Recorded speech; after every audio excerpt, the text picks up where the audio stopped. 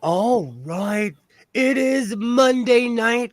It's the playoffs. Let's go sewing. How's it going? One day I will learn to turn the volume down on my phone. How's everyone doing this evening? Excellent. Phoenix, how are you? I'm okay. Don't forget to use your heart and lungs, and we're gonna sew some stuff. And Loki's like, "You're talking to a camera. Isn't it time for you to give me snacks?" I want snackies, human. Is it time It's for snacks? amazing how trained animals can be. Hey, No, Kilroy. they're not trained. They just train us. Yeah, cats own us. We don't own them. Dogs, we own dogs. Oh, I agree with that. I totally agree with that. Like cats own you. Doctor Who actually dealt with that where they were like cats came to save the human race because in the end it came out that the Egyptians were right and there was a race of cats that were people. Don't I'll stop. wait for I'll wait for a few more people to get in before I read my newer disclaimer. Newer. Updated version 2.0 as of 4/17 to 2023 at 1901. No, I'm off on my military time. Somebody will correct me and I'll be a big dork. Well, I feel like it's Thanks. important to clarify. Go ahead, Commander. Well, I was just saying thanks. Someone complimented the avatar.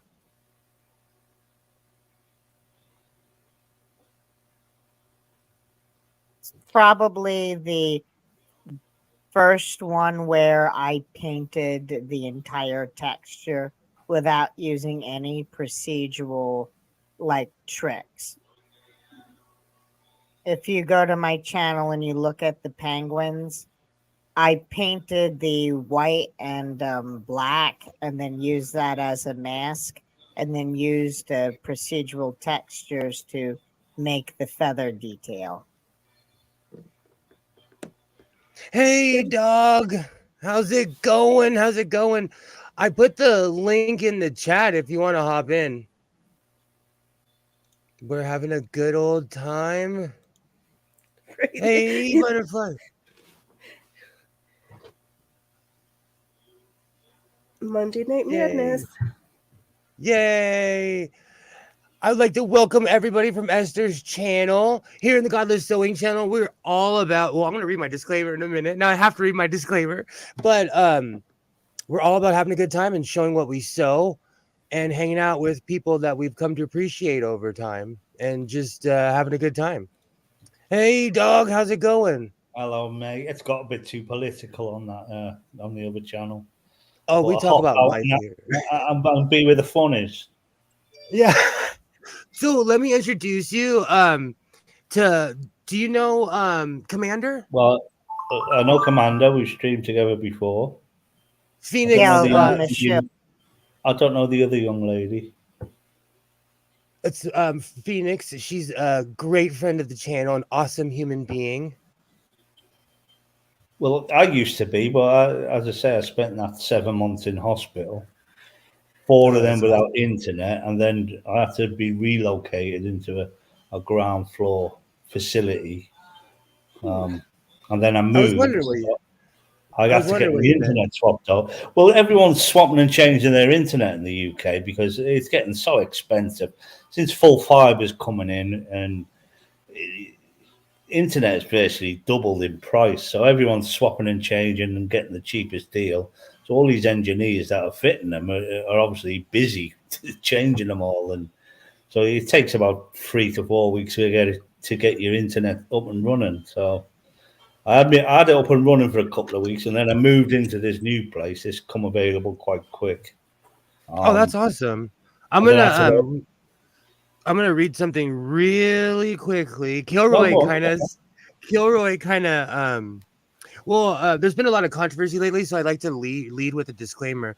This program is intended for entertainment purposes only. The content is not intended to malign any religion, race, company, individual, or wigs. All opinions expressed by Godless Sewing and program participants are solely their personal views and do not reflect the opinions of every human being on the planet. And if you don't like that, we have exits on both sides. And if you speak Spanish, that's a izquierda Absolutely. and derecha. I'm all about respect and love, and so hey, Skits Crasher, how's it going? How's it going? I recently Hi have been there. watching a channel and they have a solid disclaimer, and he's constantly throwing it up because they're saying controversial things. Oh, well, you know me, Will. I just say what I want, and I don't care. Oh, absolutely. It's when they Hey, say Water Nate. Oh, you sorry. can't say that, it's offensive, and I say no, it's not. It's offensive to you. It's not offensive. It's how people So, take it, how people perceive things. And people know I mean no harm. I mean no ill will to no one. Why should I? I've got nothing against anyone. But if people have a problem with me, that's their fucking problem. It's not mine. Jerwalk, the channel that I watch, it talks about drag race related issues. So when they say wigs, they're actually talking about real wigs. It talks about whoops, drag race. Whoops, I'll learn that one day. But it's an awesome channel. Hey, Water Nate. I've been practicing all week. Would you ever wear a wig, Will? No, but I miss my hair. Commander, would you ever wear a wig?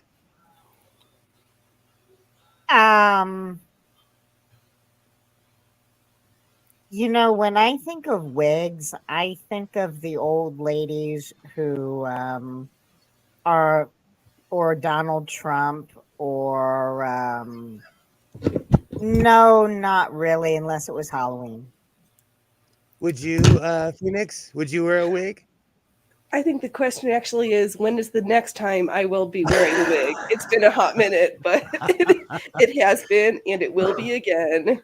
So are we talking like Marie Antoinette, like a 1950s beehive? Like, I do not have anything that fancy. No, it's just a synthetic pink, like 99-cent bob cut bangs just below the ear in a stunning hot pink. I'm not a wig collector because I collect a lot of things. I've not delved into the world of wigs. oh, absolutely. If you aren't paying me, don't expect me to bend over for you. And even if you are paying me, it's still doubtful I'll bend for you. Man, that's me at work, even though I'm part of the management.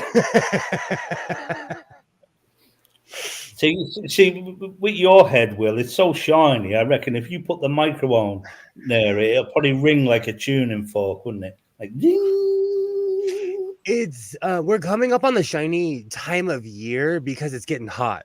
I know no one feels sorry for the guy who lives where it's perfect weather. It's actually been quite nice here this week. It's been lovely. It's been like 18, 19, which isn't bad for the UK at this time of year. So, a question to the panel: do merkins count as wigs? I don't even know what American is. I don't know what is American. What's American? Well, that's a loaded question, but let's this wig brand. I know what I like. Fuck yeah, America. No, Merkin is American is, but as a wig, I don't know fake, what one of them is. It's a fake pubic wig. Man, it's early. How we've been in here? Not long enough to be talking about wigs for the drapes and the carpet. Yes. How about that long? And that is Skits Crasher, everybody. Don't forget to tip your waitress. People don't really wear wigs in the UK no more because they just open themselves up to ridicule. There's no point in saying, I've lost my hair. I'm going to put this on my head, and you're all going to agree that I've still got hair. When these things hover over these people. I witnessed my grandfather struggle with hair issues. So when I came of age, I was like, I'm just going to rock the bald head, because in my family, men go bald early, and I started going bald very early. So I was like, you know what? I'm just gonna accept it, even with my gray. Like I have a gray beard. I accept it for what it is. I'm not gonna dye it. I'm not gonna, add anything artificial to Yeah, it at all. be you, mate. Oh, I need to. Where did you get them glasses that sit on the back of your head? I can only find ones that sit Well, on the these are front. so dark. I broke the ones I wear all the time because I wear them every day, and these are so dark I You wear can't see them the you chat. probably wear them sleeping them, don't you? I like how they look. Go ahead, Phoenix. Sorry. I was gonna say that's not where you need them on the back of your head. You need to get some of the cameras out and put them so you literally have eyes in the back of your head. I can do that. I could I actually. know you. I know. That's the only reason I'm saying it. I'm like, hey, that Hey, looks like Ollie a Baba. cartoon character, and I agree with Kilroy. Toupees are so odd. My grandfather, like he was a good looking guy, so he was extremely vain. He refused to let it go, and sometimes you have to let it go. I say I've been shaving my head since I was in the 20s. Well, not shaving it, literally shaving it like you, but couldn't. I'll start going thin then. But if I had to have it, I'd sooner wear a toupee or a wig than have that. Where you grow it long over one ear and comb it all over the top. that's the Yeah, best. Oh. I couldn't Denial have is the that. worst.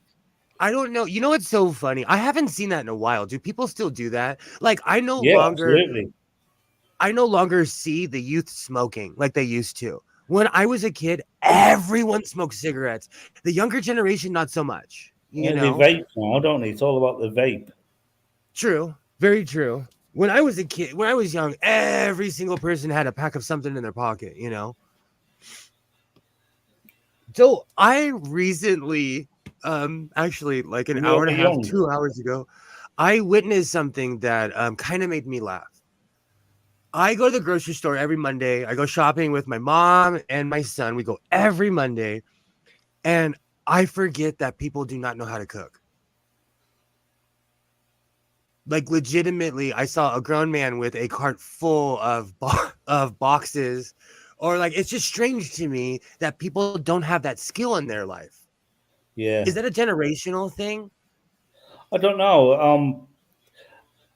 A lot of people live off what I call like kid food, chicken Yeah. nuggets and things like that, and fries that you can just put in an air fryer or all on one tray in the oven and leave it there, and you just add mayonnaise or ketchup and you're done. Why are you talking about my dinner later? Well, there you go. Well, And the American diet is it's the scary. same here. Well, okay, but a long time ago, I had an Australian friend, and our one can of one can of Pepsi is the equivalent of a liter of Pepsi in Australia, and it's the basically in UK we have double sugar in a can of Pepsi that you would in the UK. Like we're crazy with sugar and salt in Yeah. America. We put it in everything. Well, it's already in This is true. everything. I never add sugar or salt to food because it's already in there. That's true. That's There's true. natural salts and sugars in. If you buy fresh meat, there's natural salts and sugars in it. There's no need to add to it.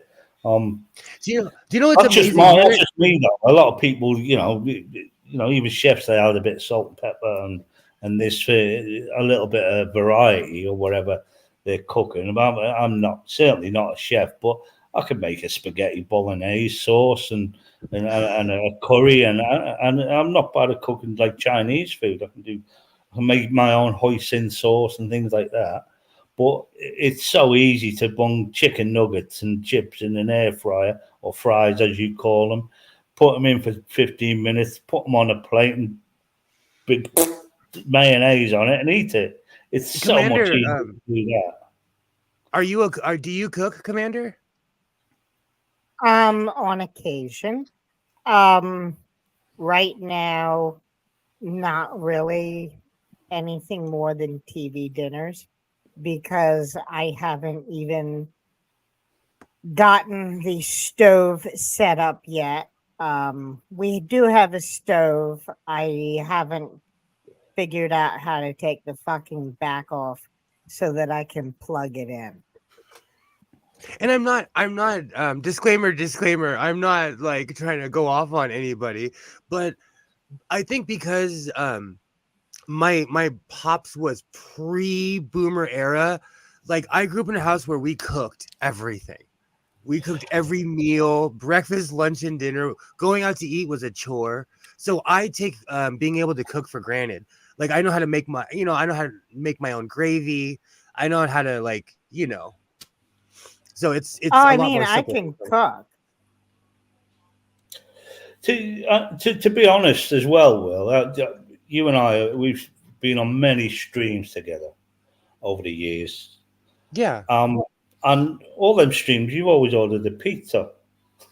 That's you always because had a about pizza and for your boy as well. once a week, I indulge. I get pizza with this homemade Italian dressing. It is so good. It is so good. I still get it. Still to this day. I still indulge in that in the pizza. And up the street from my house, they make it I'm such a Californian. Is it Chicago style with the big crust? Yes. Oh, what? You are. That's gross. I'm sorry. That's just too much carbs. It's a Yeah, giant it's once like a week. a pie thing, isn't it? It's because I have to eat healthy. I have to because of my health issues. So once a week, I go crazy.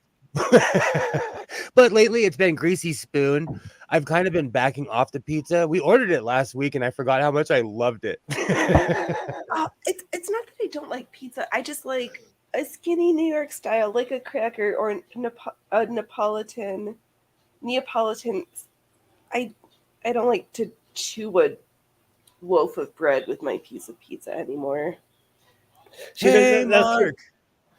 that's the sad thing.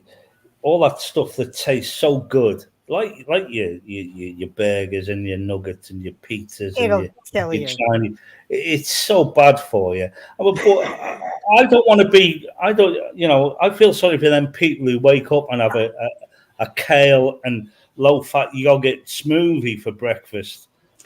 That they don't like it, but they'll eat it. Eat what you want, drink what you want, and die happy. That's my philosophy. Do that. Dog is Roman. You are a Roman. That's literally was the Romans' motto: was eat well, s well, and never go to the doctors. Oh well, unfortunately, that's the doctor thing is not possible for me now. But yeah, but eat, drink, do what you want, be happy, die. Alibaba, it's so funny.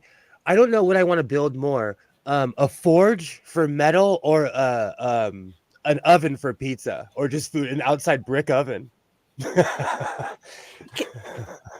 I'm gonna vote with I would love a forge more, but as far as like actual year-round productivity and stuff you get to use, I have to vote with the outdoor cooking oven. Yeah. Just Because for I have to tear practical down a shed. purposes. Well, I have to I tear down prefer a the shed. outdoor grill, but Well, in my yeah, backyard, I have a fountain and I have to tear a shed down, but I have to replace it with something because in there is all the components for the fountain. So I have to like put a facade on it. And I was thinking like just making like an outdoor bar area. yeah. Because during the summer, I live in my backyard during the summer. Well, my flat I've moved into is very wheelchair friendly for me. But all my furniture is lost. I've got so much room. I'm thinking of putting an indoor bar in it for when my friends come round and sit at the bar. Because wherever I go, I'm always sitting on. I'm in a wheelchair now, but but to have a bar, brilliant.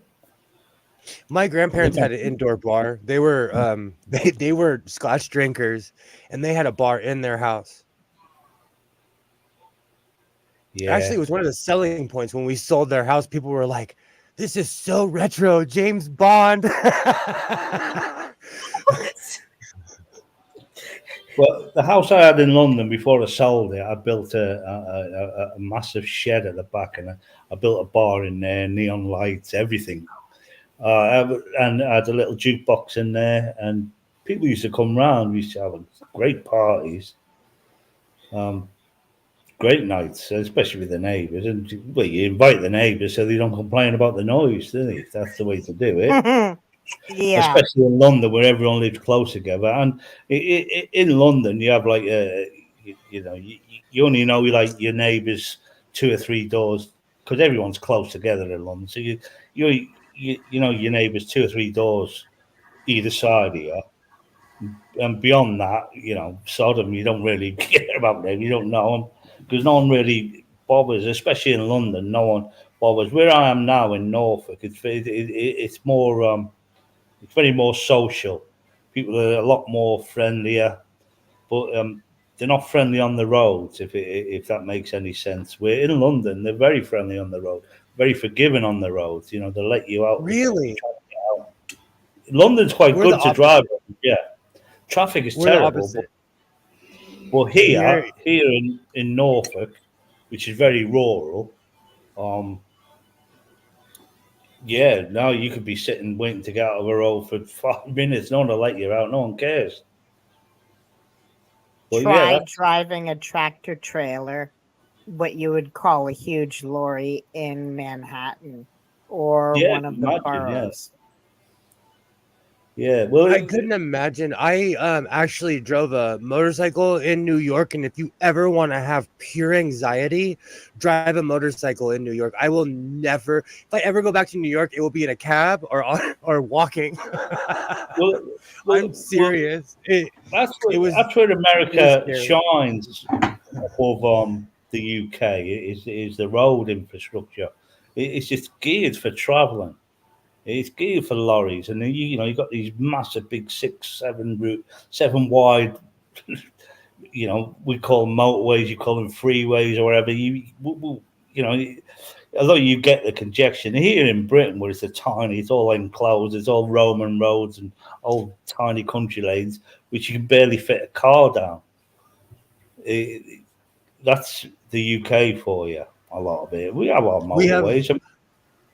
we definitely have space here. Just by my house, when I get on the freeway, I'm in the 8th lane. But saying Slow. that, everything else in America sucks big time.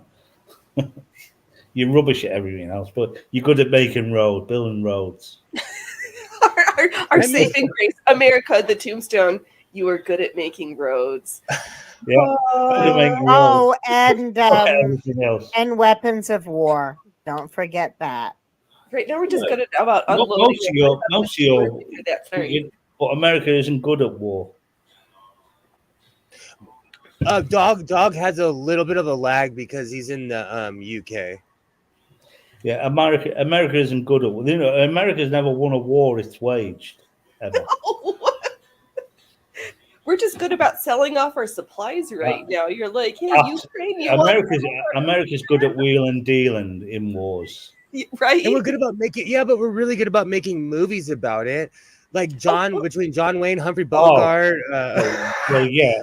Sorry, again, making movies and film. This is my pops used to always say that John Wayne, Humphrey Bogart, and somebody else, they fought World War II for Burbank Studios. No, probably Elvis Presley. But you should, speaking of that, on not to plug a different, huger channel, but America's Untold Stories, there's a number of multi-part series about the CIA in film, in art, how an interesting little tidbit about Jackson Pollock. There's a couple. It's good. Mark Revere is a good storyteller. I do jest, of course. I love America and I love Americans as well. But we've got the similar amount of idiots here. We've got our flat earthers, our religious nut jobs, and all of that. I've been watching Karens or whatever you call them. We got all. I've been watching GBN. And you guys have adopted our insane behavior of obsessing over things. GBN's like Fox News. It's basically just insane anger. That channel. Okay, it's befuddling everyone's brain. It is. See, the problem with GBN is they're overt with it. They're just woke, woke, woke, woke. There's no in between. And they bring on people like Aaron Bastani. They bring these people on who are so far left that, of course, they're going to argue the polar opposite, because an extreme right and an extreme lefty, of course, they're going to have this woke debate. You know, I feel like they should get two people who are more in the middle to talk common sense. Well, that would be dull, wouldn't it? That wouldn't make good telly. That would just What's be... the fun in that? Well, what woke is, it's a cult thought stopping technique. There was this one lady she wrote a book on woke, and then the journalist just asked her to define the word, and she couldn't, because it's one of those words that's just once I say it, nothing you say after that matters, and those are called weasel words. You've entered the priest class. Say a woke word now. Level 1.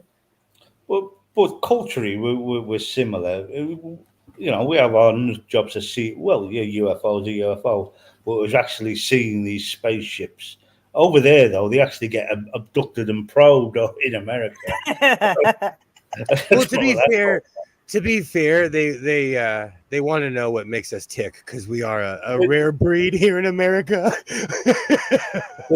I have to admit, the conspiracies are a lot more far-fetched in America than we have here. That's awesome. And political corruption as well. Look at Trump. Oh, he took the piss, didn't he? Out of idiot despots. Trump was just any Trump supporters in the chat or wherever. God bless you. Seriously, and I'm an atheist.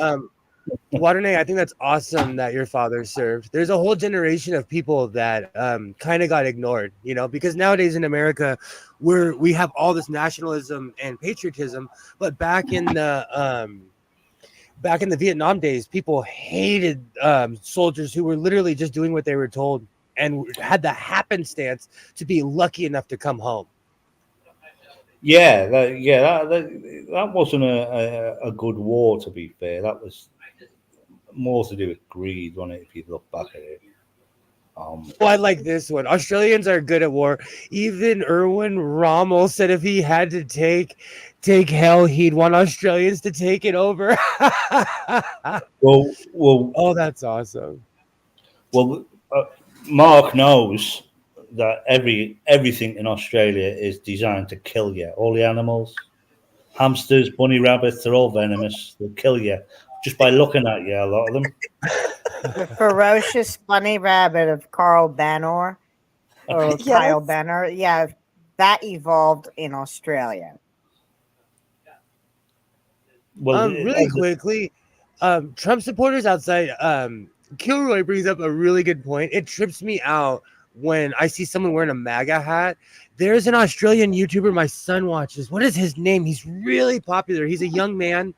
I can't remember his name, but he wears a Tom Brady jersey and a Trump hat, and it trips me out. I'm like, brother, you live in Australia. You're so lucky you don't have to deal with our politics.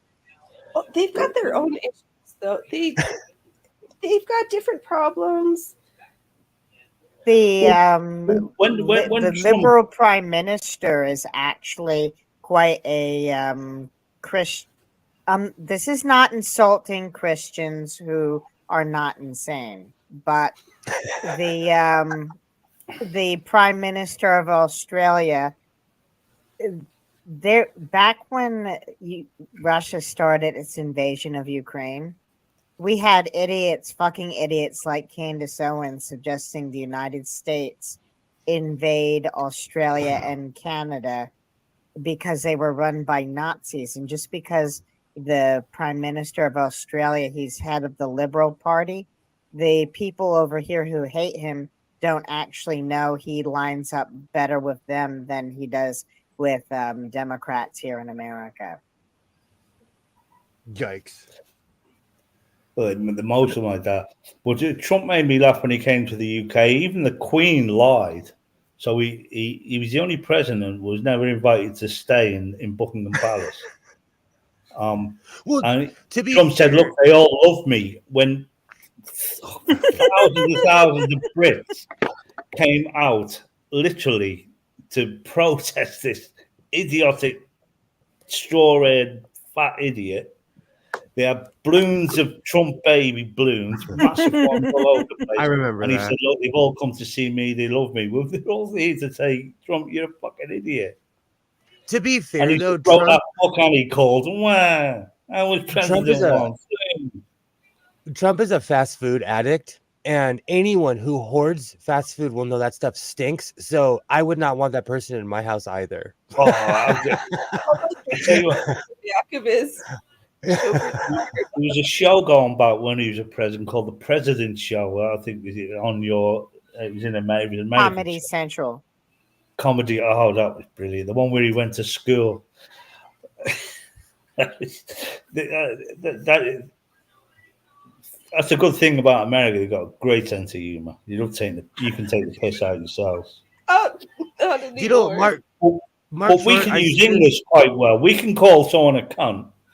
I mean it as a term of endearment rather than a slur. I'll see you next Australians Tuesday. too, though. Oh, sorry, Australians as well. Good Australians luck do it as invading- well. Yeah, they're quite good at swearing. I'm not meaning Mark anything Short- by it. Mark Short says, "Good luck invading Australia. If the locals don't get you, then the wildlife and terrain will." I say that about America. Like, good luck ever invading America. We are crazy people with firearms. Good luck. Good luck. Like, Americans are crazy. Americans are good at sitting on the water and firing missiles from ships. Well, they're not even ships because when Americans go to war, they take everything with them: hotels, cinema, Pizza Hut, Kentucky Fried Chicken. They have them all on these boats. They never have to leave. It's like holiday for the soldier there. Oh yeah, They we just don't sit on play. the ship and fire them, press the buttons and fire the missiles. What were you gonna say, Commander? America invented the Karen. Karen actually originated in Daniel chapter 5, and not chapter 5, chapter 7, verse 8. That's the Antichrist figure. And somehow we created a president who matched over 60 points of a biblical Antichrist, who actually, without him, the Karen meme would not be what it was. And the only people in America who like him are the religious fundamentalists. So we are fucked. Oh, there's not many of them in America. Religious fundamentalists, actually, the older set, they're getting worse. Because they're losing a battle, aren't they? As atheists. Because to be fair, I thought I'll never see, the way the world is now with atheism. The way it's just grown so quickly. They can't indoctrinate children quick enough. They have to. They drum the fear of the devil in them, and literally fear these kids into religion now because they can't institutionalize them like they used to. They haven't got the time, so they've got to do it quick. So they just abuse these children into becoming religious fanatics. It's terrible, but that's not just America. That's everywhere. The abuse is what winds up pushing them away faster because, like, they're in a cult, right? I wouldn't call a lot of churches today that just focus on Christian nationalism, hate these people, hate that people, fear, conspiracy theories. They're cults. So when the kids go off to college and they're no longer exposed to the cult, and then they meet the college professor who the first time they say you can't use the Bible as an argument, there's some pushback. And then sooner or later they realize, oh, what they're trying to do is to let me think for myself and to actually form arguments on my own. Well, with me, I have the Jewish family history, so you're taught to make your own arguments and not to take everything for granted. But when the kids leave the house, that's when the programming starts shutting off. I'm sorry if I was a little bit too verbose. No, you're good. The Kings are losing 1-0. Back to you, Phoenix, here at the Godless Sewing Sports Desk. Well, to be fair, We're if it fake. wasn't for channels like this or the Shills or Amy Newman, African Atheist, and all them channels that is readily available now to people who see the lighter side of atheism and religion, and don't see it as a threat. To be fair, even though it's been a threat forever. We said this on the last one that killing under the name of God exceeds any murder and war, killing in war. Throughout all of history, there's been more deaths in the name of God than unnatural deaths anywhere else on the planet. Because I'm a bit of a nihilist, would you say that's in the name of control, though? Because I could Yeah. say if you Well, took that's all religion out, religion is. It's fear and control. America, yeah. I've taken it. Christianity and made a whole new thing of it, and made it out of greed, but still with that fear and control. And it's all about the money. These Kent Hovens and your Ken Hams, these aren't poor people. These are extremely rich people. Your So Kenneth so Copeland to is a multi-billionaire. Just out of that's kind of an speaking. sorry. That's Huh? kind of an awesome segue, dog. Because I've been looking up what day it is. Like that stream I used to stream with. And did you know that today is 2A day? Where people Second Really? Amendment? Yeah, today is 2A day. Wow. and Congrats, man. Phoenix, today is also World Circus Day. I thought that was Well, the other day. On America the is full of clowns. It said it was today as well. It might be World Sweet. Circus Week. Sweet, I like it. National Kickball Day. We've got PA now, Phoenix. PA. Also, PA is down. we have National Crawfish Day. Can we take a moment out to appreciate crawfish? When I lived in Oregon, I went to a crawfish festival and had the time of my life. And I'm telling you, people talk trash about America. I've been brown for a while. I went to a festival with all people who did not look like me, and they welcomed me in. I had the time of my life. Like I had a great time. What were you gonna say, Commander? So Well, don't Oregon's forget the greatest living American, according to Joseph Smith, or the greatest American, according to Joseph Smith, was Jesus. Because didn't he meet him somewhere in North America? Didn't he? I think he was in a diner, probably. From the Mormons. As he was scamming farmers for their gold divine and things like that. It's all greed and corruption, money. That's all religion is. Let's face it. That Bible is basically Lord of the Rings for idiots. It's just with people living in Wales. That zoo boat got every animal on there. Before everyone died. And then give Eve pooping out the whole of humanity, which God killed, talking bushes, ghosts having sex with their own mums. we were having this conversation earlier. We were definitely. So let's see what else is it today. Say these things, Father Christmas, Santa Claus is nonsense. Yeah, a guy bringing people to life isn't, and walking on water is real.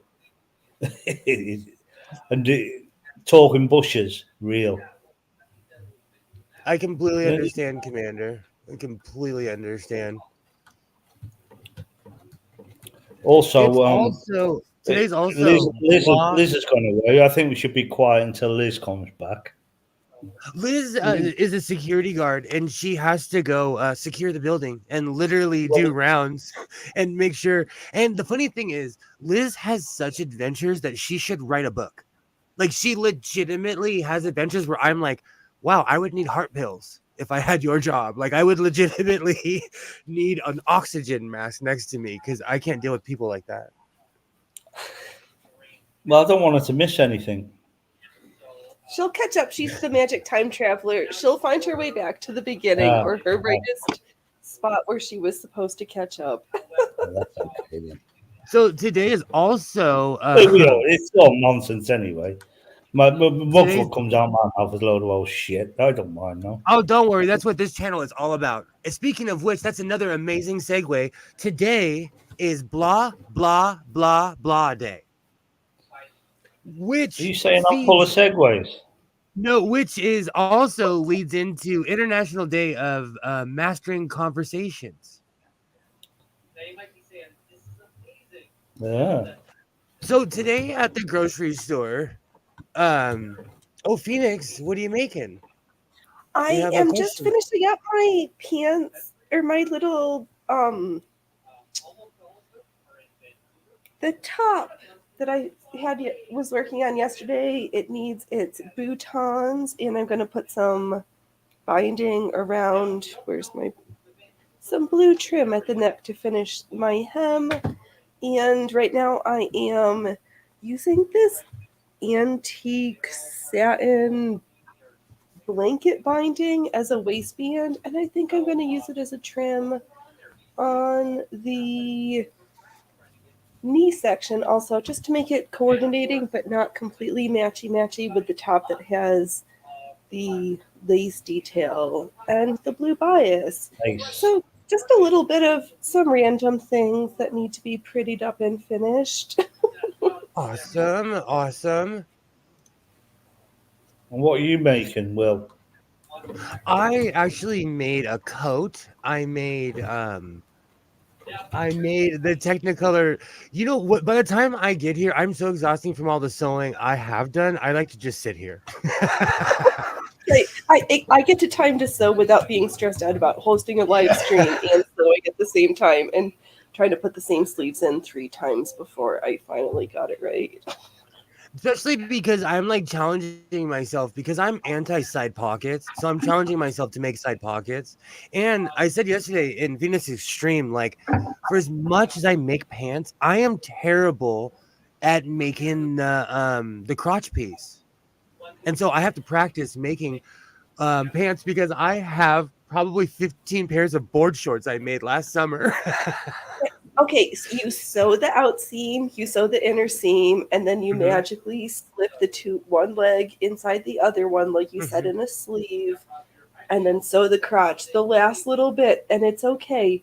And then you pull it out, and it magically, you have two legs of your pants. And that's the last part, and it seems scary. But Yeah. it's What if you're side pocket phobic like Will is? I'm not. It's not even that I'm side pocket phobic. I don't like bulk around my hips, so I'm pocket phobic and usually have a handbag or a tote or something to hold my things in. So who needs pockets? They just make you look fat. I need at least one pocket for my keys because I'm obsessed with wearing jeans, so I have enough pockets. I need one. I just good wear pocket. a vest. True. And that's another thing. Speaking of 2A, like my vest has all kinds of pockets. So I love those like biker vests that have the 2A pockets on both sides because you could shove a ton of stuff in those. They're made for 9mm. They're huge. Oh, Americans we're a fun bunch. Yes, we are. Our clothing is designed to pack guns, which in some states you can't pack. My vest is advertised as such. I'll grab it. It's the funniest thing. I know, but I just saw a meme, like the meme that's going around about like the Democrat liberal parents with their kids of like, we're trying to protect our kids, and then painting all MAGA Republican folks as those who are like just loving their guns. But the actual picture is most of those people want to protect their kids, and they think that's the appropriate means to do it. It's not like there's criminals who do stuff with pew-pews, and then there's humans who are trying to protect their kids. But also, just as many people on the left have firearms too. You know. Yes, right. Yes, There's That's more true. Also, firearms than just I love that fact how like in Iowa there's more pigs than people, and in America there's more firearms than people. I agree with you, Waternay. Sewing is such a mind wrap, a burrito method, wizardry. I agree. I it does agree. make a cute pillowcase, though. Well, that's And what they Ollie's say, innit? father. Guns don't kill people. People kill people using guns. Right, but it could just be Guns your just make it a lot easier. your Subaru. True. Oh, in the state This- of Florida, Ron DeSantis made it so that you could run protesters down with your car without much consequence. It's called vehicular cancellation. Right. So like cars cause way more damage than a pew pew does. So like just I don't know. This is Kilroy. I Um, agree with Kilroy. Like people Cars are are crazy. not intended to kill people. That's No, but they do when you're drunk or stupid. Oh, I agree with you, Waternay. What gets me is when people throw a hissy about things like waiting periods, training, licensing, etc. Hey, you better know what you're doing. yeah, If you live in my that's neighborhood, it. if you live where I live, you better know what you're doing. But this vest is it was sold. Well, it's sold as a riding vest because it has all the pins and pockets and it double zips. But it has the gun pockets and it's huge. These pockets are humongous. And that's that was the selling point on the vest, that you could get something humongous in these pockets. We're a rare breed. Right. For the extra large packet of beef Wellington flavored Lay's potato chips. Well, it's a biker thing, but like certain people like to carry certain hooters, and so they Right. wear certain Giant style. bags of snacks. We're crazy here. We're crazy, but we're fun.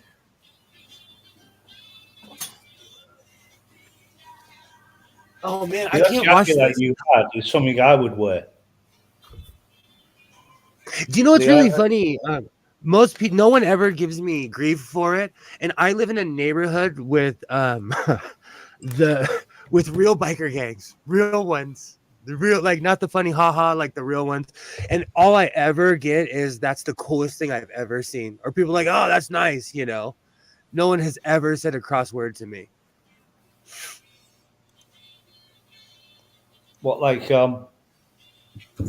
Hell's Angels, them type of bikers? And what was it? What was that show? That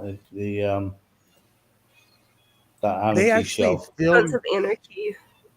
They actually filmed Son of Anarchy by my job, and Sons of they Anarchy. That's it. SoCal. it's very satire. Biker gangs are not like that. That's very much for television. It's for television. Oh, Read really? this review, Baba. This is too good. I could put I my could put- 1861. Oh, go ahead. You do it. No. Go ahead. You're the lawyer. Yes, of this water thing. now. Sorry. My 1861 Raymond sewing machine in that pocket. This must be like a little toy kid machine of its like. There are those music box sewing machines that probably could literally fit in that pocket. That would be a cute Halloween costume. Open it up and you're like, here's my sewing machines I have for sale, like the old watch guys from New York. That would be awesome. That's actually on my list of things to find, all kinds of mini sewing machines and the toy sewing machines, especially like because they'll sell something from the 1800s, not realizing it's from the 1800s. So that's definitely on my list. Dog, are you a biker? I was just going to answer that. Yes, I was. I owned a bike, and I was more of a fair weather biker. I used to bring it out on nice days, and obviously drive. But as of summer last year, I came down with a thing called Corda syndrome, and it rendered me paraplegic, unfortunately. But yeah, I do miss my bike. If I suppose I can get a 3-wheel trike or whatever they call them, and I can ride one of them. Totally. I could rig one. I could with handles and everything. The unfortunate thing is that that's something like you were modeled that way forever, that it took that long to be problematic, and they didn't notice it is unfortunate for me. But there's no medical, legal, financial, spiritual, non-spiritual. There's no advice on this channel. We're here to make shit and laugh. Oh no, my syndrome was overnight. I woke up with it, and that was it. But Cordia is where your spinal cord roots are Yeah. attached, and so you're modeled that way. It was always like that. It's a 48-hour surgical emergency, and I treated it as I'd never heard of it. There's literally about eight cases of it a year in the UK. It's very rare. Mm-hmm. So no one's ever heard of it. Of course they haven't. And I waited 2 weeks until my legs collapsed, and the damage was just too much. Then the numbness had spread right across my legs. Then, and my legs just stopped working. And I'm so sorry. That's horrible. Well, yeah, it's shit happens. I have to stick things in me now to empty. I have no bowel or bladder sensation. I can walk a little bit, but trying to move my left leg is like trying to wiggle your ears. It's weird. Right. I always wished I could do that, but you got your brain knows. It's like I can wiggle this little pinky toe over here, like I know it. And if you just tell your brain, like I'm just wiggling my pinky toe, maybe. Yeah, no, I can on my left because I have a little bit of feeling on the inside of my left leg. Okay, so start with your big toe. I can only move my big toe. My other toes are dead. There's no feeling in there. So yeah, it does hurt. It's 24-hour pain, and it's not like a throbbing pain. Even though it's numb, it just hurts. It's just like woo, hurting all the time. Yeah, on the other leg, pain. That burny nerve pain is the worst. Well, I haven't got that. My other leg is just, although I've got feeling, I can feel that, and I've got a bit of feeling it. It's not pins and needles; it just buzzes. Mm-hmm. But my feet sort of, if I'm walking, my feet feel like sometimes they get stuck, like they've been magnetized to the floor. Yes. See, I always look on the bright side that I want to save a fortune in shoes and trainers, absolutely, or sneakers as you call them. No, we can go with trainers. That's okay. Well, it sounds so much classier when you say trainer. You're like, I'm actually doing something in these shoes. I'm training. Or like, okay, I have this argument all the time. What are dungarees? Are they overalls? No. Yeah, they're overalls to us. Or denim pants in general. Yeah, inquiring they're sort of like they're like overalls without the sleeves, hillbilly pants. They cover your chest, and you got just the strap over the shoulders, but you still got your arms are free. So they're not overalls. That's what we call dungarees, anyway. Yesterday, I was watching that video. Come on, Eileen, and I was like, I have that entire outfit, because they're all wearing coveralls and they're dirty and they have scarves around their neck. I was like, oh, I have that entire outfit. Now I have "Come on, Eileen" stuck in my head. Go over my scene. Okay, thank you. Dungarees are fun to say, Waternay. Much like Waternay, dungarees are fun to say. It rhymes. And the Kings are getting killed 2-0. We're gonna lose so bad. I'm man enough to admit we barely made it in the playoffs, and we're playing the challenge best is team. the bowel and bladder management. That's the challenge, because I have no bowel or bladder sensation, so I don't know whether I don't have that feeling as if I need to go to the toilet at all. And it's like buckaroo down there. I don't know whether it's going to wash back up into my kidneys, which it has. I've had many infections, or it's going to explode. So managing that and keeping on top of that's hard work. Right, that's a day's job, just making sure is my input equal my output in all of the orifices where output needs to equal input. Well, yeah, I use a thing called an intermittent catheter to pee. So I pee through a tube. I have to put a tube every Right. few hours into my bladder. I'd sooner have that than a super pubic one they were going to give me. I said that's just too much high maintenance. That I'd sooner just put one in, be done with it, and throw it away. And there's a new thing that it's like an irrigation system, for which you just shove 2 liters of warm water up your rectum, and that sort of basically flushes you out. Because my bowel is Ooh, I forgot cavernous, about which is it's not a pretty thing to with someone to say, oh yeah, your anus is cavernous, and I'm like, what does that mean? I've heard worse Pervert. things and heard more poop stories in a week than you can And- tell. Like I'm okay, it's oh, safe, sorry. but you speak for yourself, Godless. It's your Well, channel. it saves And getting mucked out. In certain communities, saying that would make you really popular on certain sides of You're town. like #1 on the call list. You're like cavernous. Well, From here, honey boy, child. Front line, you'll be front of the line. You want to go in with your chaps on? Go in right there. so because my bowel is basically it doesn't act like a muscle anymore. It's basically dead. Right. So enemas don't work to it. They don't make it contract at all. They can't contract anymore. Right. So the enemas don't work because they tried this. They every morning they come in, they shove enemas up you, and then they'd have their feet and heads up there trying to scoop it all out. Yeah. Oh, So And that was every morning. I thought I've got to get on top of this. Before But I I noticed forget, I was numb. before I forget, Do we need the disclaimer again? hold on. You know what, Commander, you are so spot on. The Godless, this program is intended for entertainment purposes only, and content is not intended to malign any religion, race, company, individual, or wigs.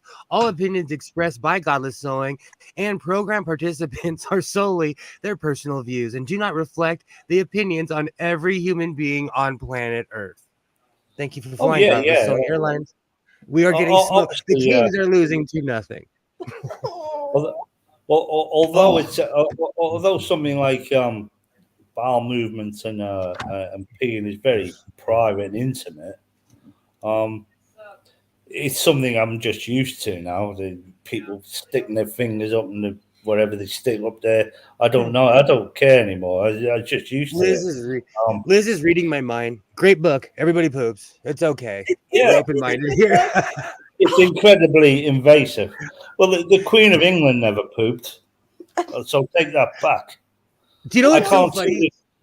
can't see the Queen sitting there on the toilet, constipated, with her phone in her hand, playing Doodle Jump.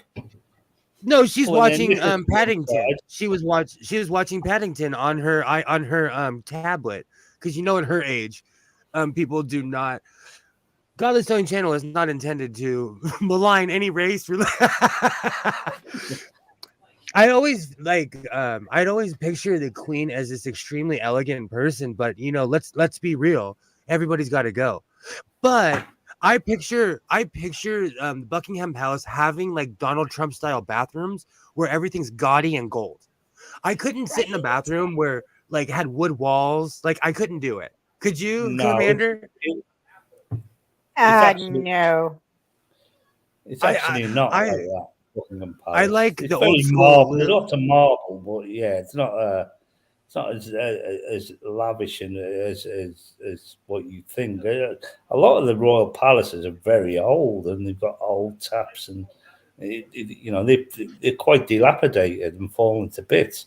There's actually a show with the real royal family, and there's mice running around the floors. There's Crazy. The rickety, massive old coal places. Yeah, they're not like Trump Towers, which used to be renamed anyway. But yeah, I know what you mean. I know you expect it to be like that. Oh, don't get me wrong. I think Buckingham Palace is Isn't it the most expensive residence on planet Earth? Isn't it Buckingham Palace? Probably one of them, if not the most, just because of its location And Well, size. yeah. It's got Yeah, huge- I mean, and size. central Hey, London. look at the trees. How's it going? How's it going? Good to see you. Good to see you. Do you know what's really funny? Whenever I go hiking, I think of your videos. Because wherever you live, it kind of looks like where I live, but it's going to turn into desert real soon when the sun starts ruining everything here. You mean when spring and summer comes finally to the land where winter never ended? The funny thing is, I've Well, already planted. Oh, sorry. Go ahead. I was just answering a question. Well, where I am, I got off my ass after a 3-day weekend, and I went back to work, and the leaves are starting to show up on the deciduous trees, big time. Yeah, we're getting Same that now. here. My grapes Grass are is coming growing back. nice. I planted my AKA tomatoes, which are legal in California. You can grow up to at least 7 tomato plants. And last year, my plant got so high, it was 9 feet tall. I was taking pictures, if anyone remembers. I was doing the I Green Acre dance next to my plant last year. So I'm prepared. I am I so ready. that shit crazy cousin who her mother would spend any amount of money to keep her on the west side of the Mississippi. She talked about how she had tomato plants out in Arizona and camel tents, and they never sprouted tomatoes. And this was probably in the 90s and 80s.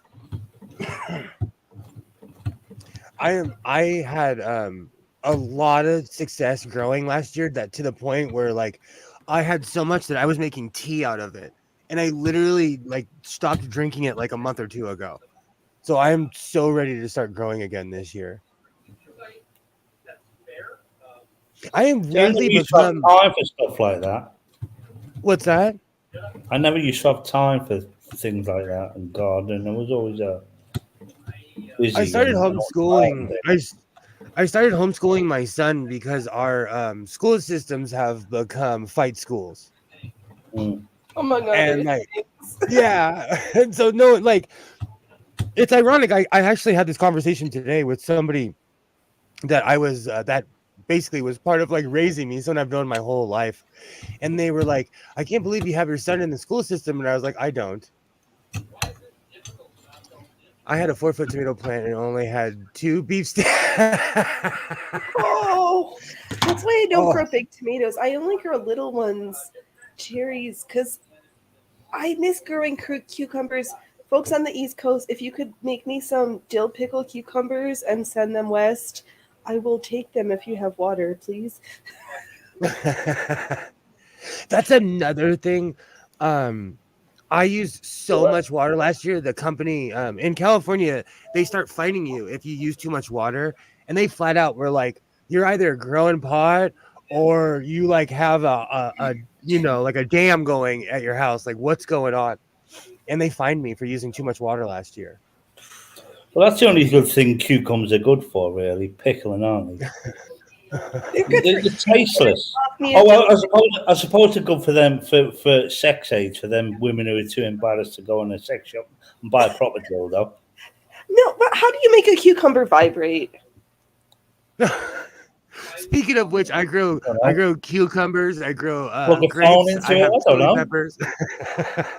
I actually grow food. It's not just all recreation at my house. Like and I stupidly planted a pineapple. I am now growing I have one left. I am now growing a pineapple, and I had no idea how much potatoes thrive under certain environments. So I have a ton of potatoes growing. You and the hands can take them and shred them and make frozen potato tots for later. Last year, I made mashed potatoes, and it was legit. I felt so Correct. accomplished. Yes, when I made potatoes my are not that hard. No, but what I'm saying is I grew the food and then I made it. You know what I'm saying? Do you know? Yes. So I was like, Oh. victory. Oh, just one suggestion: if you want water, it's really extremely expensive way to get it. I don't know whether or not the fine would be cheaper. Use a dehumidifier. That's not a bad idea. They've lifted a lot of the restrictions, so I'm really interested to see if we don't have a fierce fire season, then we probably won't have any restrictions. But nowadays the water is reserved to put out the fires. And You know, every year, the winter has a lot of moisture. It just lends itself for a lot of underbrush, and those seem to most recently be the worst fire seasons. and this is a T-shirt, which it already is. Anything is a dildo if you're brave enough. I don't know. I don't think Brunhild's going to fit, but that's oh god, I just said that. Okay, it's out there. Never mind.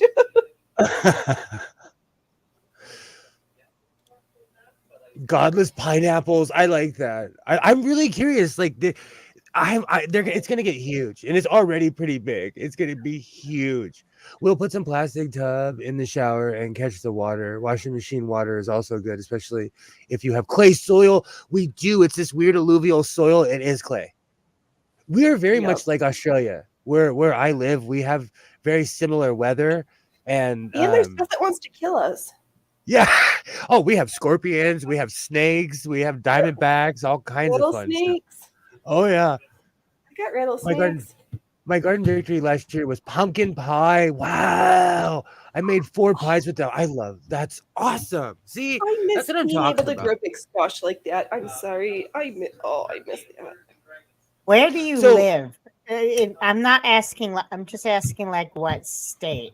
Because whenever I tried to grow pumpkins, there was this fungus that would just kill everything, and you needed about $70 a week worth of fungicide to keep everything from dying. I'm huge on composting water, Nay. Like, I am huge on it. And I have a fruitless mulberry in the middle of my yard. And whenever it sheds any leaves, it goes around the fence. I've created a perimeter. I have giant arbors, but like I pretty much grow on one side of my yard, which the raccoons, skunks, possums, and cats thank me for every year. No, I'm working on my private secret rose garden. I'm living my secret garden life. Oh, so the fungus probably doesn't live very well in that colder climate. Maybe right. Or if you've got too much moisture. Mom. I used to live in coastal Virginia when I was trying to grow pumpkins. Okay, I think in your more northern climes you'll have better luck. Virginia is not the right place to try to grow pumpkins, from my understandings. When I was a child, my parents had a peach tree, and I think peaches are disgusting. I guess I've had too many in my life, but when they fall on the ground, like they rot, the smell is awful. That's true. I miss my apricot tree, but I do hear stories of drunken bears eating off the apple and pear trees. You have to be careful driving around in the autumn time because there's drunk bears. That's a really good. That's some really solid advice, Mark Short. I'm gonna use that because I'm a bit of a yuppie. So when I'm like, oh, I got fined and I paid it, it's not like I didn't cry and curl up in the fetal position. And I'm like, oh my gosh, like I'm one of those people that the news warned us about. So it was definitely a hit. So this year I'm definitely thinking about water conservation, but I've been also collecting rainwater because I have giant buckets. It may or may not be illegal where I live. Right? Why is collecting your own rainwater under such? They're worried about people. We have deadly mosquitoes here, but they're if you don't treat your water, like it's basically for people who don't know what they're doing. If you don't know what you're doing, you can hurt yourself with stagnant water. Yeah. And Unfortunately, like I said on Esther's stream, like my state makes crazy laws to protect people, but some of them are crazy. So it's illegal to collect rainwater, especially in Southern California. But my plants won't tell on me. At least, well, they will because they're blooming and they're beautiful. Because the They do potatoes have pumpkin. eyes and the corn has ears, and there's another one that I'm forgetting. Mark. Well, to be fair, with me, Will, and Commander, you got Mark Shaw in the chat as well. Your channel certainly attracts the follically challenged, Will. We could all be potatoes, couldn't we, at the end of the day? We can pretend to be potatoes. I always jokingly say that with my dad bod, I'm a baked potato. It's like my super dad joke. When I'm wearing my like Senor Frogs shirt, like total old guy style. Some neighbors planted pumpkins in their front yard to grow as Halloween decorations in their yard. That's beautiful. Like I have grapevines, and grapes are beautiful. And you can eat the leaves. Grapes are just amazing in general. And you can use the vines, soak them, and clip them for wreaths and have holiday decorations to have an excuse to prune back your grapevines and make Halloween all year round. This last year kind of caught me off guard. We went straight from summer to winter. Like I just did not go in my backyard, and it became my secret garden. Yeah. Yeah, I remember that movie. It was horrible. They took us on a field trip. You're gonna see a movie. Well, great. And then it was the most boring fucking movie I have ever had the misfortune to have to sit through. Okay, I missed it because all I thought was Children of the Corn, and that would have not been the reaction. I can't read the chat because I don't have a keyboard. I'm sorry. What film was that? What film was it? My Secret Garden. No, I just read the book. It was like mid-90s, late 90s. Yeah. You guys, that was rubbish. Girl, the book is good. I can't say anything to the movie because I didn't watch it, but I know he got pushed around in his wheelchair, and the roses are beautiful. That's all you need to know. I love books like that. I've read Knights and Rodan. Like I've read all kinds of like they're like leftovers from my mom, but like I love books like that. I've read a bunch of Anne Rice books because my mom was into Anne Rice. Like I love those period pieces. We're talking about films on Esther's channel. That film with Russell Crowe, Noah. Okay, so I have something to say about that. I have something to say about that. It was strange to see the rock monsters, and I'm man enough to admit, a long time ago, I dated a woman who was from Norway, and we went and saw the movie, and I'm apologizing now, but I had a full-blown anxiety attack in the last 15 minutes and walked out of that movie because it was so boring. I didn't watch it beyond the rock monsters. I thought I had a full anxiety attack. I went and sat in the lobby and everything. I'm man enough to admit, like I was so annoyed. I think it's because I was raised Roman Catholic. Those like it reminds me of the torturous. Like I used to go to catechism classes every Tuesday, Thursday, and then we have to go to church on Sunday. So like I was over it. As a grown adult, what I have movie? Noah.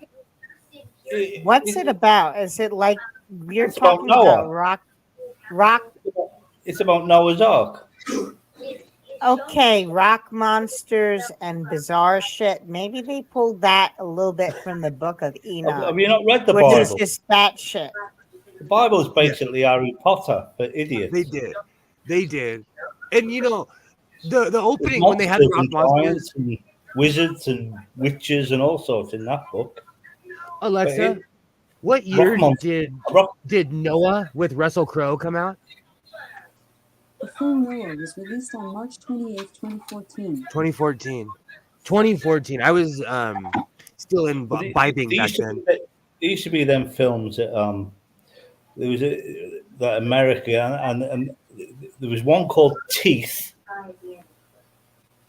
where the woman was growing teeth in her vagina.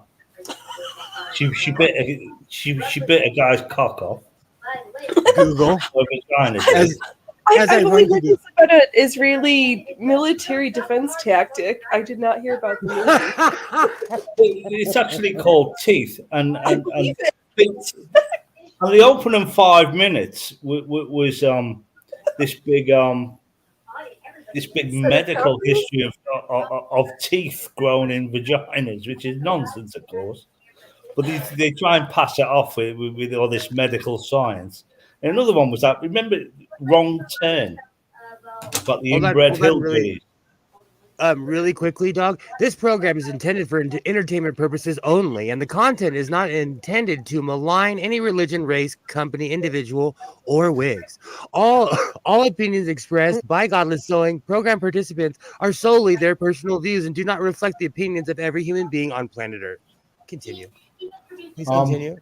Yeah, there was a thing called Wrong Turn that had this another opening 5 minutes of inbreeding in the Appalachian Mountains. Do you know what movie ruined my life? Is Final Destination. Anytime I get behind any truck that has any metal in it, I literally will get over. Anytime I see a logging truck, I refuse to get behind it. Remember a film in the 70s, late 70s, early 80s called The Entity? What were you going to say, Commander? Let him go ahead. Maybe it will lead to something. I don't know about the entity. I was just going to make a joke about the probing of the credulous and America by aliens. Well, there's plenty of them films. But yeah, this was called The Entity, and it was about she was getting slung about and raped every night by this invisible ghost. And at the beginning of the film, it said based on a true story, and I thought, what the fuck? Based on a true story. So Kilroy, based on a true story. I love The Entity, but this is based on a true story. That's like when I see The Haunting. Oh, sorry. Go ahead. That just goes back to the constant probing of the credulous by aliens here.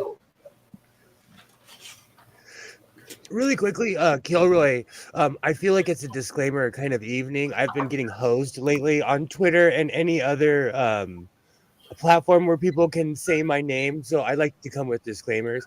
And neither have I, Alibaba. That's why I made this room so comfy, because I have internet access and I'll pay to see a movie. Like I'll pay full price. If I really want to see it, I'll pay money to see it in my house so I can pause it, take bathroom breaks, take smoke breaks.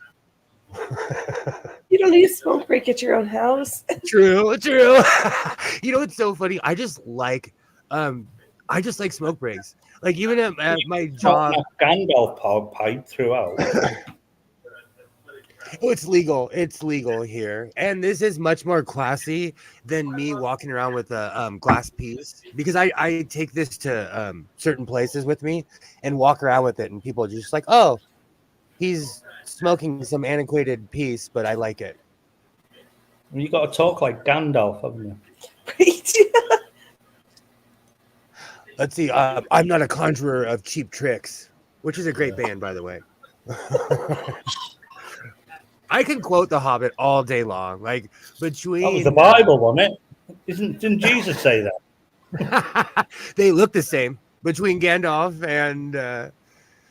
Did you see this series, People of Earth? Was that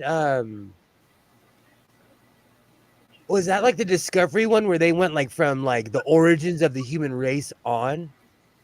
Because that was awesome.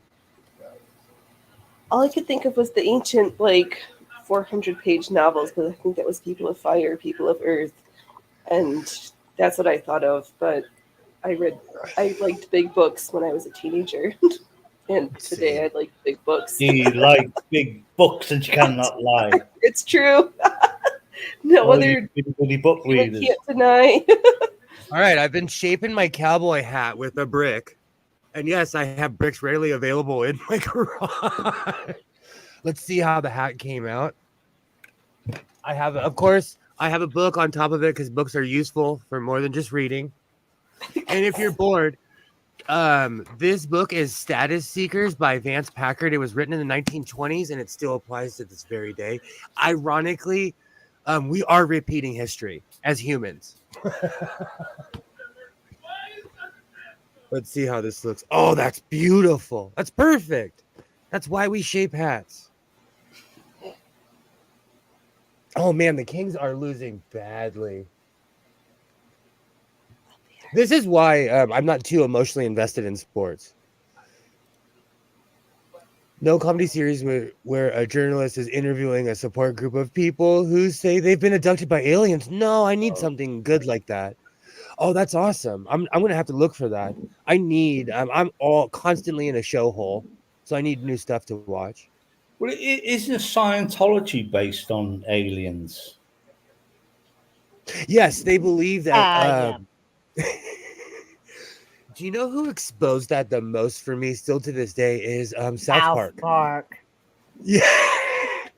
You know what it is, don't you? It's a tax fiddle for the rich, for Tom Cruise and Travolta and all them rich that joined it. They just had their money there. That's all that is. That church is it's that bizarre nonsense, nonsensical. That's all it can be. It's a big tax haven for the rich. Dog, if you ever come to Los Angeles, I will take you to the big blue building. We could walk right up to it. They don't care. Like, they have really creepy security guards, but they would let you walk right up and they'll let you walk in. And we could go on Gene Roddenberry Drive and then make a right on L. Ron Hubbard Boulevard. And it's actually like they own Hollywood Boulevard. It's hard to explain how much the Scientologists own Hollywood. Well, I went to Hollywood years and years ago, and it was a great place. It's a lovely place. It's mad, but it's great. What are you going to say, Commander? Members of Scientology who get a little bit out of hand have been taken to retreats against their will for discipline, and it's a right dangerous organization. Very much so. Very much so. Well, I also believed it was used for hamster sales. Probably. Because Tom Screw, you know, because it wasn't reported in them days. It was like a sexual thrill to put a small rodent in a plastic bag and shove it up your ring for a sexual thrill. Well, they had a band here that on South Park too, and they had a band here called the Pet Shop Boys. Oh yeah. Basically, they were quite famous back in the day, and there was a singer called Mark Almond who had to have his stomach pumped of, I think it was something like 1.5 gallons of sperm was taken out of his stomach. But the problem was it was animal sperm. It wasn't human. Do you know they had that same, like, Little Kim had that same old wives' tale about her. Is that true? Like, sometimes I wonder if it's true or not, because now you're telling that story. In my generation, it was Little Kim. These strange practices, especially where sex is concerned, that people have done for many. Bestiality was in the Bible, don't forget. And Jesus had a foot fetish. We know that because he loved washing the feet. Are you kidding me? Moses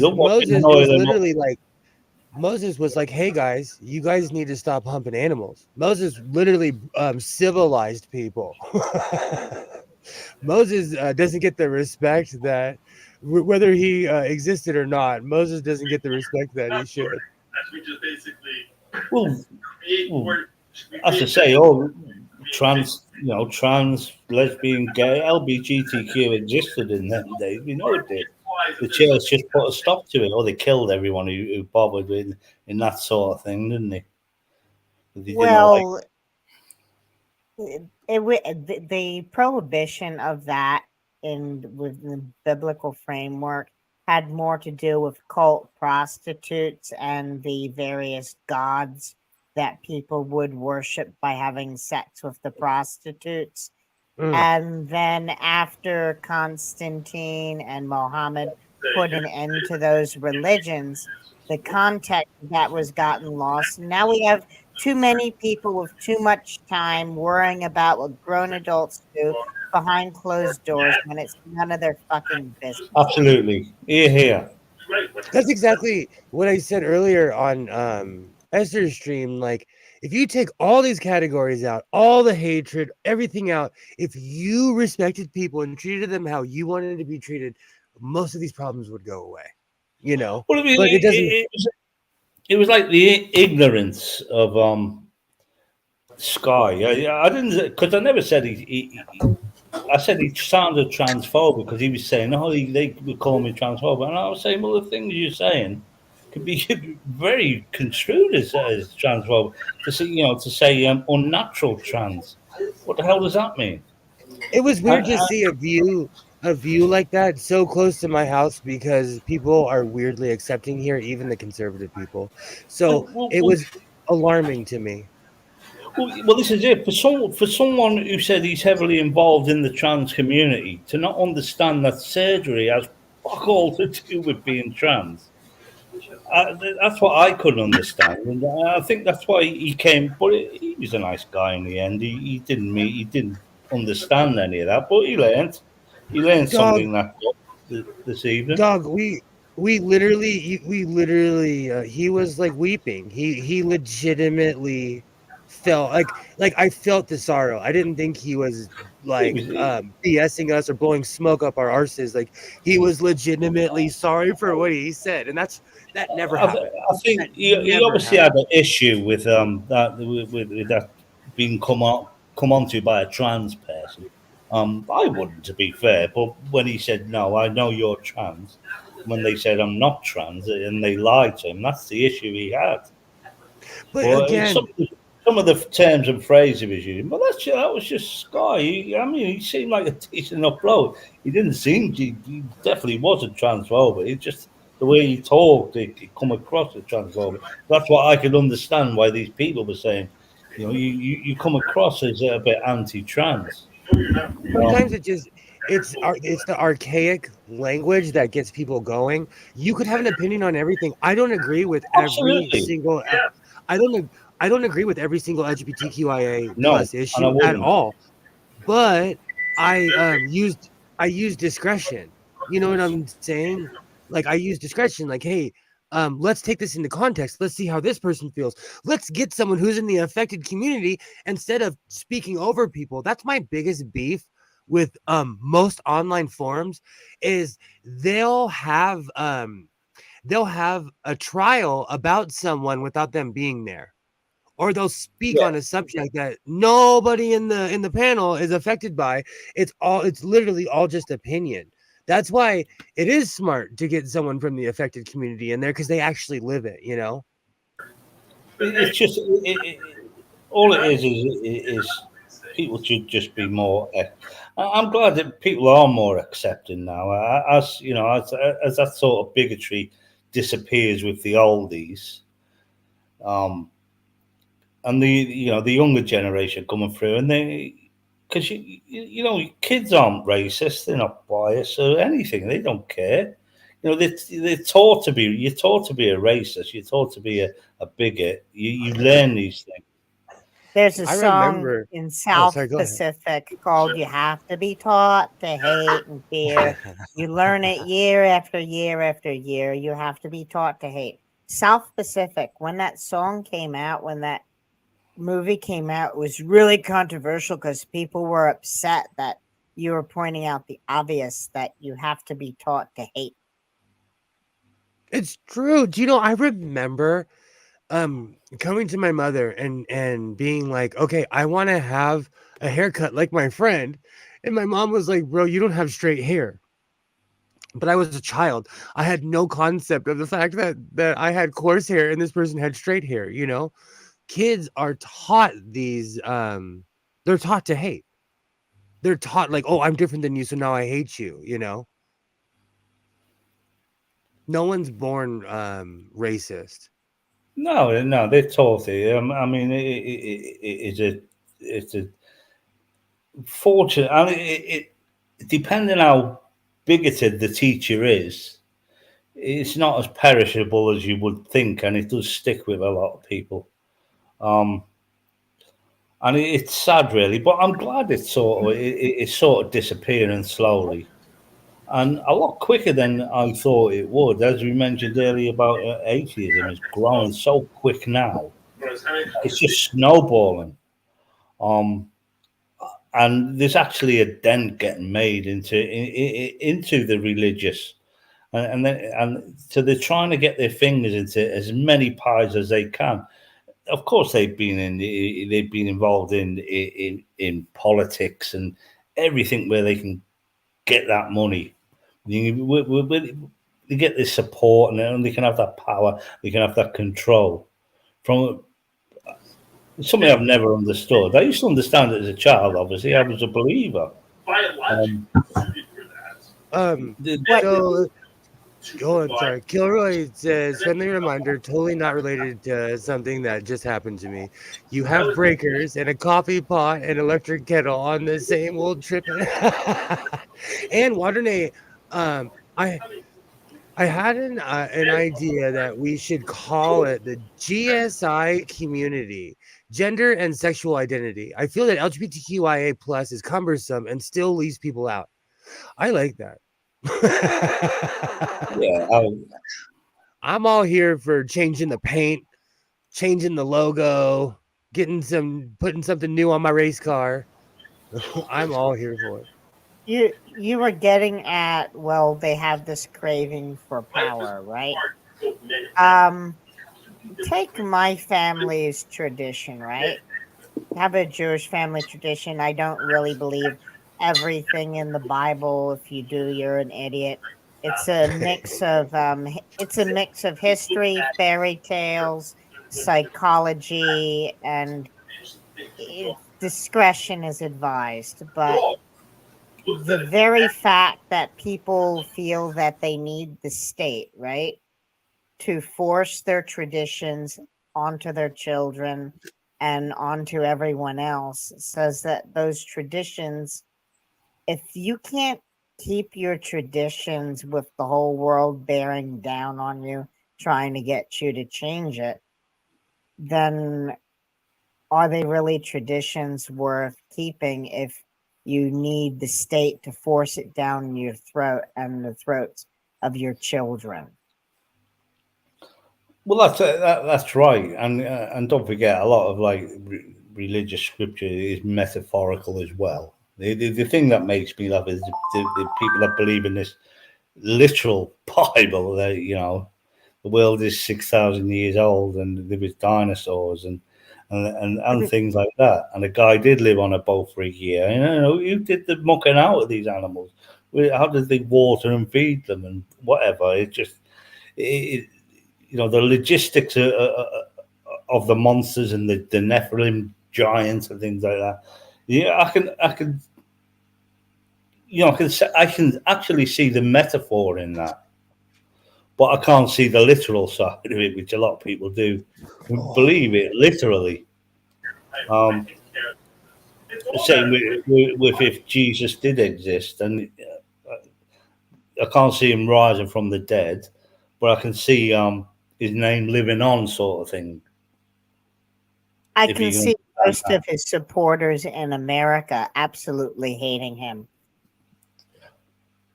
Who are we talking about? Sorry. Jesus. If Jesus were real and no, I'm talking about the character in the Bible. The religious authorities didn't like him. I know, I was just joking. I've heard people brag about. Got a Mexican name. That's a joke, isn't it? I've heard people brag about how if Jesus came back, they'd probably crucify him again, which is kind of a sickening if you really think about it. It was the late Jerry Falwell Sr. I remember watching a Sunday morning political show in 2004. And Jesse Jackson said, no, it was Jerry Falwell said he prided himself on being so conservative to Jesse Jackson or Al Sharpton that Jerry Falwell said if Jesus were there, he'd find Jesus so liberal he would condemn Jesus. So they had already jumped the shark by not even worshiping the God that they had in their book. They started making them. In the New Testament, Jesus is portrayed as a fascist seditionist, isn't he? As a criminal. Well, a blasphemer in Jewish law, Herodic law, or however you want to look at it. But Pilate had him down as a seditionist, didn't he? Let me go get my Jesus statue. I actually have a statue with Jesus. Jesus has an AR-15. Let me go get my Jesus statue. Oh, and on one of my videos, Raid on Putin Ally MTG, in Marjorie Taylor's shit trailer, there's a painting of Jesus with the AR-15. But yeah, Jesus was just getting in the way of the religious authorities' programs. I actually don't think he was that horrible. All right. Hold on. Let me make myself big. This is AR-15 Jesus. You can't see it because the lighting's bad, but there's his AR-15 tucked in his coat. He's got his helmet.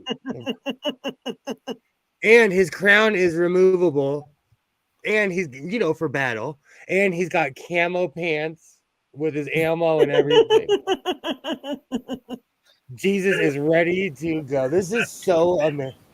This is such put a patch over one eye. It's like Liskin. Russell. I found this at a local Goodwill a while ago, and I literally leapt at this. I was like, I want this thing so bad. Yeah, that's kind of American Jesus. Believe it or not, Barack Obama made this Jew want to be a Christian for some time. And I found out that Jesus in America has blonde hair, blue eyes, and he screams at you that you're a Marxist for caring about poor people. So I actually, in 2012, my preacher was accusing all the Democrats of being Nazis and communists because Barack Obama gave the Republicans a run for their money as far as Jesus cred goes. So he hands me a swastika and a Cuban flag and says, these represent you. And I say, if I'm such a Nazi, I need to go back to the synagogue. He's like, they will never take you because you're a Nazi.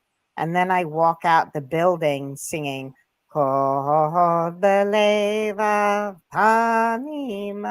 basically the Israeli national anthem in Hebrew. And then a year later, after I proved my sincerity to the local synagogue, I have my membership papers as I have gotten my family history back, and now I am associated again. And I go to that preacher and I'll say, I'll join back up if you apologize. And he would not apologize for calling me a Nazi. And America is that sick. People are. Butterfly, I am so excited. Don't judge a religion by its fruit. Yeah, I agree with you. I am so excited, Butterfly. That's awesome. I feel so accomplished whenever I finish something. I love that moment of why am I still big? I love that moment of when I put something on and I'm like, I'm finally finished. Especially because yesterday I finally confessed that I hate attaching sleeves. I told on myself. Yay, let's make you big. Hold on. I got my sleeves in, but I will need some hem finishing on the inside because though I put French seams everywhere else, why did I not put French seams in the sleeves? Because sleeves are complicated enough and I can finish these hems other ways. So, how many other ways are there to like sew on sleeves? I need a hack because I pin them all like together and then I just sew along. You know, I give myself the standard seam allowance and just sew along the edges. Is there? Yeah, I don't think there's a hack. I mean, unless you're making gigantic, poofy Edwardian Victorian sleeves where you need interlining and stuff to make it hold its gigantical shape. There's no hack. It's just praying and to hope you don't cry too much. Totally, totally. I need to learn how to sew. My grandparents came to America with a sewing machine and wound up making clothing that was sold at Macy's and owning a factory. And I don't think anyone in my generation actually knows how to sew anymore. I grew up with very old world people, and like they forced me. My grandmother was like I was a very sick kid because of my asthma. I was sick all the time, and it annoyed my grandmother. So she would always tell me, "You're not sick," and she would like teach me skills while I was like on antibiotics or Right, because you might be sick, but you can still do stuff even if you're sick, and you can sit and stitch and be an people invalid and still be productive. people always like everyone in my family, they're like they always ask me, they're like, why are you so like attached to that Bel Air sewing machine? I remember when I was 9 years old and my grandmother was like, if you're gonna be home all the time and you're gonna be sick, you need to learn to do something. And she taught me how to sew on that Bel Air. You know, Yep, that's what Grandma taught me how to be productive on that machine. I have a life because of Grandma and that sewing machine. She was old world. She didn't believe, like, I have a lower immune system, so I get sick all the time. And she would be like, that's not true. Even though, like, I was just, that's just my body type, you know, and it bothered her. So she would always tell me that sickness is in the mind.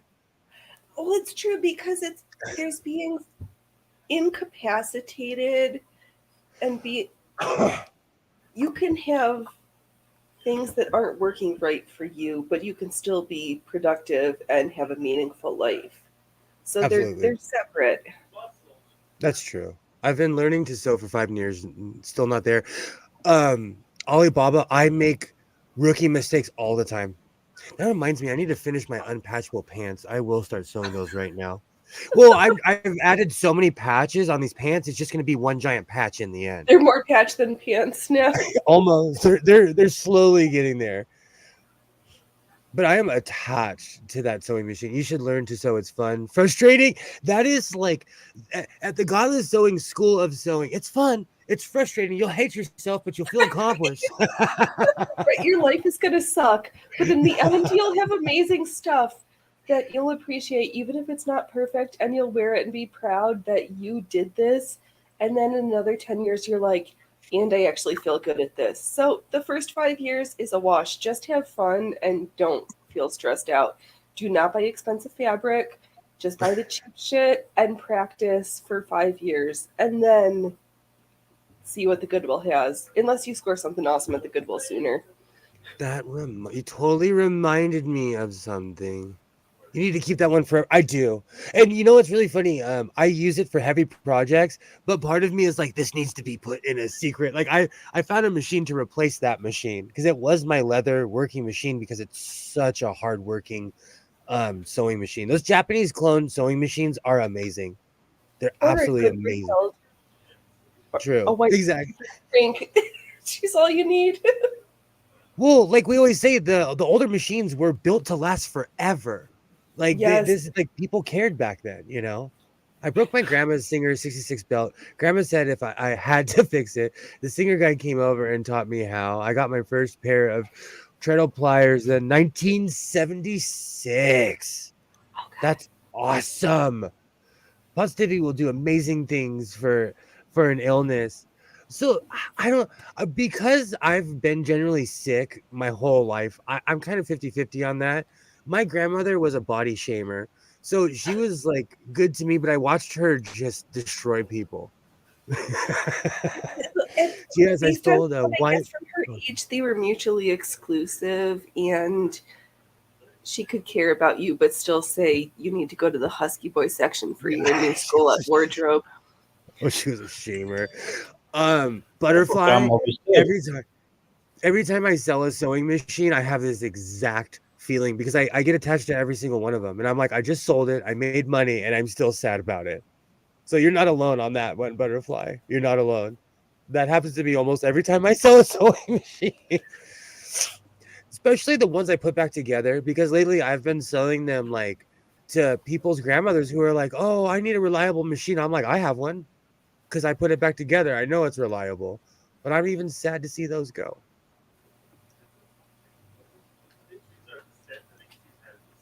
Treadles only. Oh, okay. I see what you're saying. The Bel Air is one of my top faves. I put stickers on it just to tick off people in my family. Oh, speaking of which, I have officially been kicked out of my over 40 sewing group on Facebook because I put stickers on a 301A sewing machine. Oh my goodness.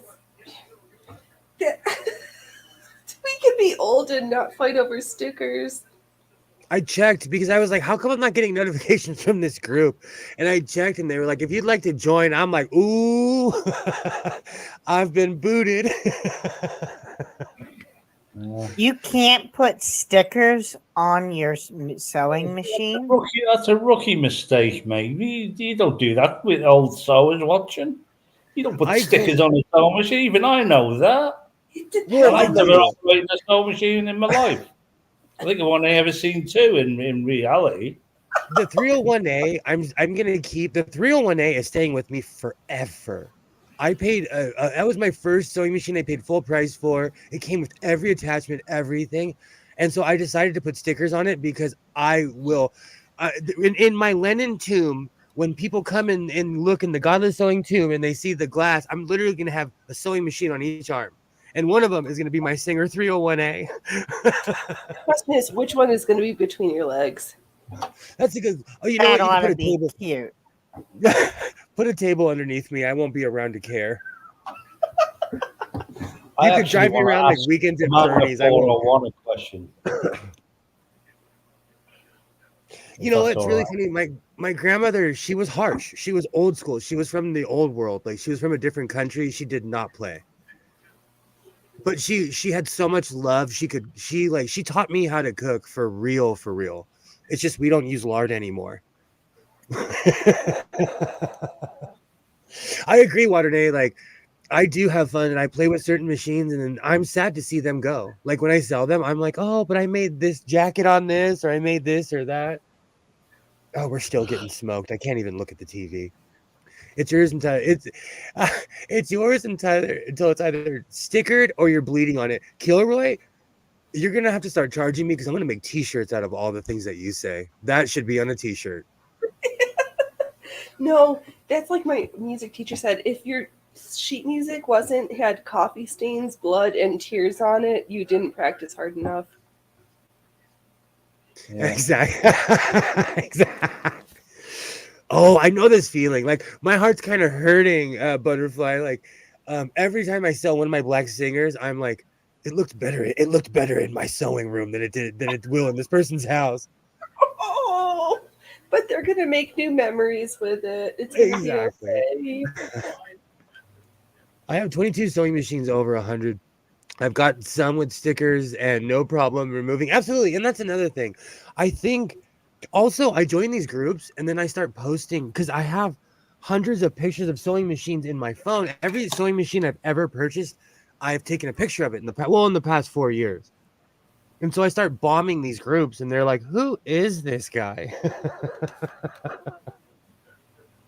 Who is this guy just posting all these vintage sewing machines? They think I like bought them all at once. They're cray-cray. Lard is so good for you, Liz. It keeps the weight on. Well, I never knew people were so passionate about their sewing. There's proper sewing nerds on here, aren't there? Oh, this is oh yeah. There are proper And- sewing nerds here. Yeah. That is cherish it forever. I've sold many featherweights because I get insane prices, but I live in like California. We have Disneyland prices for everything. Like if you go to a fast food restaurant, like if you went to McDonald's in California and ordered a #1 large, it's like $17. We're crazy here. We're crazy. That's twice what it is here. Well, actually, 2.5 times. Isaiah has a Jack in the Box habit now because we don't eat fast food. We really don't. And so he'll ask me like, "Hey, can we go to Jack in the Box?" I'm like, "Sure." What he orders costs $19. Oh God. I can go get a good steak, sit down at a restaurant, get a good burger, a quality burger served by a polite young human. Hopefully it's not easy on the eyes. Yeah. Oh, everyone's good looking around here. Everyone is good looking around. It's sickening, actually. Everyone is good looking around here. It's like that movie. Have you ever seen the movie Last Action Hero I don't with know. Arnold Schwarzenegger? Sadly, Not quite either. yes. It There's was a scene. it's silly, but it's good. Great movie.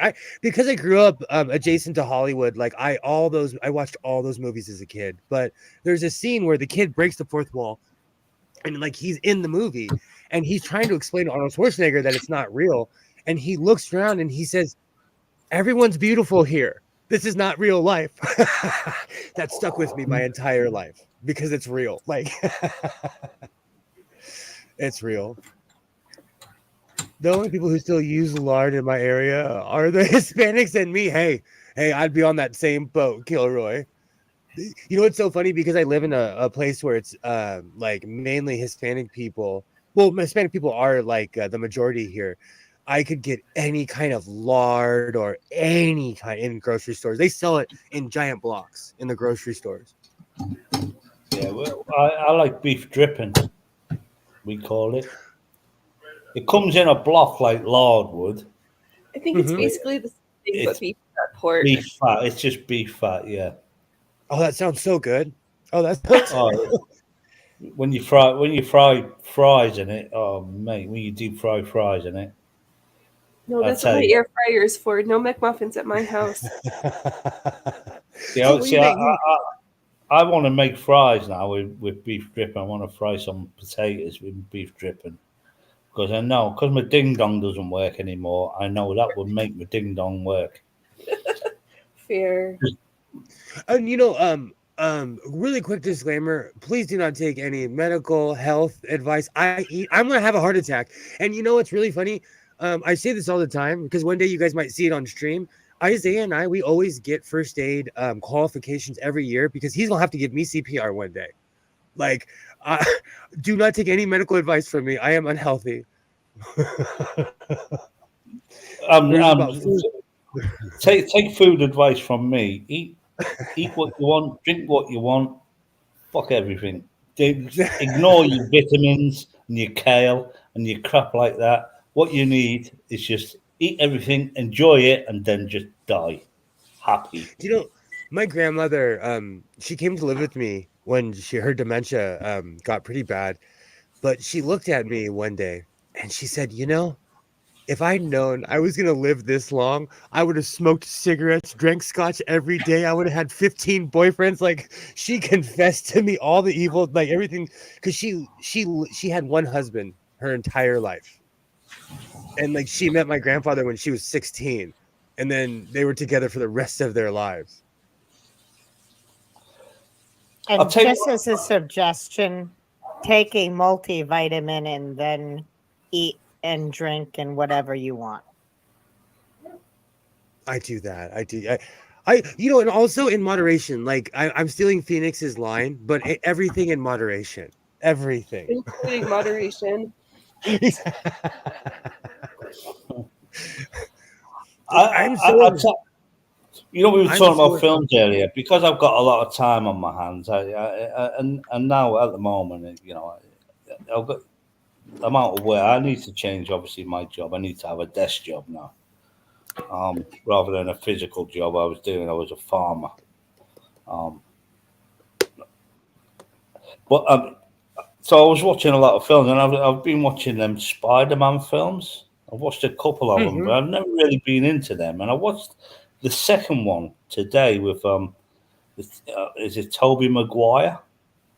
okay. And I've seen that one. Okay. and there's Doctor Octopus, Mm-hmm. and his aunt is about 80 in that, 75, 80 years old. She's quite old. And that Doc Octopus dropped her twice off a building, dragged her up there screaming, and then he saved her. And it took me back to when I was very young. My nan was a lot younger than her, and she slipped on the ice, and she didn't fall over, but she slipped on the ice, grabbed a lamppost, but she shit herself. We had to go home, and I'm thinking, why My, didn't Tobey Maguire's auntie shit herself? you know what? My grandmother She broke her. probably broke every bone in her body, even without hitting the ground. Exactly. My grandmother fell at 96, and she broke her hip. So, we say this all the time here. Like, movies are nothing but lights, glitz, and camera tricks. Because in real life, there's all kinds of things in movies where you're like, that would never happen. Like when they portray Los Angeles as a certain kind of place, I'm like, there's a giant map of places you should not go in LA. I will show you. Oh yeah. I'm sure London is like that too, where like there's the tourist areas, then there's the scariest places on earth. No, it depends really. I lived in London for a long time. I think it's your own attitude that it's like another animal would see the fear in you. Yeah. It's the same at London. If you walk down, if you know the areas and you walk around, a cocky son of a bitch, no one will bother you. If you walk around scared, then these people will. But that's the same anywhere in the world. It's not just there. But London isn't as bad as what you think. Neither is America. No, I've it's been in not. America plenty of times, and I've been all over America. I've been in Cali, I've been Florida, did the whole of Florida, right the way down to Key West, did Naples, all the Gulf Coast, did all of that. In New York, I've been up to. Let's just say I've been many places in America. Done most of Route 66 as Oh, a that's trip, but awesome. you can't do it in 2 weeks. You can't really do Um, that in 2 weeks. But really, really I've never quickly, had an issue at all. Waternay, I still say hip. I still say I had to stop. I had to change my language when I got online because I quickly realized not everybody talks like they're from the Valley of Los Angeles. So I totally get it. Let's see. I used to still say say Audi. I'm Audi. I used to say that, and that's straight 1993. I say all kinds of antiquated things, and there's nothing wrong with it. Well, I think because the Have a internet is great night, worldwide, it's butterfly. quite a culture shock to some people when they do get online. It is a big culture shock to see these different people of different cultures and to be able to get on with them and to understand them is a thing, because a lot of people do speak a lot of English is different to a Oh, lot of totally, people. totally. Um, Have a great night, butterfly. Thank you for stopping I'm not by. butterfly. Thank you. Yeah, where I literally where was Kilroy's comment, because I speak Valley Girl English. I do. I try not to deny that I am from anywhere else except for. But this is the way the world is going. And case in point, I've recently moved into this place. I've been literally living here just under 3 weeks. No, it's actually 3 weeks today, because it's now Tuesday here. And it's a new built property, so it's all like mod cons, but the street isn't on the map yet.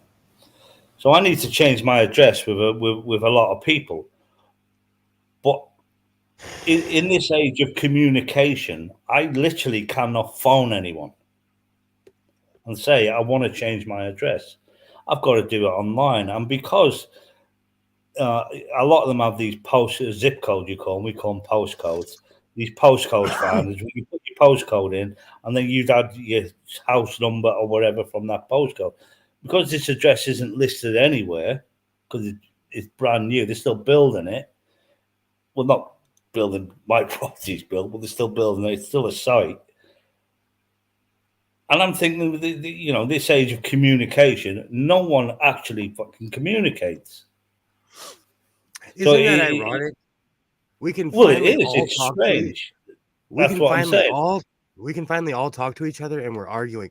I am a part of many communities online, and I always jokingly say how I'm a part of Black Twitter, but like I watch certain programs on Facebook, I'm sorry, on YouTube, and it surprises me how we can finally communicate. We can finally come together and correspond and say, "Hey, I'm from here. I can do this," and we argue with each other. That will forever trip me out.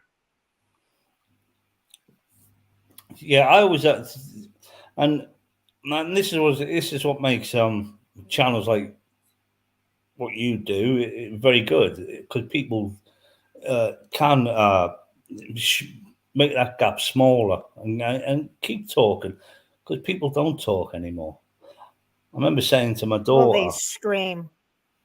Yeah. a brother was upstairs playing playing his computer with whatever, the GTA or whatever the kids are playing these days, and I said, "Go and get your brother for his tea, his dinner." Um, I turned around 30 seconds later, and she's still there. And I said, "Did you not hear me? Go and get you." She said, "I've texted them." She Oh. sent him a text. He's literally 3 feet above her head. Oh, that would bother That's, me. that's what it's like. The kids, they don't want to talk anymore. They sooner text and do all their stuff online. And I don't know how they can call that a communication age. It's not communicating at all. I mean, people who say like BT dubs. I mean, why? It's one less syllable than saying "by the way," it doesn't make you any less douchey for saying things like that anyway. Because people are becoming absolute douchebag. But it's all about this 15 minutes of fame. This trying to get noticed, Oh, it and drives me crazy. especially saying, and I'm being literally toxic to get noticed. I couldn't do that. I'd sooner not be noticed and be known as a. Well, people want to be known as just to be known, to happily be known as a bastard, a horrible bastard. And now I Well, don't understand that mentality in people. But it's all about. Well, it is. It's all about being somebody. It's all about, oh, I've affected the world. No, you haven't. People are just saying you're an idiot or you're a dickhead. well, We, like you would have flat earthers. They would get their channels nuked for threatening to kill people, talking about how they pepper sprayed, autistic children that they were supposed to be taking care of. And they get their channels nuked. They'd be back with 500,000 subs for being the most brain dead, toxic Yeah, assholes the world has ever seen. this is it. Well, exactly. well, nobody ever remembers. Like everyone knows who Hitler is, don't they? Even the kids today know who Hitler was. And no, he wasn't a very nice man at all. It's one of the he's on the list of running of worst humans ever. Most He's high of up on the the list.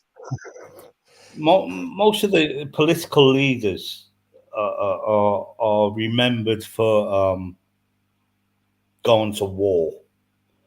So Thatcher, we got in Britain, Winston Churchill, you got Obama, even George Bush. He went to Iraq, um, and that's why Trump tried to destabilize the Middle East so much, because he tried desperately to be remembered. But Donald, you will be remembered for being the world's fucking biggest idiot ever. And his supporters think that when Trump was president, that the world respected. They will tell you that when Trump was president, the world respected America. Oh no, And you're sadly the and that's world the laughed at. exact opposite. Yeah. You know I what's funny? felt Everything sorry you for read. America, the way they came out, the way people looked at America, and it was quite shocking. Because I love Americans, I love a lot. Most of the people I speak to, friends, are American, and I'm not going to knock my affiliation with them at all. But I did feel sorry for the way the bull. Well, people say, "Oh, America's fucking full of weirdos and pricks." But it's not. I know it to be different, you see, because I do communicate. I actually do communicate in this age of communication. So I I think know what that's communication. But to see what Donald Trump did for America's standing on the world stage wasn't good. And then you got people like your Kevin Sorbos and that Tucker off Fox News and people like that who adored this man for the problem. The whatever problem with reason. Kevin Sorbo is that these people they get large audiences and people hear everything they say and they start thinking that they're God, they're a deity, and they start thinking they're untouchable. Kevin Sorbo has completely lost the plot. He has left our planet. Like Oh he yeah, has they all no are. And that exactly. James, what's his face? James Woods. He's the same as well. They get they've gone so deep into this conspiracy stuff that it's just ridiculous. Well, that's just And the way people are. The I agree world with is. Watergate. It's not just America. It is here as well. Because we have Boris Johnson. Don't forget. He was full of shit. He was a lot. There's no such thing as an honest politician, but Are you yeah, kidding me? Trump Boris took that Johnson to a was whole new was level.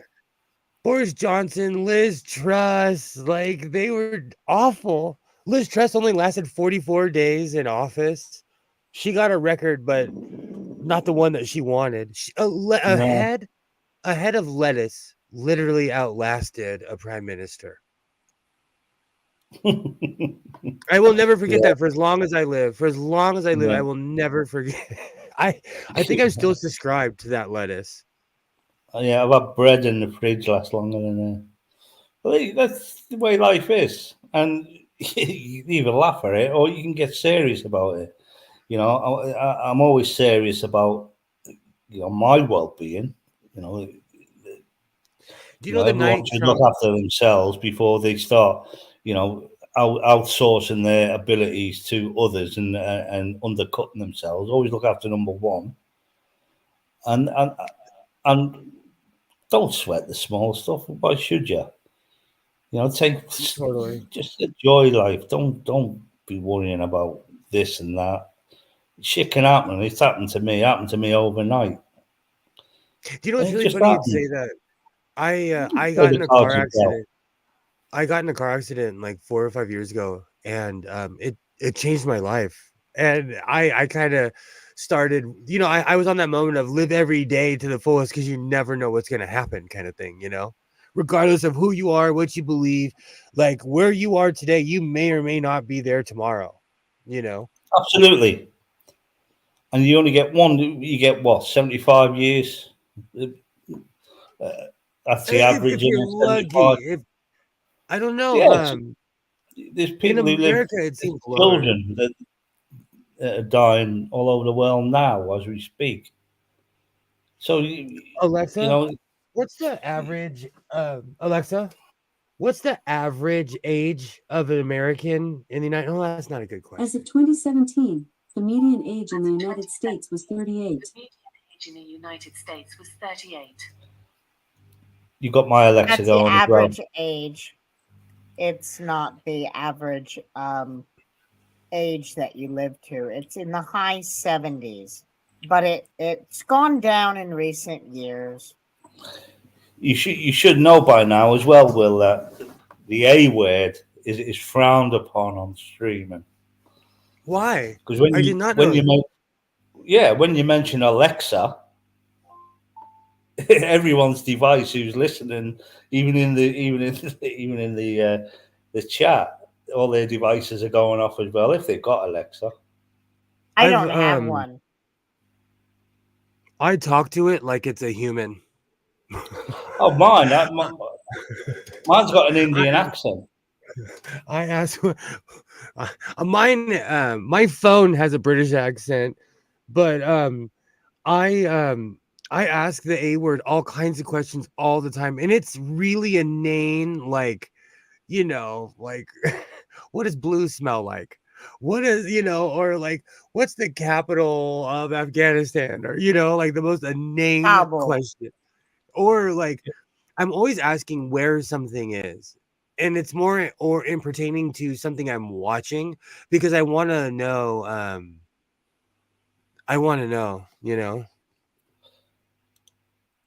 Yeah, mine has it. So if I say, Alexa, what's the weather doing today? Oh, hang on. Turned it down for that reason. Sorry, I'm not sure. Oh, that's awesome. Alexa, what's the weather doing today? Right What's now the it's temperature right now? It's 6 Right degrees now, Celsius it's with partly 52 cloudy degrees skies. Fahrenheit. Today's Tonight, forecast expect has a low mostly of sunny 50 weather, degrees. Would you with a also high like of to check 13 the high for degrees and a today? low of Alexa, 6 no, degrees. thank you. See, mine has an Indian accent. I like the Indian accent, but you can get. I might have to switch mine to an Indian accent. That was hot. Just say change. Just say, Alexa, change your voice. I didn't know that. See, you learn something new every day. I had no idea. Here is the first Guys, one. I'm going to have to be going to bed pretty soon. It was a nice stream, fun talking with you, dog. I love that avatar. It is awesome. Please I meant to ask come you, back Commander. soon. Commander, that was a question I was going to ask you earlier. How can I make my avatar talk and move? What sort of because that's my old dog. That he's long dead, bless him. But how can I make that avatar move and talk? We have a setup. I'll have to ask Dick. There's a script that you can run on OBS, and you take and load some PNGs into it, and that's the quick way. That's a quick and cheap way. If you want what I got, well, this computer that I'm doing it on, I paid $2,400. You could probably get away with a $1,200 computer if this was the only thing that you were doing and streaming. And then you go to get VC Face, which is free, Vroid Studios, and then you can easily customize an avatar like this, or you can dump years and years and years of practice into 3D. And when in a little bit, I'm going to have a 2 computer setup where I have a penguin model with all the facial shape keys, 52 Apple shape keys, and Unreal Engine. But I will most definitely ask Dick for the script and probably produce a video if you want, explaining how to install it into OBS. Yeah, I was thinking of like Unreal Engine or GIMP or Blender, one of them ones. But obviously, as you said, it's years and years of Or learning that. you could have Software. someone make it. When I get the Unreal app working for the streaming, I will just take all of my models out, leave the most bare thing in there, and then basically like put it on a Discord server and let people download a streaming app. But right now I'm using OBS. I rendered this background in Blender. So this is a simple OBS setup. Awesome. Thank you.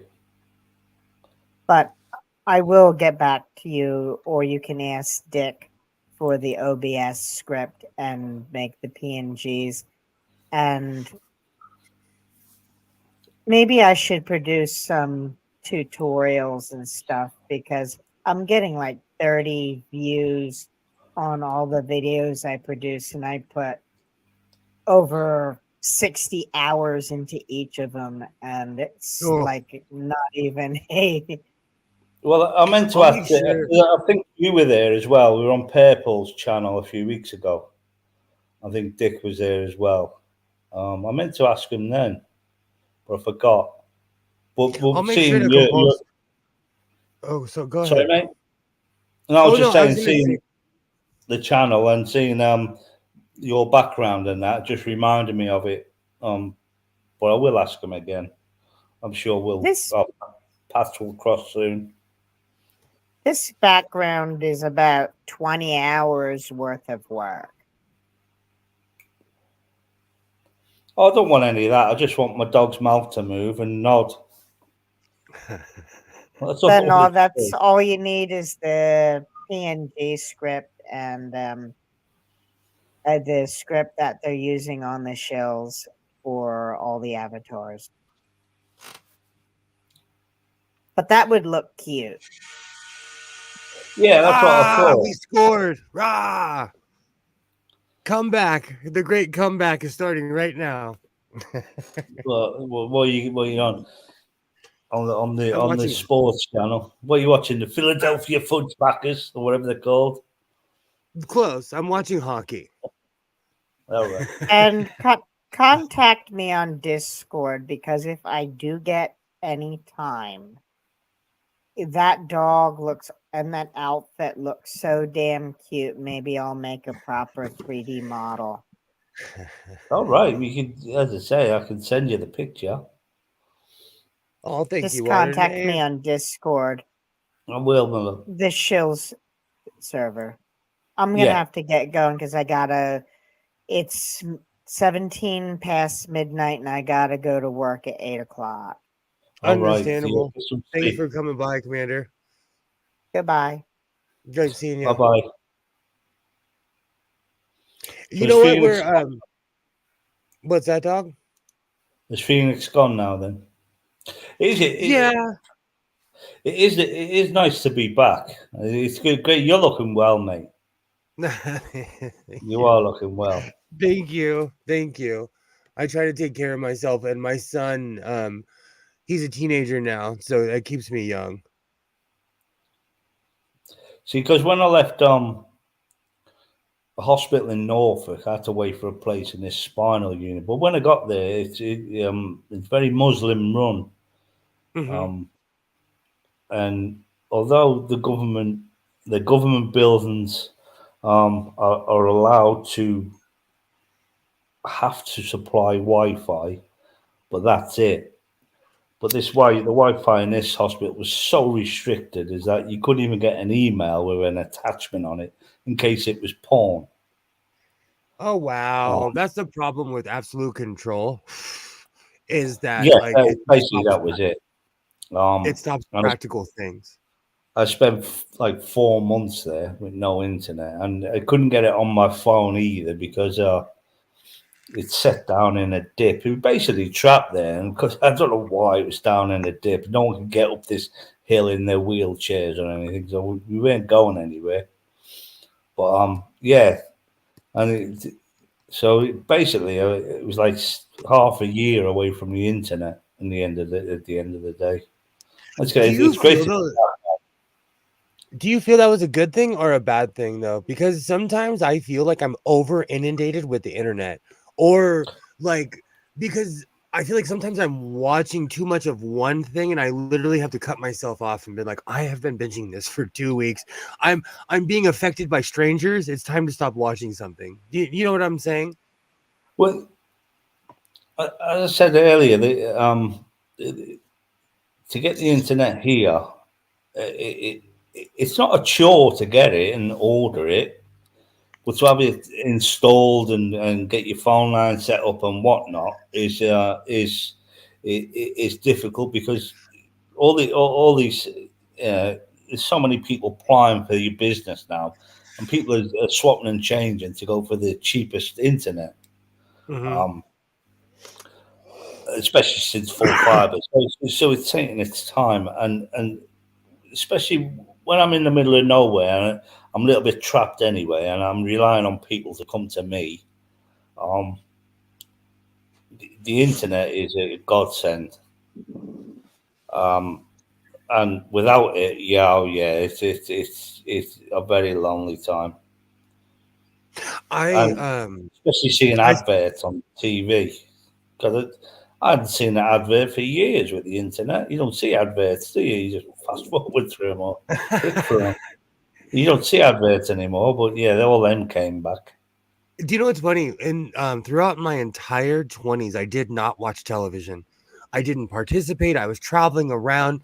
When I started watching TV again, everything was brand new, including the commercials. I was literally 10 years behind television, you know? That was And it. it's good to take breaks. It is. Well, Cuz well, social media is it gets rough. And especially like in the atheist community, people get familiar with each other, they hate each other, this person can't talk to that person. The interpersonal relationships are really weird on the internet, so it's good to have other things to watch than just certain communities of people who hate each other who eventually well, will end up hating each other. well, yeah, because you and I are of similar ages, and they didn't have mobile phones and computers and game console. They had them, but Not I like now. literally had to be dragged in Yeah. every night to go to bed or to eat and things like that.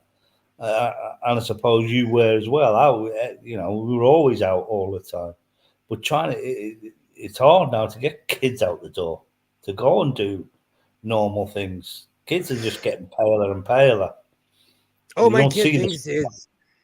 my kid thinks I'm evil for making him walk a mile with me every day or doing some physical activity. He thinks it's like one day he looked at me, he's like, "Are you punishing me?" I said, "Bro, we used to leave the house Mm, every day and not come back until the street lights were on, like legitimately. yeah. Legitimately, we would disappear and go have adventures. Well, we used to play football or soccer, as you call it, Yeah. um, Oh yeah. till we couldn't see the ball any longer. It was so dark we couldn't see the ball. That's when we give up. Gilroy, I do that now. I watch the same stuff over and over because I am like, with the news is so depressing. It is so depressing. That's the And idea of it. there's a man that I watch on YouTube that I actually really respect, and he admitted that San Francisco has fallen. And not even in the way of like on Twitter where people sensationalize it. It's just the crime has gone through the roof. And like it's not that bad yet here, but it's like slowly becoming that. And I think people are not honest with each other anymore. Well, yeah, we were talking about that today because here in the UK, especially in our area, you don't see policemen anymore. They're basically revenue collectors, policemen now. They're looking for people not wearing a seatbelt when they're driving or talking on their phones when they're driving Same here. or speeders. The cops are this. They're setting speed traps and they're trying to catch people speeding. They're basically just revenue collectors. That's all they are. you don't see them anymore. Exact same thing here. It's the exact same thing here. Waternay, I love the world in the middle of the night, but I have the exact same fear that if I went walking around with my kid at 2 o'clock in the morning, eventually someone would call the cops on us. Because when I go walking around by myself, no one says a word because I'm a grown adult, But yeah, Yeah. the world is a different place. I used to work third shift a lot when I was younger, so the world is a completely different place from like 12 o'clock, from like 12 o'clock at night until 7 o'clock in the morning. Yeah, yeah. Well, where I live, there's nothing. I barely get I don't get a phone signal inside. I have to go outside to get a phone signal. A mobile phone signal. Well, I've got the internet. I've got my landline now. But yeah, it's quite. Yeah, I did miss the internet, even at my age. Even though I had things to do, I could find things to do. I did miss the internet. That's the answer to your earlier question. I'm kind of 50-50 because I feel like the internet ruined the world. So I can do without it. I'm honestly one of those people that like and I know this is insane living in Los Angeles saying this. I would have no problem if we got rid of cars. If we went back to walking and horses, I have no problem with that Well, whatsoever. I do agree to an extent that the internet it gives out a lot of misinformation, Hmm. um, but it also gives a lot of truth. People can do and that research of things because in the old days we didn't know anything. You used to ask someone or go to a library and find out that way. Now they just go on the internet and read any old crap. It could be anything. It could be right or wrong, and they'll swear by what they've read. It's so funny you would say that. Sometimes really quickly. Yes, I have every channel that people Yes, suggested it's not last black week. people. I'm watching every single one of those channels. And Mark, it's the same here in California. The cops are they have quotas. They have nothing but quotas, and they're just literally standing around looking for violations. Our In my area, when you get I said this last week, when you get a speeding ticket, it starts at 1,400. The average person cannot afford that. That's why so many people are driving around with suspended licenses here in California because most people are functionally poor and they cannot afford that. Yeah, no, absolutely not. But as I say, I know it's happening here. The police have just come glorified revenue collectors. That's all they are. Obviously, they still investigate their crimes, and there's still crimes Yeah. goes on. They do that, but you don't. There isn't a police presence anymore. Let's say they're not about as they used to be. You used to have them who used to come beat bobbies, where they wander about the town, and they were there somewhere. But now, they have to be called, and you got to wait for them, and especially in a rural area, you got to wait quite a long time. Well, that's it. Gilroy, Sorry, go on. oh no, sorry. To answer what Gilroy is saying, I have an insane collection of books. Like I'm one of those people that should never purchase a book again. It's in a weird way, it's good to have that. Like, where's my oh, I work on AC/DC motors because they don't teach that anymore. And so I'm in high demand because there are still motors that are ran old school. I have all the manuals, I have all the hard copy books. Those are Bibles because they don't teach that stuff anymore. And so it like just having the knowledge, I make more money just having the books. And Absolutely, really, because when I went to university, you were given a reading list. You were physically given a reading list that exactly. you would go and read and study using these books, and then they would give you more books to read. But the books you were reading led you to other books anyway. That's the Exactly. way studying should be. Yeah, people are getting stupider. You got this. You got all this QAnon and all this conspiracy nonsense. But the thing is now, it gets around the world fast. This misinformation hits the world running. It scares me. It scares me how Look at how you. You're people. what? You're 8,000 miles away from me, and we're talking as if you're in the same room. Exactly. This is how quick, how one tweet can just cause pandemonium around the world. It's as simple as that. And it just takes one. It takes just one person to not see the funny side of someone telling a joke and see the wrong side of it, and then they would say, like I said earlier, that's offensive. You have the right to say it's not offensive. It's offensive to you, you alone. Oh, absolutely. But but they do kick up such a storm that everyone else gets on board as well. And And I think you that's may where just the be problem. cracking a joke. That's where It's the sad. whole the whole cancer culture, all that comes from. Is if people don't get the response they want, they get, instead of getting pitchforks and knives now and torches, now they just get everybody on the internet. Hey, let's bully this person. Let's, even though everybody's driven on half truths. Like, you do not know what this person is going through. You don't know what's going on in their life. I've recently gone through some drama, so I'm all about people leaving each other alone. If you don't like somebody, hey, that's life, you Well, know. it's also you look at the other side of the internet where it's also it's like a scaremonger. Look at all the paedophiles because of Really, the really. internet. Oh, that's right. When they You have. it was the I have same such. paedophiles.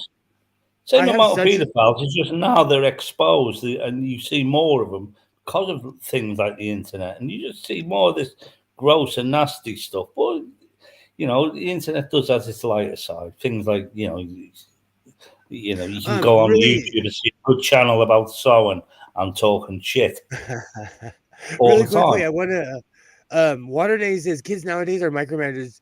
That many of them have no idea how to look after themselves. I agree. Mature world issues, immature for personal life stuff.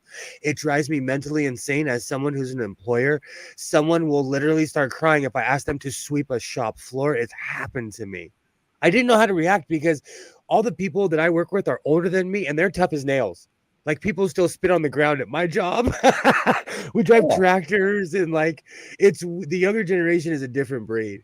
Like, a absolutely. different breed. My father would say things to me that were considered like you can't even say out loud, and I would laugh, I would laugh at him, I look at kids who are afraid to cook or do something simple and I fix. How the hell are you gonna? Yes, I think that same thing. That's why I teach my son independence more than anything else. Like, he thinks I'm cool, dad, letting him drive my car and letting him cook, but really I'm teaching him life skills. Like my father.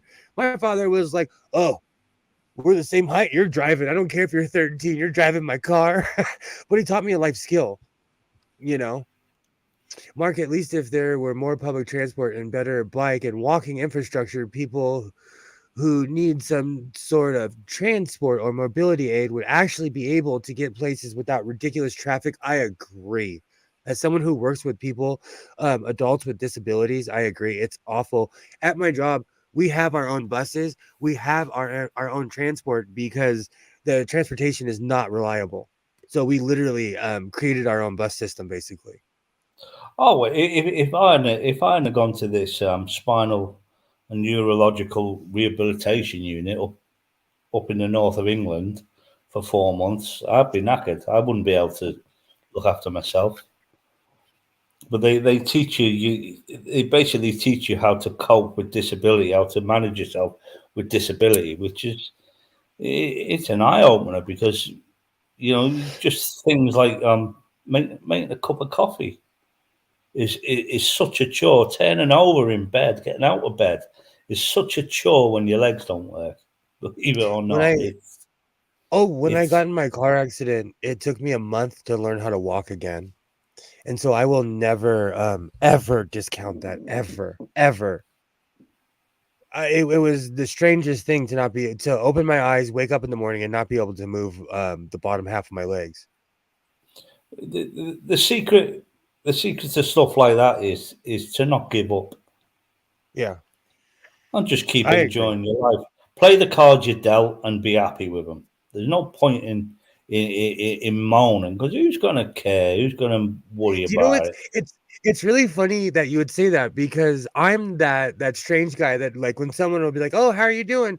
I'll be like, if I really told you the answer, you wouldn't care anyway. So I'm doing great, because I live by that. Like, I tell everyone, "Oh, I'm doing great," even though I feel terrible. Like, you really don't care, and I'm not even saying that in a facetious way. I'm saying that in, like, we all kind of feel crummy.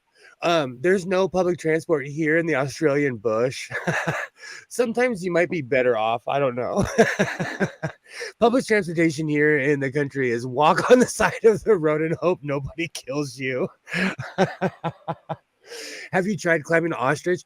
So Waterne, real true life story. I've been to the Chandler ostrich festival.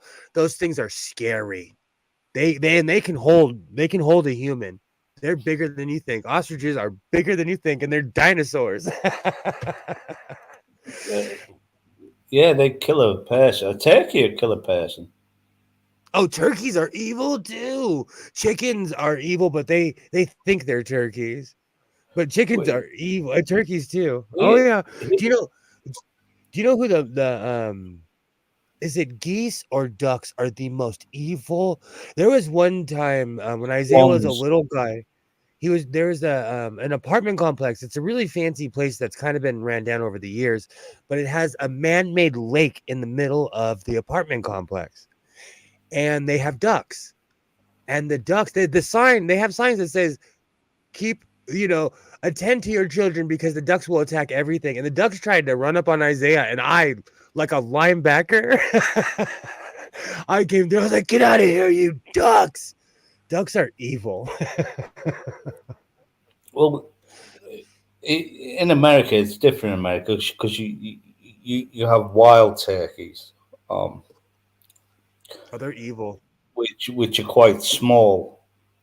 Well, here we farm turkeys, so if they're just grown for food, not like your Christmas or your Thanksgiving turkey where it's a full bird. If they're grown to be mashed up and made into whatever sliced turkey or whatever, so a lot more. So they're grown up to 40 kilos.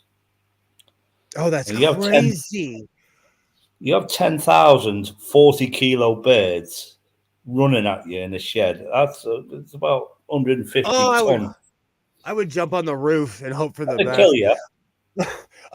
Mark Short said is really scary. We only have emus, and they'd kill me if I got that close. That emus are scary too. Those things are scary. One good thing about long COVID is how it brought awareness to chronic. Yes, as somebody who can't breathe and has a nebulizer, like if the Heart and Lung Association ever got a hold of me, they would literally they would tell me to get help. But it's true, it has brought a lot of attention to chronic lung failure, and it's put a strain on the medicine. A lot of people did, and that's an illness that's still ongoing, as we know. But I think that'll end up be like a flu now. Liz, I'm addicted. Sorry, Liz, I'm addicted to 7-Eleven taquitos. So if you can get those taquitos, let's see, it's like 900 miles to the border, and then like another 200 miles. So it's like 1,100 miles from you to me. But I'm addicted to those taquitos.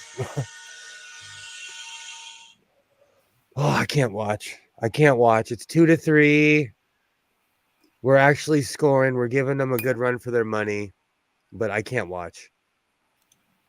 And the funny thing is, like, I'm a bit of a nihilist, so I don't even believe in like blind luck, but sports is nothing but chance. Oh, it depends how good your team is. We were first place. The team is only as good as the money that's thrown at it.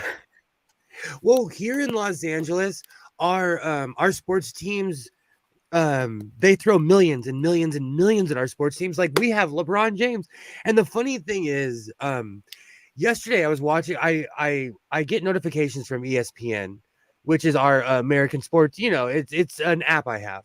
Long story short, I turned on the game and I'm watching the Laker game. Keep in mind, I do not watch basketball. And the first thing I thought of was LeBron James is on the Lakers.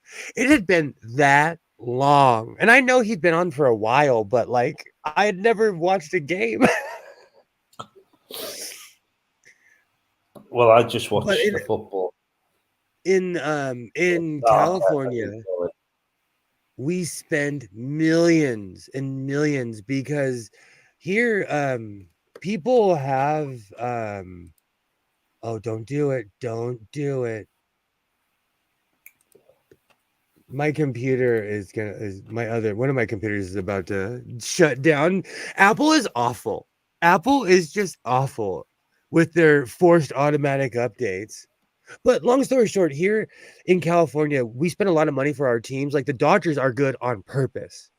Like they're good for a reason. And if you don't perform, they trade you. I have loyalty to certain players, and I wanted to cry when I saw that they were on rival teams. I'm like, I can't even witness this right now. See, I was born in Liverpool. This is another thing with kids are lazy. I was born in Liverpool, and so you've got two main football teams there. You've got Liverpool and Everton. And I've been a lifelong Everton supporter. And I've been through, in blood, sweat, every emotion in the book through my life with that team. And when my children were born, they were born in North London, but we moved to Norfolk before they were interested in sports and teams. And when my boy started getting interested in football, he wanted to support what I support. I said, well, that's fair enough, but why don't you support your local team, which is Norwich? And he said, but he was even too bone idle for that. So he supported the team that won the league that year, which was Chelsea. And that was it. And that's what kids do. And they'll only support that. They don't go through them emotions as we have done through these sports franchises, because they're more into beating old ladies up and waiting for the ambulance and shooting the ambulance driver, and then taking a chase in GTA 5. That's their life, or going to war in Call of Duty. You're right. Right now, my son is in the living room. I can hear him, and he's on his Oculus. I've been watching hockey ever since I tuned in and started watching it on TV. My father took me to games as a child. I know exactly what you're saying. Like I've been following this team my entire life, from stadium to stadium. Yeah, because money talks. My son has no connection whatsoever. And like I used to get season tickets. But I stopped buying the season tickets because that's a lot of money to go sit by yourself in a stadium. Yeah. That's a lot of money. Yeah. And that's okay. It's okay because my father wasn't into sports at all, but he was an involved parent and he would take me. So like I'll support whatever my son's into. I'm a Pirates fan in baseball. The Pirates have basically sucked for the past 15 years. So that's commitment now, isn't it? That's you committed. Yeah. Committed yourself. One day they may do good. It's like winning the lottery.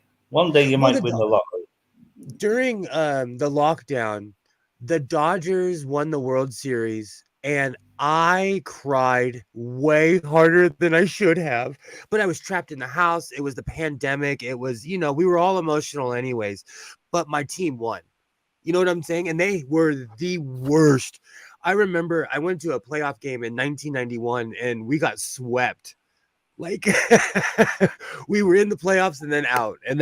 And we were not good for years and years. Well, we haven't won. My team hasn't won anything since 1985. And that As I said, a friend of mine said, "Do you know what the odds are of winning the lottery?" And I said, "Yeah, 50-50." And he said, "No, it's not." I said, "It's 50-50." Well, how do you work that out? I said, Either you will win it or you won't win it." that's true. And it was simple as that. You know what though? I had a compulsive gambling habit, and like I used to win a lot of money, but it makes me wonder how much money did I spend? Because Yeah, I yeah, would go to yeah. the casino because they still mail me player clubs cards. They still mail me like tickets. I'm really like I used to go to drag shows. I used to go watch the Rat Pack all the time in Vegas, okay? They still send me tickets. They still are like, "Hey, why don't you come down cuz you spent a lot of money." I'm embarrassed on how much money that I spent with my gambling habit over the years. See, But I would win. That's the problem. I would win. Like one time I won 800, then I won 900, and and it just kept on snowballing from there, you know. when we went to Vegas, I've That's never been a gambler, but if you go to Vegas and play on the slot machines, the slots, I just went on the 1 cent ones where you can win $1 million. Never ever won $1 million. But once you're on them, you get free drinks. If you're on them for a certain amount of time, you then get a free meal. Yeah, you can eat and drink for free in Vegas oh, they on hook you up. just paying on them 1 cent machines. And that's all I did. Yeah, but don't get me wrong, we had an amazing time. We did a lot of other stuff in Vegas. So We did the what? skydiving and everything. Oh yeah, Vegas is a wonderful place, but like what Waternay is saying is so true because I feel I'm not saying it's rigged, but math is like I they kept me winning to engage, and like The I house would always win. wins. I would win a bunch of money and then go to the mall and go buy a denim jacket. I'd go to the restaurant and spend money. I would basically give them not all of their money back, but I would spend money. And like my gambling habit was so bad that I still have like 15 comped rooms. I still have like, oh, they miss me. They miss me. And I haven't gone in 3 years since Well, January of 2020. someone put all the electronics and lights into them machines to make money, not to give it away. I'm glad you're back, Liz. I don't miss my gambling habit, but I miss the drive to Vegas, eating bad fast food, speeding out in the middle of the desert because once you get out there, it's nothing but desert. It is nothing but desert. They say don't bet what you're not willing to lose. I'm not I'm not willing to lose anything. That's I true. meant That I is meant to true. ask Liz if she's going to 7-Eleven. Could she pick me up an AR-15? Hey, Alibaba. Do you know in 1990s America, you could do that? Probably a vending machine tells them. Not necessarily at 7-Eleven, but like at Kmart, Walmart, like at the old stores, you could basically walk in and buy a firearm at any moment. That's old school. Even in California where I lived, you could do that. But I'm old. We have comprehensive laws here now where they'd throw you in the jail, under the jail. Hey, Alibaba. They didn't build those massive hotels and get those shows in and out on thin air. That's what I'm saying. Like, I've seen, and that's a funny thing. I've seen some spectacular. I've seen the Blue Man Group, and you know what? Do not dog the Blue Man Group until you go and see them. And I saw them when I was drinking and back, and well, I haven't had a drink in 11 something years, but like I've seen them sober, and they put on a damn good show. So don't dog it until you Yeah, see I it. bet. But I bet you watching them high is probably a buzz. Oh, Being that's stoned another. or high or any sort of drunk, watching them in that condition I think would be amazing. They're amazing, and pot is legal in Vegas now, so you can go and buy it, and you're not allowed to smoke it in the hotel. But I'm not kidding you. You walk around Vegas, and it now just reeks of marijuana. It's I bet it crazy. does. Vegas is crazy. Vegas is crazy. You see, that's another good thing about America. It's quite progressive with it. It's especially its marijuana laws. Um, the UK isn't. It's still it's slightly progressed that you won't get done for carrying a small amount of marijuana now, but it'll be confiscated, and you get a smack on the wrist or whatever. But just getting it confiscated is enough, I suppose. Obviously, if you have like 50 kilos shoved down your trousers, Oh, there then even here you go to and you jail. go into jail.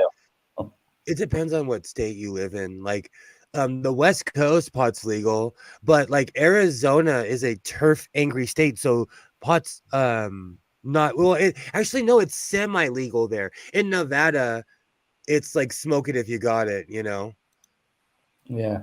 Thank you, Waternay. I haven't had a sip in over 11 years, like not a sip.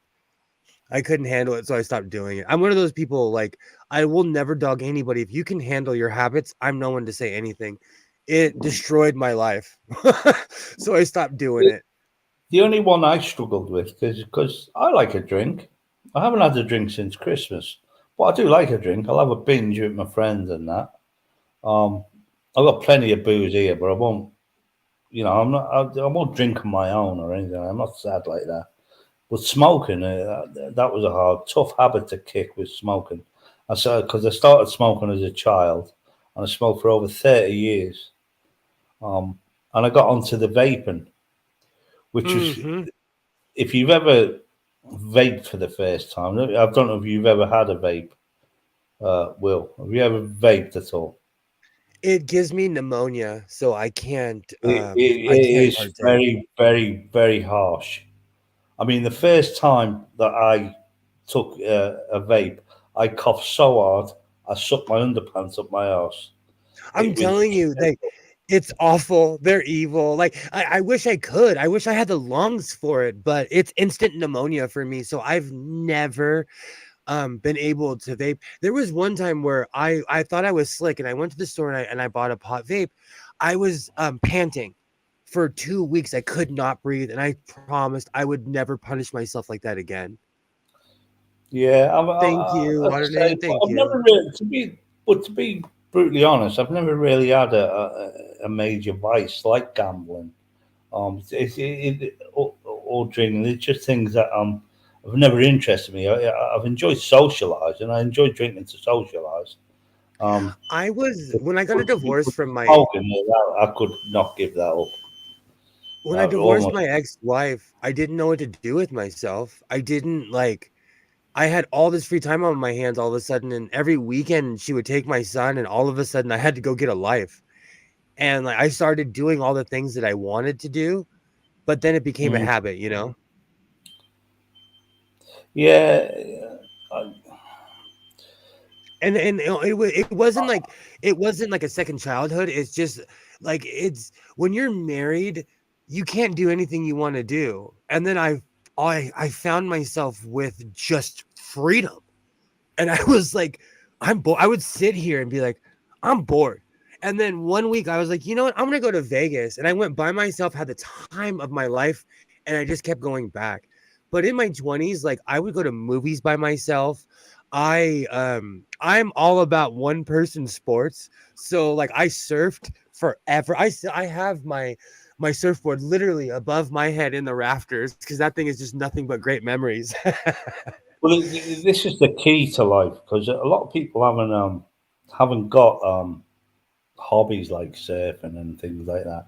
The key to life is having a good personal social network Mhm. of friends that you can talk to and you can listen to, you can rely on. So if you are going through these hardships, you'll always have someone there to cheer you up. Someone you'll have the idiot who won't see what you're going through, but he will cheer you up. He'll make you laugh Yeah, because yeah. he feels he wants it. But you will have you'll have the people, friends who will understand what you're going through, and they'll be there. They'll be there. Sure, having a good social personal network. Yeah, these people that live on the street and they do go through this alone, I can imagine it's got to be dreadful for them people. I spent Dreadful. I spent 10 years alone throughout my 20s traveling, and quite honestly, I would not recommend it. I had the time of my life. I had some of the greatest experiences ever. Oh, we scored. Oh, it's going to overtime. Good. But I spent 10 years alone, and I gained some really crummy independent habits to the point where my ex-wife didn't want to live with me, and I don't blame her. Really quickly, vapes irritate my lungs exactly like mist from car washes. I agree, Kilroy. But I quit smoking nicotine 5 or 6 years ago, but I agree with you. Like I could smoke like a chimney and nothing happens, but vape destroy me. And I agree with you as well. Water night, it is genetics. I got depressed and was like, oh, I'm gonna go fill a hole with gambling. And it worked for a while, but it was still just a giant hole of depression, you know. So I had to deal with my issues. And the funny thing is now I have no desire to gamble. 3 years of sitting at home and dealing and looking in the mirror, I have no desire. I want to go to Vegas to go buy cheap sewing machines and go see a good show and eat a buffet. Liz, I forgot about that. Liz had a gambling issue as well. I've known Liz for 10 years. Like Liz had an issue as well. Also, going back to vapes, well, when I say I vaped, I actually vaped for a habit. So I just had the vapes that just give off like a bit of smoke. And these people now, they got this idea that they have to hold these in cloud factories to take a drag. You can't see them for about 5 minutes because they're just embedded in this cloud of smoke. A literal cloud. I've never got that with the vapes. I've never got that type of vaping. Do you know when people are driving, it trips me out because it's like here, pot's legal, but now you cannot legally smoke in your car because the cops are like, look, if you can smoke, then it's a DUI if you get caught. Drinking driving, yeah, that's fine. But when I see people vaping in their car, it looks like their car's on fire because their entire car they're driving and the smoke is just swirling out of their vehicle. You know, it's crazy. I'm an extremely observant driver because I almost died driving. So I'm like, you know, head on a swerve, paying extreme attention. I agree with what Warney said, though. It is about accountability. That is like, I'm hardcore about that. So let's not mince words. I am huge on accountability because that's something I would say to somebody and not anything I wouldn't say to myself. I agree. I did the same thing, Liz. I did the same thing. When my dad passed away, like I no longer had Gandalf. I was just Frodo wandering around by himself. And so I went on some crazy adventures.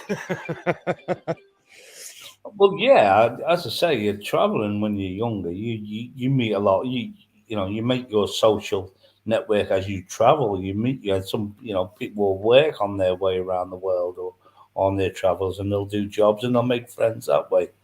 I meant Liz traveling. I meant Liz on my adventures, just traveling around.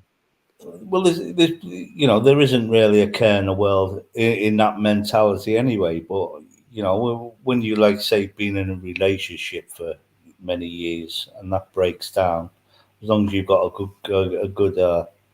a good social network group, personal, not Facebook, personal group that you can go to, then that works for people. Facebook is awful. Facebook. I haven't been on it for years. I have gotten in so much trouble with every ex-girlfriend, every curious human being who has ever wanted to be with me, or every person who had a gripe has sent me a personal message. Facebook is awful. And I was a different person when I was younger, and it really shocks people that my voice is still the same. That I'm 5'9". I have not grown an inch since high school. So I always get, I thought you would be taller. Like, no, I'm still the same height. How many Facebook accounts do you have with the Only same one. name? only one under my real name, only one because I don't know. I really wasn't into social media at all until I heard a YouTuber say that you have to have a Twitter in order to be a YouTuber because that's how people send links. And I started going on Twitter because I really did not have a care for social media because I'm an emotional person. When I watch videos of people getting hurt, I want to go help them. When I watch videos of like Twitter is awful. Instagram is not so bad, but Twitter is just awful. Oh, I love Twitter. It's just one bun fight. Oh, It's just one serious. bun fight of nonsense. And Elon Musk has made it so much better because all the pretentious pricks who've now got blue ticks, who want to pay for a blue tick, and they're literally a no one on this planet. But now they've got the ability to buy a blue tick. It's incredible, and it's so funny. It makes me laugh. It makes me giggle at that site. It's so good. Yeah, it depends how you look at it. Well, I look at it as just a total spun fight. That's all it is. I agree, but like I feel like I'm witnessing the backslide of humanity. Like I feel like I'm watching the digression of the human race. Like I'm like, am I alive for the plateau? We're the 80s and then like where's everything else leading up to this plateau and we're just kind of all gonna backslide from here because that's lame. So when I you and I are both self-taught internet savvy because we were there the day it was concepted and bought online in the old days. And now we've got to the point where I don't, whatever you read online, don't believe it. It's all crap. It's as simple as that. And you take it with, you take it with a pinch of salt. But there are these people, obviously, that take everything so seriously and take it as if it is gospel. That it causes trouble and it makes people, well, there's no other word for it. Fucking idiots. Oh yeah, Kilroy, you always get comment of the evening, but this goes on your just accolades right here. Twitter's MMA, WWE, and Somali Pirates all rolled into one. It is so true. Yep. It is so. It's international. I love it. It's international waters. You pull on international waters, you can do whatever you want. The duty-free shop is open. Cigarettes are cheap. the secret with Twitter is don't take it seriously. No matter how serious people are, do not take it seriously. Really, really quickly, Liz says, I remember the day I met you, Godless. I felt so out of place in Portland, Lafayette. We just moved from Utah. You were the bubbliest dude. Do you know what's funny? That was like the worst time in my life. But people think I'm joking because I say this all the time. At the end of the movie of Life of Brian, everybody's on the cross. I live by, you got to look on the bright side. I live by that. Like that was one of the lowest points in my life, but I still just was myself because I knew it wasn't going to be like that forever. I knew it wasn't going to be like that forever, so you gotta stay positive. And thanks for thinking that I was positive. I was crying.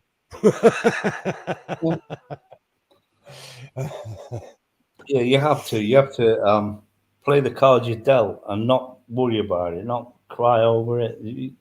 You're only going to win. You don't want to listen to you whinge and moan. What's the point of whinging and moaning? Absolutely. Absolutely.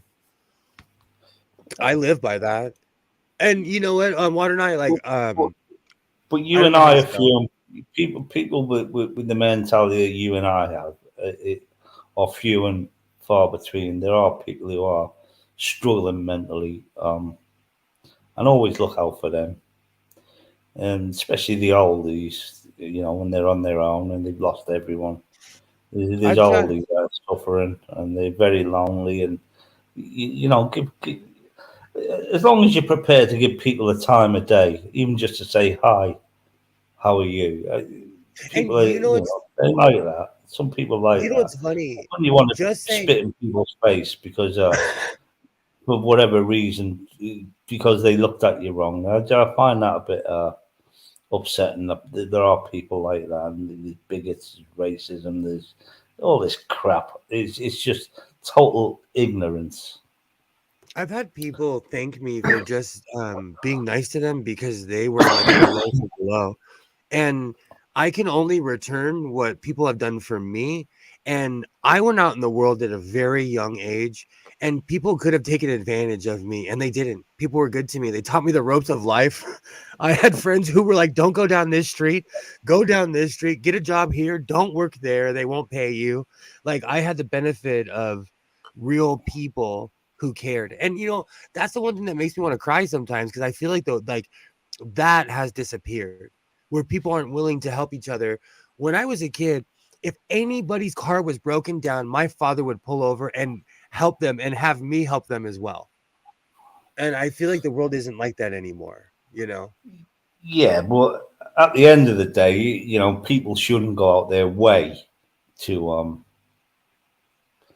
but treat others as you want to be treated. That's you don't see this sort of attitude anymore. Do you think it's because But what I also happens agree, is look after number one. true, but like people hated the old school, like it's not necessarily Victorian ways, but we had very old worldish ways, okay, and they were harsh. Do you think because people went complete polar opposite, that's why things are I, the way now? They like I don't think I don't I'm think it was harsh. It was just different. I think the youngsters nowadays, it's more of a mental struggle for them I to agree. navigate through life. There's a lot more obstacles, social obstacles that Do you think these so, kids. or are we more aware of them? Because sometimes I feel like It's, those issues were always there. well, well, look at me. I've always, you know me, Will. You've known me for many years. I've always Yeah, said what I think. I've never lied to anyone. I've never given anyone any bullshit. It's always been me, I've always said if people have a problem with me, it's their fucking problem. Why is it mine? Why absolutely. should I worry about what I say to others? I've always been on it. I don't beat around the bush. I don't lie to people. I'll tell them straight. That's how I liked Obviously, how you were I know talking. how to. I know how to. I know how to be subtle and be nice to people, but I wouldn't. I wouldn't lie to someone just because on their deathbed. No, you're going to die. We're all going to die. Oh, It's your time. absolutely. Sorry. I'm extremely I'm going to honest miss about that you. as well. See you later. But I liked how you dealt with what's his face today. Was his name Sky? I liked how that, Scott. because my initial reaction is always like I look at him like an obsolete piece of equipment, like they still make you, but no, like we need to sit down and have conversations with these people, because at the end of the day, they're not too far off. And maybe their language is antiquated, but how they feel is not. They just don't know how to express it, and we need to um figure this out. My grandmother said the same thing in her time. It was tougher physically than mentally. Nowadays, it's tougher mentally than physically. I agree. And you know what? I grew up extremely middle class, so I have a different point of view. And I say things, I put my foot in my mouth because I grew up with nepotism. My grandfather helped out my mother, and he helped out my father, and my father and mother helped me out. And I do the same for my son. So, um, I come from a network of people who have No, I generationally get. helped each other. No, I get that. Family matters. I get that. I'm not against. I'm against nepotism in the workplace, whereas a family member may get promoted even though you're more qualified and I things like went to that. it's I'm against that because I find that unfair that these people it's handed to them. These people will never learn anything. You only learn by your mistakes. You learn by doing things wrong, no, I agree and with you that's like because well, that's I the only way thought you learn. You don't. If you're spoon fed, all your life. You're never going to learn to eat on your own, are you? No, I need to back up a little bit just to see if the Kings score. I'm going to go a little bat-ass crazy. But I agree with you. You know, I'm back and forth because my son's special needs and like I do a lot for him and I see the benefits and then I see the negative side of it, you know, because my parents were harsh. They made me work for everything. I'll never forget. My dad looked at me. He's like, "You want a car?" I was like, "Yeah." He's like, "Get in the car." He took me to a department store called Robinson's May and I got a job. He literally took me down to go get a job. He's like, "You want a car? Get a job." And I worked in the docks for my first car. But back to what Kilroy's saying,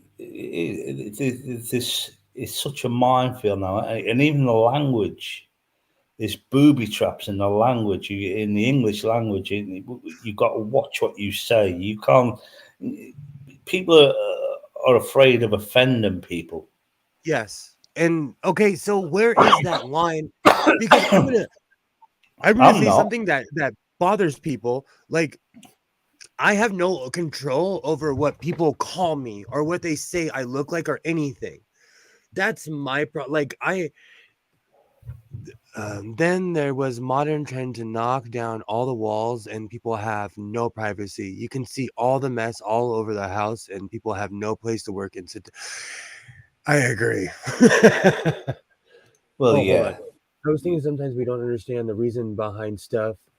We chuck it out. We take old houses, for example. There rooms for things. You had space. Yes. Oh, now I see what you're saying. I completely 100% agree with you, Waternay.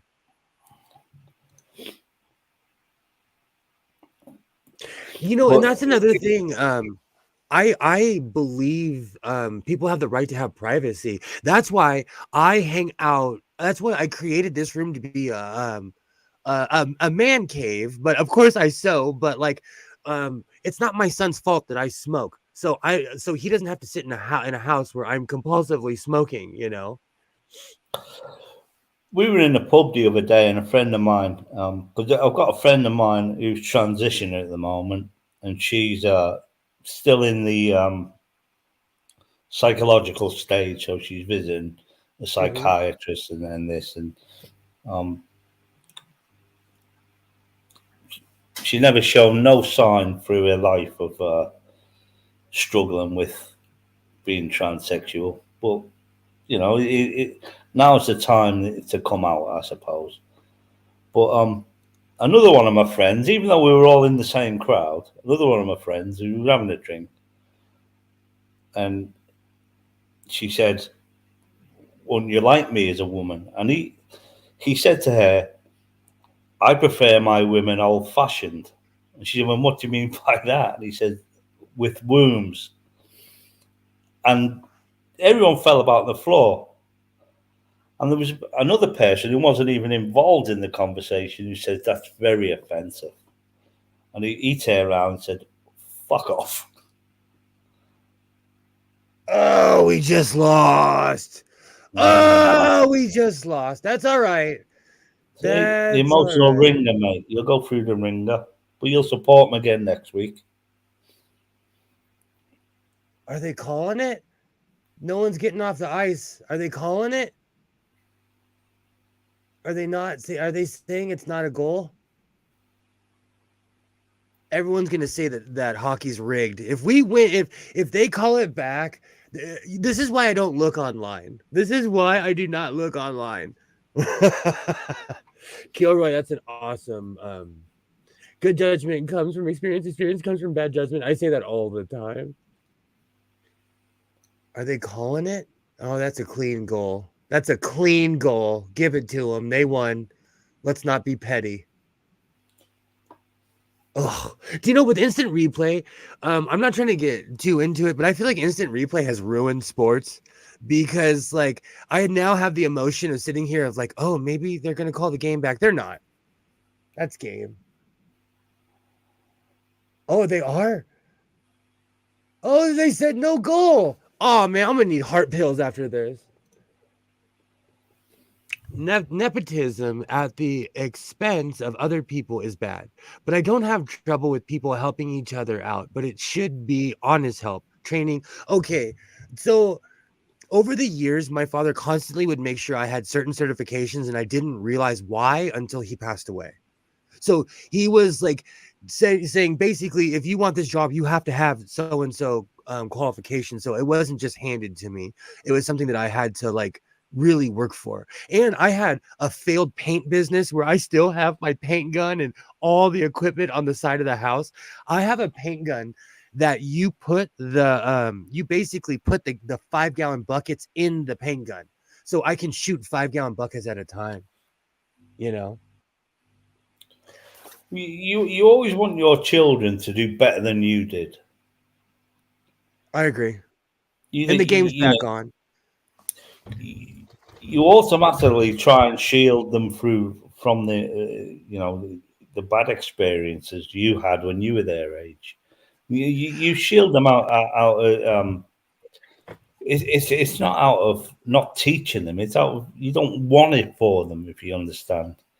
You let them know that these things happen to you, and it was but they know it was different. And then if you asked a 4-year-old how old their dad is, and his dad could be 25, and they'll say, "Oh, Yeah. we're 104." They'll say really old and whatnot.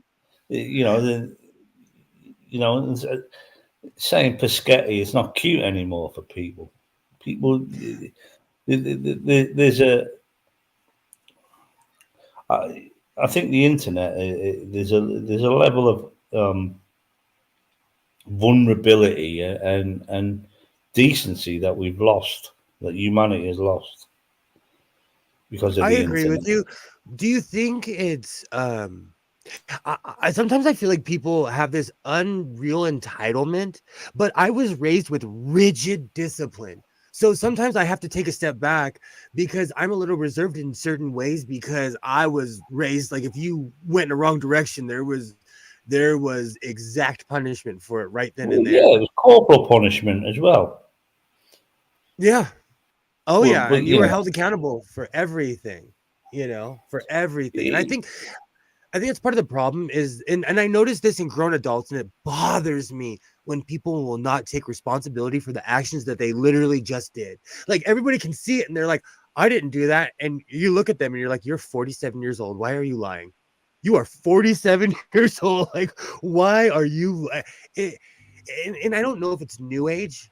I notice it more now where I see a certain generation of people who are just like it's I don't know, maybe I'm just becoming a cantankerous old man. Well, no, it's the same. It also that can also boil down to you're scared to upset a stranger. If you discipline Oh, your dog, you're child in cutting out. if you discipline your child in a store or something like that, I think it's your end actually because you're freezing up. To me, hang on. Yeah, it's Well, me. I'm getting 847 megabytes a second download speed. Upload is 820. See, it is you.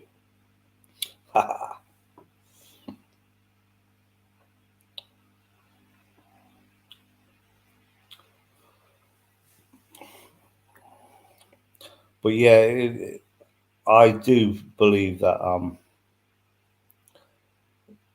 the way we are now, the way people are so touchy, I think they call them snowflakes, and people are afraid of upsetting them and upsetting others. And I don't see the point in that because unless you tell people that they're a prick, they'll never know they're a prick.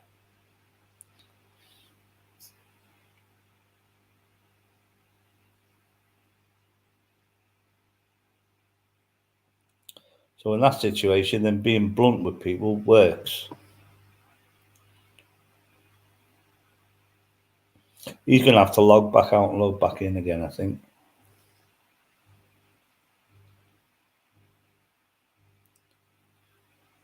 No, you're right, Gilroy. But you have to. Yeah, the whole world has got a lot more touchy. People do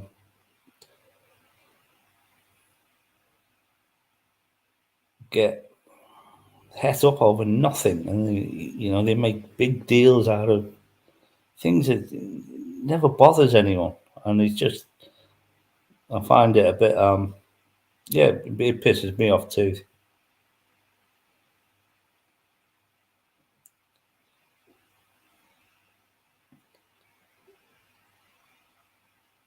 Yes, no, you're right. There is children can be well. I was abused as a child, not sexually, but physically abused as a child.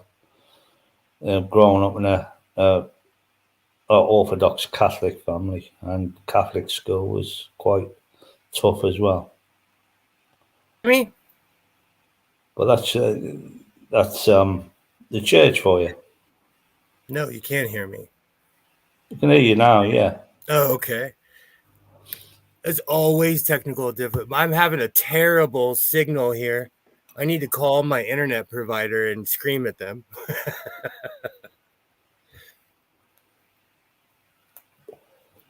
Well, I don't know how the internet works in America, because here it's all gone full fiber now. Everyone's getting 900 up to 900 megs with their internet.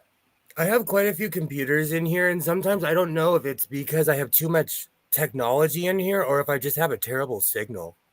It could be, but considering to stream a movie, you need what, 8 megabytes, and that's more than enough to stream a movie. I don't know what you're going to do with 900 megabytes, unless you've got like a million gadgets all plumbed into your Wi-Fi. Then I understand that, but other than that, you don't need that much. For some reason, my computer is not wanting to play, but like honestly, Apple. Yeah, Walter, I don't know who he is either. He just turned up, Brokeback Mountain there.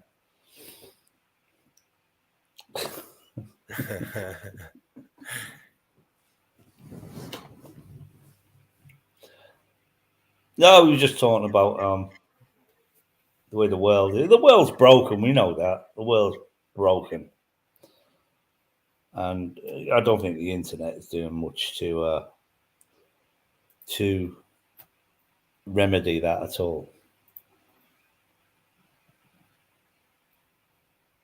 Oh, on one hand, you got global warming and the internet, but is telling people global warming is fake. It's a conspiracy by the New World Order who want to control the world. But as long as there's stupid people on them, but there'll always be stupidity on the So planet. can you guys hear me? Yeah, you're fine. Oh, okay, I'm just making sure. I have never streamed on this computer with any consistency. This is a decent computer, but The camera isn't as clear. It's because it's not an Apple. All right. Well, yeah, we can hear you fine. I wonder, was my computer completely just took a dive and it's deciding to not work? You can still see the Klingon badge behind you. I absolutely love how that came out. That battle vest came out perfect. Let me unplug this and see if I can walk. The funny thing is, I can walk around with this one. You're going to get, I'm breaking the fourth wall. I love that battle vest. What about the other one on the other wall? I have quite a few. Let me take my hat off. That one, yeah. Fred, I have an There you go, obsession with Fred Sanford. I watched a lot of Sanford and Son as a child. A lot. Which is Steptoe and Son, if you're English. Is that the name of the show? Steptoe and Son. No, that wasn't Sanford and Son. That was a detective agency, wasn't it? No, no. It was about a father and son. They were scrappers. Oh, well, that's Steptoe and Son, yeah. Oh, thank you, Liz. I want to thank everybody who's still here. I'm having super technical difficulties tonight, but you can see how shiny my head is under all these lights in here. I have a ton of studio lights in here because it's terrible lighting in this room. So I have studio lighting everywhere. I'm breaking the fourth wall tonight.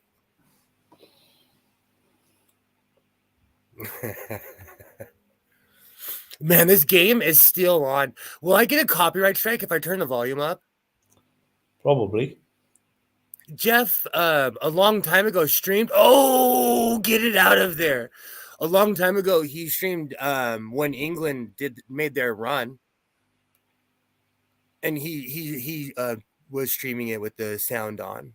But YouTube has changed so much. That's why I posted that video today about I put the commercial in because I wanted to see if I could get a copyright strike or not, and I get a copyright strike on everything. Okay, this video.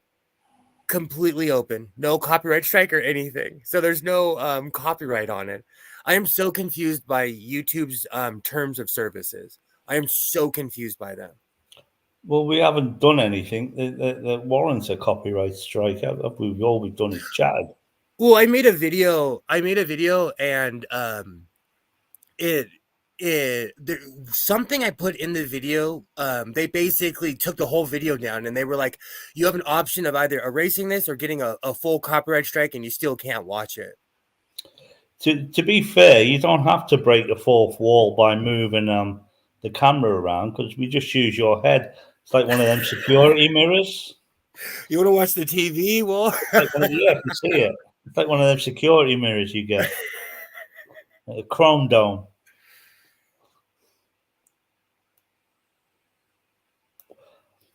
But I have to admit, this has been fun. Thank you. I've missed you. It's been a long time since we've hung out. I'm gonna plug this computer in and see if the other one will let me hop on.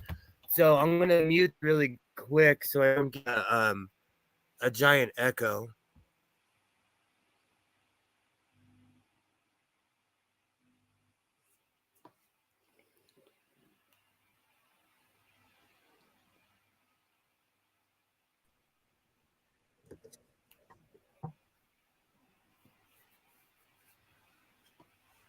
Yeah, you're back on again, mate. That other laptop is a PC and it's so different than how's it going, Celestial One? How's it going? Finally back on. Finally back on. This game is killing me right now, though. Yeah, I would think it's probably about a year since we've streamed together.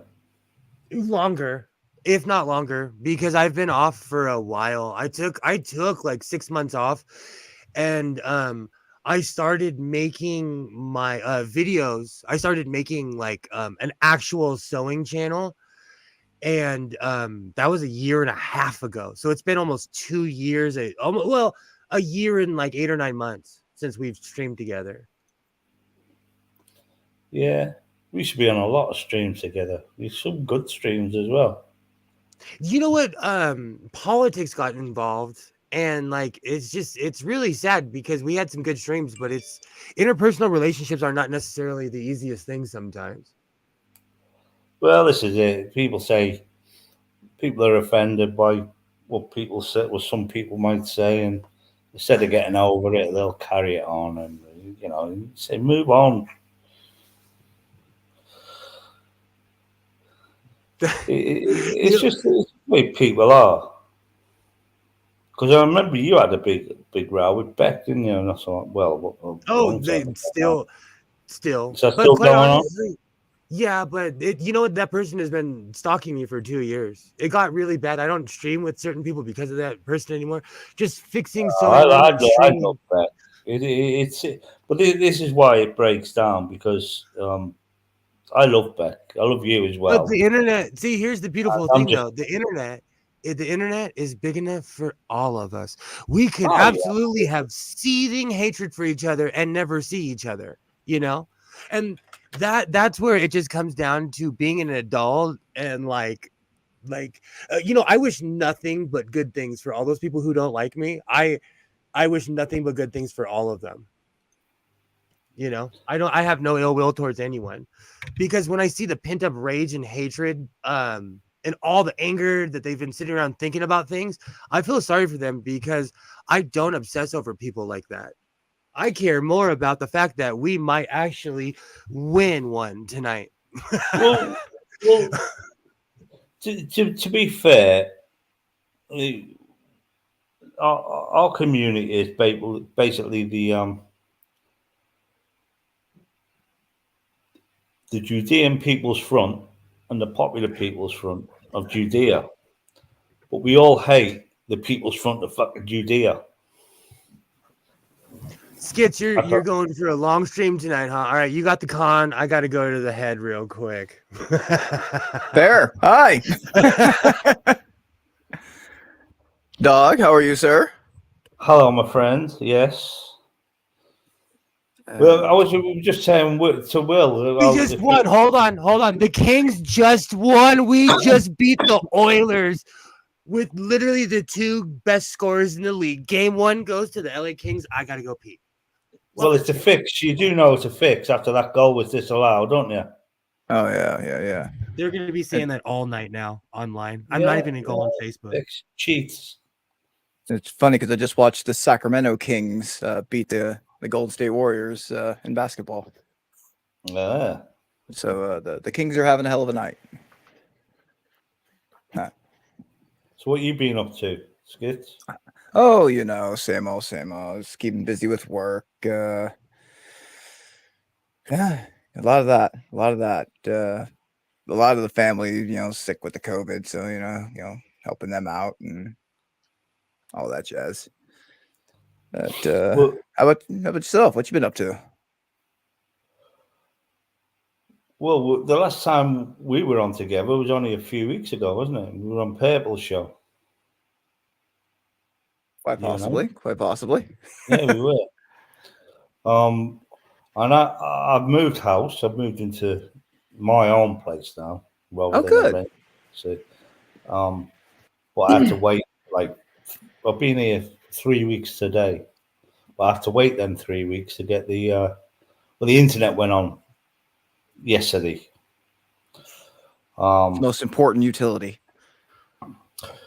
Well, this was a question earlier. Would you miss it if you didn't have the internet? I would. Fucking A, I would.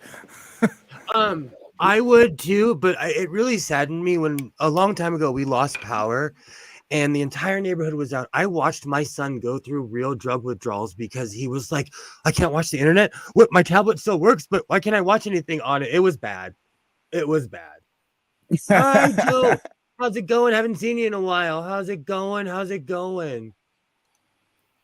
It's where we grew up without the internet. Didn't even have mobile phones in them days. Yeah, we had. I say this all the time. Like, we were feral children compared to people now, but I don't know if that's a good thing or a bad thing anymore. Like, honestly, I can't say. Like, with the whole ideal of like corporal punishment with children, it didn't work on my generation. You know, so like, where's that line? I always ask that. Where's that line? Well, because the internet has exposed all these pedophiles and things like that, but they were still going around when we were children. But now they're exposed. Parents are now trying to protect their children, so they keep them close and don't go out there. It's the world's full of pedophiles. It's always been full of pedophiles forever. Thousands of years. It's full of pedophiles. I'll tell you, like, my kiddo gets to have all those experiences. It's just that, like, his mother and I are hanging out with him. And we're just young. Well, I don't. Kind of. The world's changed, man. I don't trust. It's so sad. I don't even trust my son to go to a normal high school. And I live in the good side of town, and the high schools aren't necessarily what they used to be. You know, it's just sad. And I agree with Water and I don't know if I could. I'm so chemically dependent on the internet. When I wake up, I grabbed my phone and I walked to the coffee maker with my head down, scrolling through my notifications to see who posted what, because I'm on the West Coast. So all the East Coast people I watch have posted something in the morning. So I have fresh videos when I wake up. Like for real, like I was going to do laundry the other day, just going downstairs, and I'm like, all right, I need to find something for YouTube so I can listen to that as I'm walking down the stairs to do laundry. Like, I do the same. No judgment here whatsoever. Yeah, I've always got a podcast on or something. I'm because of the way my bowel management now. I always go into the bathroom with my pad and watch film because I'm in there for so long. I'm in there for a good Oh, I hang couple of out in hours mine too. some days.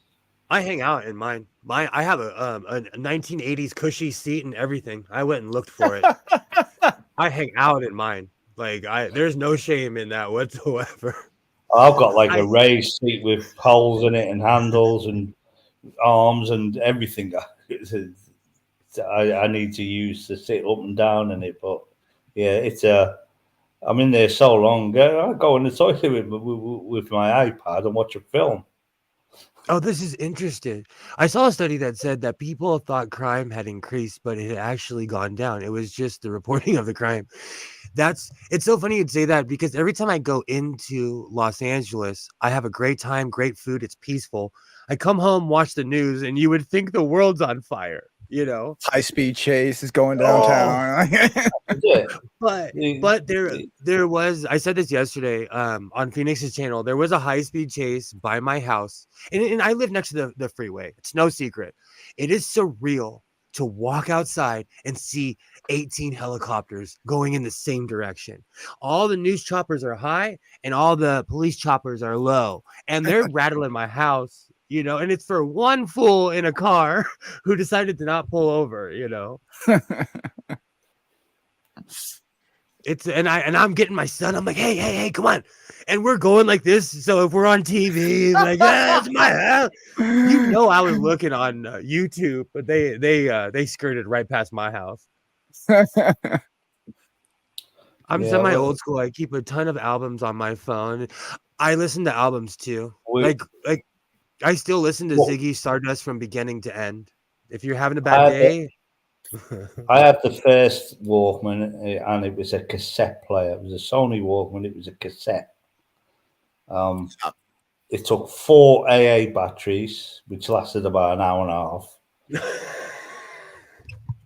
It wasn't. It was so mundane. It didn't have phones in them days, and if you wanted to save money and not buy LPs, you should take songs off the radio. But you used to have to stop when you have to try and stop when the talking came on. I can't believe we won. It was just so bad. Dog, I still have mixtapes in this house right now that I listen to. I have mixtapes at the job because the truck we have it has a tape deck in it. So I was like, oh man, I'm bringing mixtapes from the house. Like I still have stuff that I've taped off the radio in 1997, 98. Like I found a tape that had Skilo on it. And I legitimately taped it because that was like the first or second time I'd ever heard that song before. See, back in the early 80s when CDs came out, we thought that's the new thing. And video recorders went and picture discs came out. And then they went down to DVDs. CDs are now obsolete now, and vinyl's coming back. That seems to be making a comeback. But that's just, it's just pointless.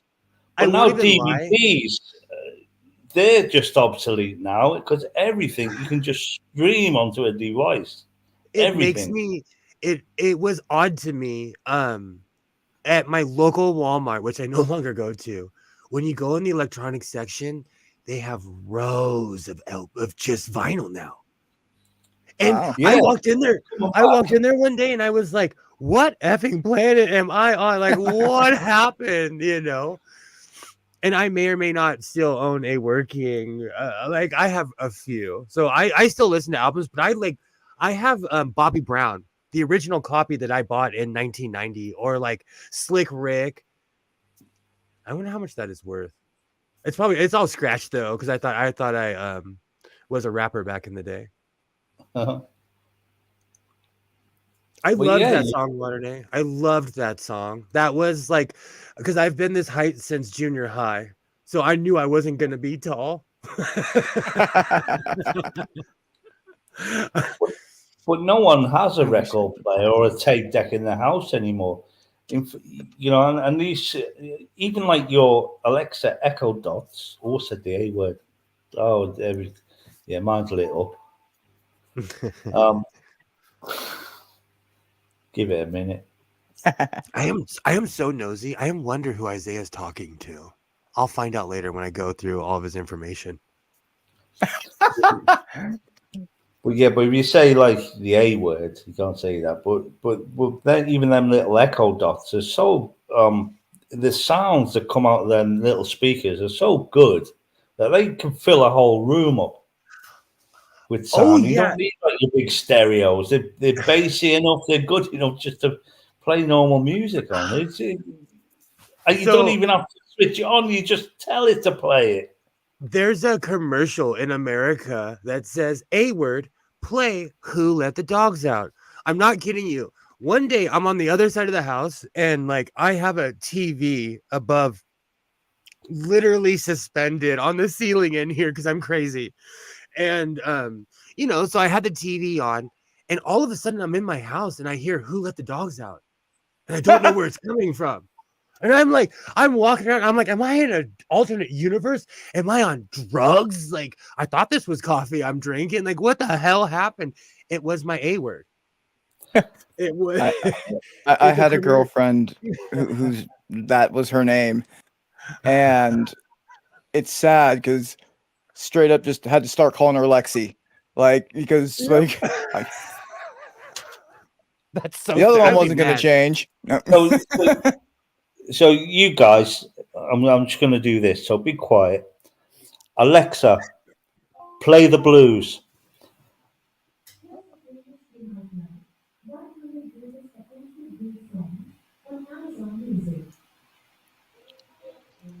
Are you getting any blues? No, Mine's playing boom, boom, boom right now. mine's weirdly Mine's clear to playing my the blues voice. in the other room. Isaiah, when I first was keying my A word, Isaiah would scream obscenities in it, and if you scream at your A word, it will just go boo doo. So it like weirdly, Hang and on. because I have Alexa, a distinct voice. oh, I play know that. I do. And so my A word, Alexa, what's the score of the Oilers and Kings game? Today in Game 1 of the Stanley Cup first round, the Los Angeles Kings beat the Edmonton Oilers 4-3 in overtime. Eat it, The series Edmonton. is tied at 0 game apiece. It's not. Oh, you're bad at math, A word. It's not tied. By, The Kings by won. It's cheating. 1-0. By cheating. They cheated. They had a goal disallowed. Cheaters. Cheated. I wanted some more space for antique sewing machines. Do you know what's so funny? I'm in this weird place in my life where like I don't want to I feel like if once you start hiding things, it's an addiction, not a habit. So I'm trying not to hide sewing machines, but like I need more room in this room. I don't suppose you caught the last Bob's Burgers. No. It's about she gets a sewing machine and she's I gotta watch it can now. it can do this kind of stitches and this kind of stitches and this kind of stitches and it's on sale. I'm like, Do you think sewing will become an obsolete skill in the future, Will? No, because right now we're about to go into a recession and I'm gonna get rich. Well, not rich, but like I'm not gonna be selling booze, but like I'm gonna be doing like making clothes and stuff because people won't be able to afford anything. Like during the pandemic, all of a sudden you couldn't find a sewing machine because everybody was buying them or keeping them because people had time on their hands. And so they're like, you know what? I've always wanted to sew. I'm going to learn how to sew. People will make masks as well, weren't they? Lots of masks. Yeah. I thought it was dead. Like in the early 2000s, it kind of was, but it's made a resurgence because like, honestly, people really don't have money like that anymore. And learning to make your own clothes will save money, even though fabric is, inflation is not kind to any of us. Let's just put it Yeah, that way. but even like I love that song, Alibaba. driving will be obsolete. That's already, cars are already starting to drive themselves. Well, where Skits and I live, they have now pushed the date back to 2035. But by 2035, you will not legally be allowed to have a gas car in the state of California. It's the same here in the UK. In It fact, was 2030, but they couldn't. That was an unrealistic. even now, I don't see the point of them because they're still using fossil fuels to fuel the electric pumps. Or any electricity here is generated using fossil fuels. Yeah, here at So least we have a lot of nuclear and hydroelectric. unless them cars are getting generated mainly by electric, they're not. Base the object is being defeated at the moment because they don't go that far. They can be problematic, and especially in the UK. Electric points to charge them are few and far between. A lot of people can't have them at their homes, especially like places like London where people live in blocks of apartments and flats. So people will struggle with that, so they have to rely on these on what used to be gas stations to have a petrol point in them, and there's just not enough to support this infrastructure of electric cars. Plus, you're charging them by using fossil fuels instead of using a green, a green source of. Especially where I am, Norfolk, there's a lot of wind farms and solar farms and things like that. So I live out in the middle of the desert, if you head towards Vegas, you see endless wind farms. They have taken from where I live all the way to Tehachapi, almost to the Nevada border in California. We have wind farms everywhere. I know someone who got rich installing them and moved to Utah after. Absolutely. A lot of companies will install them in people's homes for free. Oh, solar, and and whatever is surplus of what they've of what I can't believe we won. what these turbines or solar powers have generated, whatever surplus will go into their pocket. The people who put it in, and people can make a lot of money from it. But it's too much hard work. But the whole world is going to be either nuclear power stations, wind turbines, recycling shops, solar panels, and thrift stores. That's going to be the whole world. Then Godless Sewing rules the world because I know how to work on every single thing that you just said. Those are practical.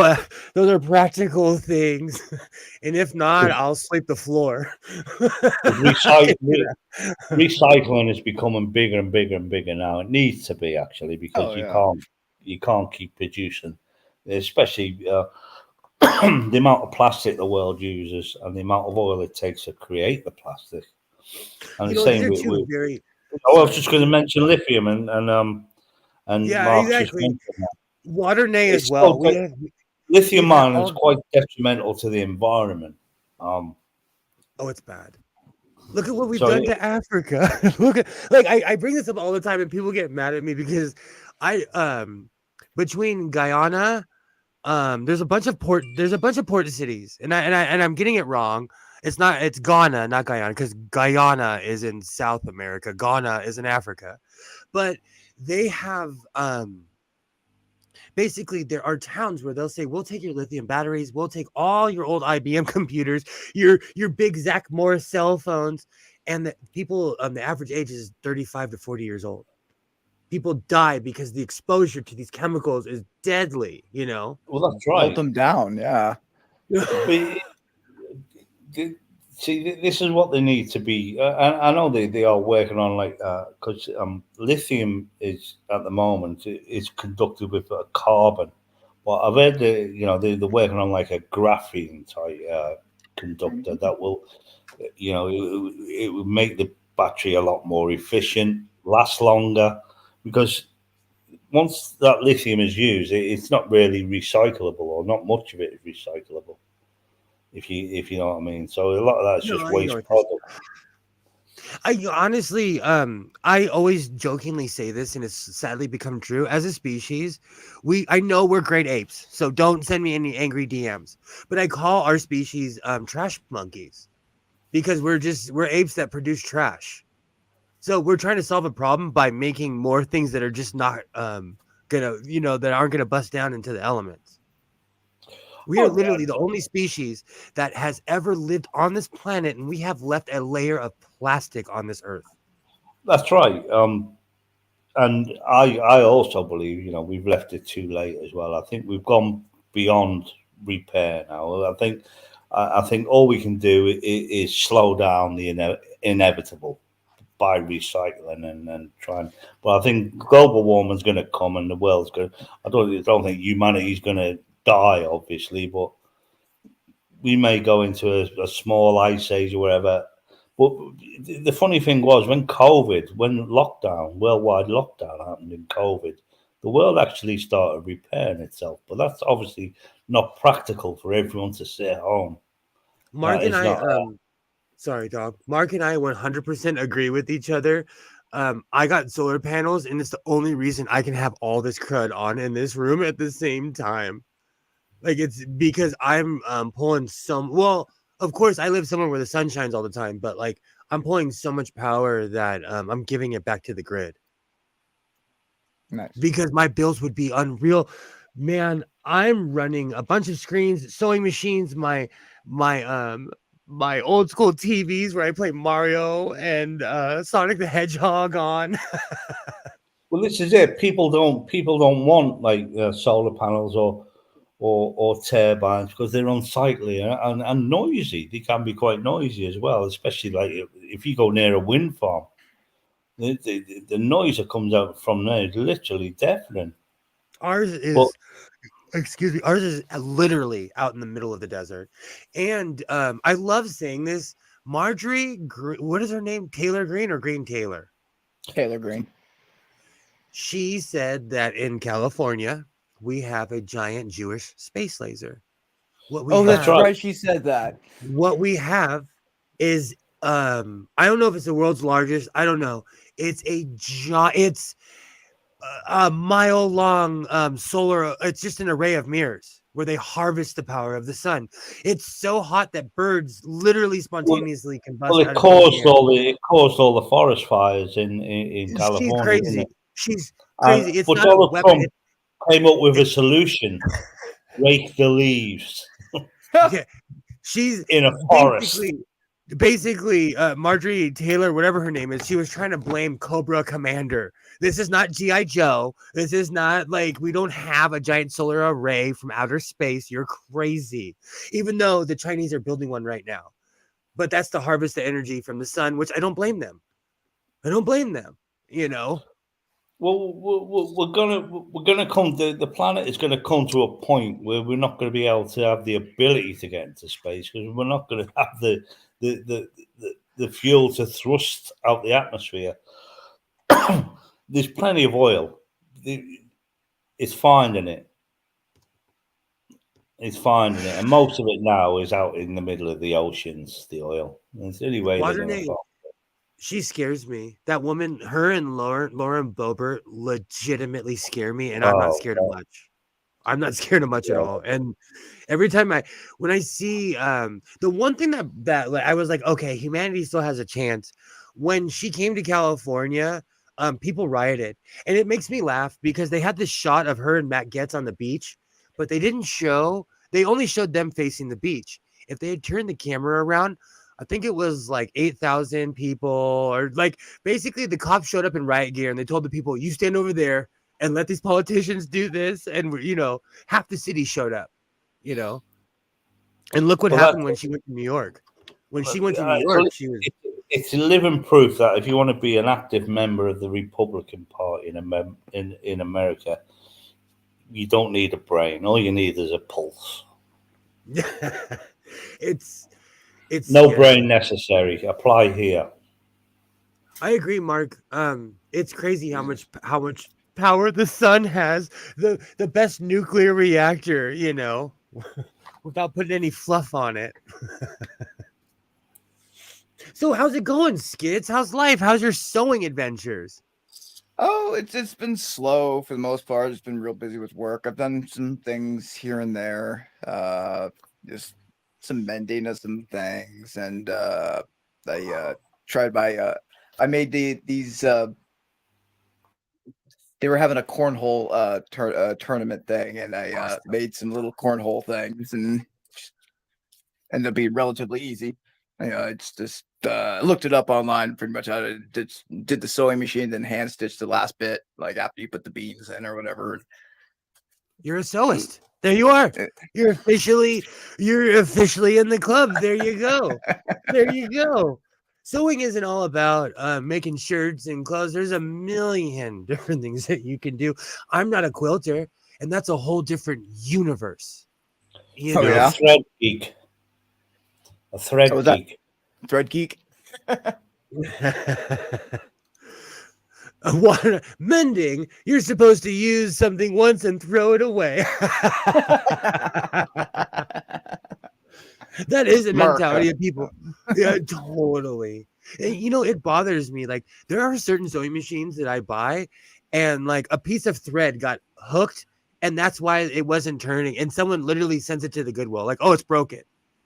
But they didn't have enough mental wherewithal to be like, sewing machines, certain ones are made to be taken apart. So it's a little bit different, you know. But like I said earlier, I feel like we've digressed as a species.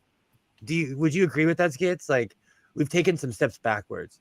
Oh yeah, like when we come to things like, as you said, like, you know, sewing machine, for example, we used to over-engineer things, and you know, that sounds like a negative thing, but it isn't. Like, you know, if you notice, things are still around. Turn of the century sewing machines are still around, and can, with a little TLC, will still work. But you can get, you know, a cheap Chinese sewing machine from 10 years ago, and it can be beyond repair because it's all plastic and just garbage. Yeah, I think we've lost quality with our economics, if you will. You know, it's everything's got to be super cheap, or at least super cheaply made. And it's really sad that people, I think it's because I was raised by a DIY kind of person. I have that mentality of like, oh, give me that. It's not broken. Let me see it. We can get some more life out of that. I can fix that, you know? People just don't have that gumption anymore. What do you think? It's because we just started dealing in cheap stuff, or is it just because I'll tell you really quickly, it bothers me that people have given their responsibility away to like a camera. They'll be at the grocery store and they'll walk away from their purse, or they'll leave their child in the cart or something. And to me, it's mortifying, you know. But people are like, oh, the camera's watching. If anything happens, if my purse gets snatched, oh, the camera's watching. Oh, the camera will see the person taking my child. Like, it's crazy, you know. Most things are made by Malaysian 9-year-olds for pennies these days, aren't they? Sport, Sad you know, enough. a lot of fashion houses and sports use this child labor in these countries for you know, to mass produce their t-shirts and training shoes and sneakers and sportswear, and yeah, that still goes on. That sort of Water and I love old stoves, especially like biscuits just taste better on them. Certain foods, like certain foods just taste way better. And for all non-Americans, it's just puffy bread that we put gravy on, and it's it glorious. probably doesn't. It's just you're just old fashioned. That's, you know, it's the same people that say, oh, it sounds much better on vinyl. No, it fucking doesn't. It sounds much better on a compact disc or on a super clear HD streaming device. It does not sound better on a crackly old record. Trust me. I'm willing to have that fight. Maybe I like that crackly old record. Maybe I liked my tape that got worn because that's just the old fashioned in you. That's just a stubborn old. I want to keep things as they are. But when you say it sounds better on vinyl, no, it does not. It sounds much better as Oh, when it sorry, was cornhole. I recorded. didn't see. When it was I didn't. recorded, it wasn't crackly. It's only that you appreciate it crackly as you bought it from the store. But in the I agree. recording studio, it was not crackly like that. It is I what you didn't hear see. it I off didn't a see CD. Mark Short's. I didn't see Mark Short's comment about cornhole. It's a crazy game that it's an American dad game that you play with your belly and your beer. When did cornhole become popular? Because I feel like it was only in the past like 6 or 7 years. Am I wrong? Right, that's what I always knew it was just like a beanbag toss kind of game, but I've never heard it called cornhole until like the last 5-6 years. But apparently it's been around for a long time. Cutting wood is punishment to me. Even with a chainsaw, it's punishment. Because when I used to do grunt work, when my dad would get really mad, he'd be like, "You see that tree over there? I need you to cut it into stumps." To me, I that's used to love punishment. cutting wood. It was great. It was great exercise. But yeah, in England now, we can only can't use coal fires anymore. We can't use coal. That's a I obsolete material because it is detrimental to the atmosphere and Oh yeah. the environment.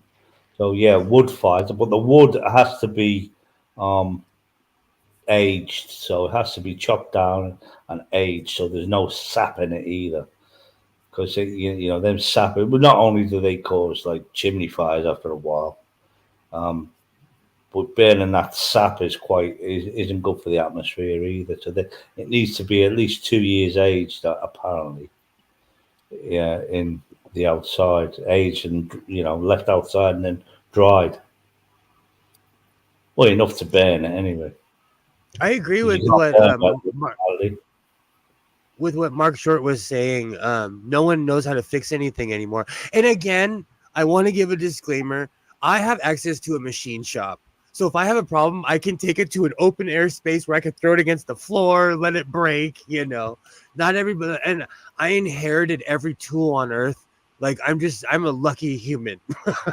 That's like me. We're in a communications age, and I've moved to a new property that's still a building site. It's like 3 acres, and there's going to be about 30 houses eventually.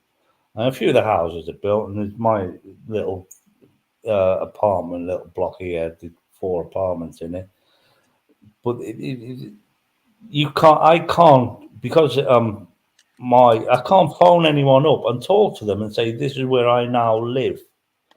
Oh no, you've got to do it over the internet. So I can't even communicate anymore. And when I try and put my address on the internet, obviously it's not listed yet because it's still a building site, and the roads aren't on wherever Google Maps or whatever everyone uses. So I can't change my address. So it's for for the world that's in a communication age. No one fucking talks to each other anymore. No one communicates. Literally talking to a muted microphone. I say that all the time. How no one talks anymore.